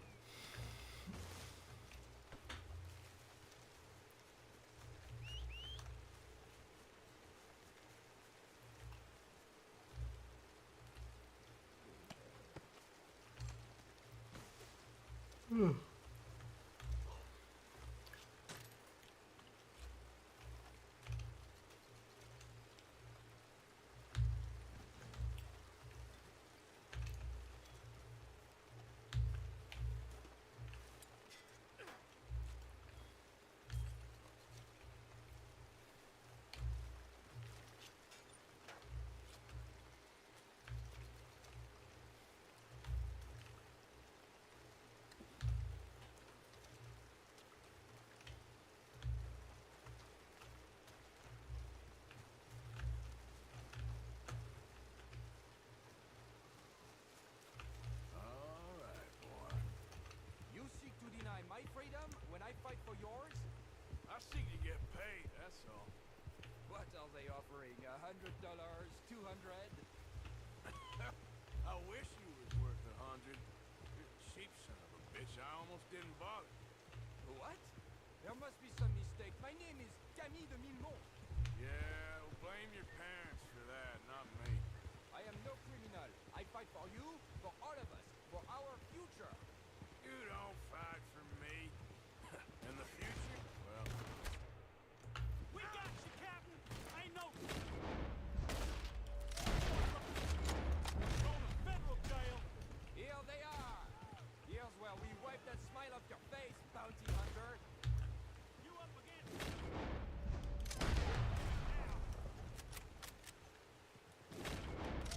Boys, kill this son of a bitch. God. There's only one of him. There'll be more where they came from. Believe me. yep, yep. Wait.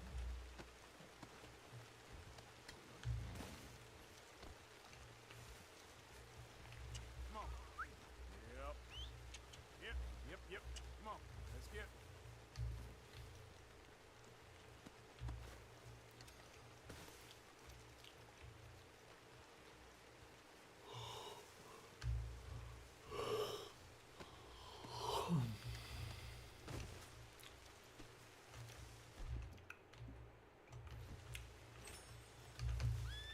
Come on, boy. I am a realist. That's all. People need hierarchy. They crave it. It is the foundation of civilization. Well, I guess I just ain't that civilized then. Please, take my advice. Better to face the truth now, uncomfortable as it is, than when it's already too late. Here's some advice for you. Skip the last meal. Cowards like you always spoil their britches when the noose drops. You can go to hell. Oh, I intend to. Not before you, my friend. Now, shut your goddamn mouth.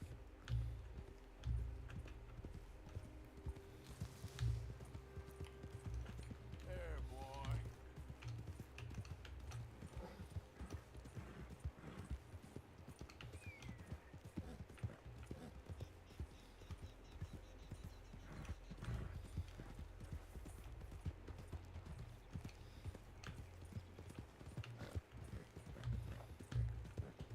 All right, boy.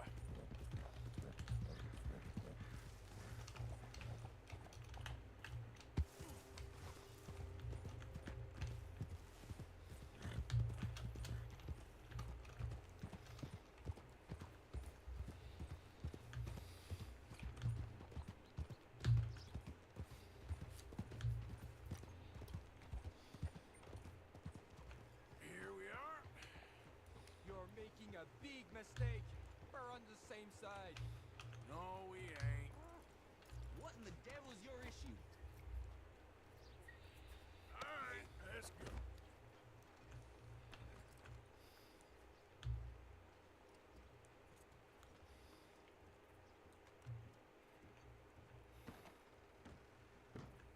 I got the Millimont.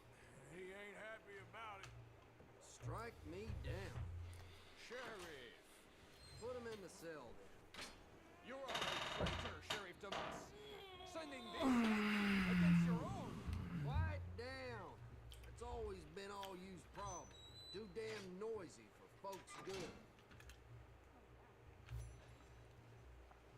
That's what we'll pay for.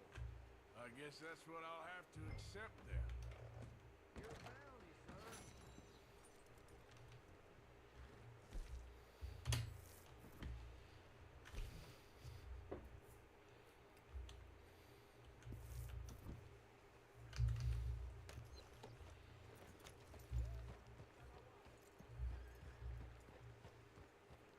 How do you do? Hello, mister.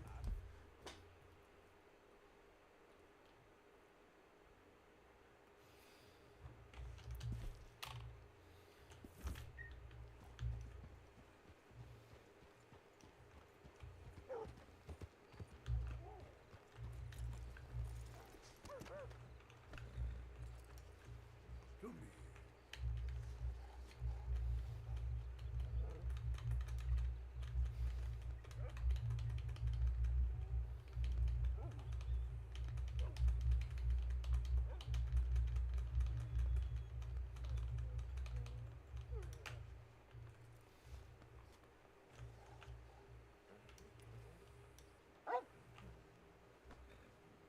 Hello, sir. Hello.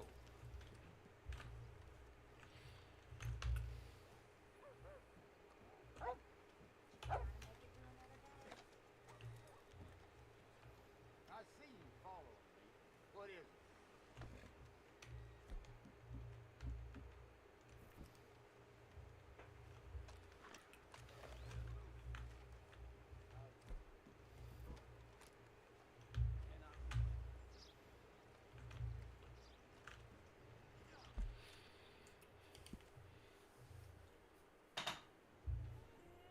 I think I'll lie down a bit.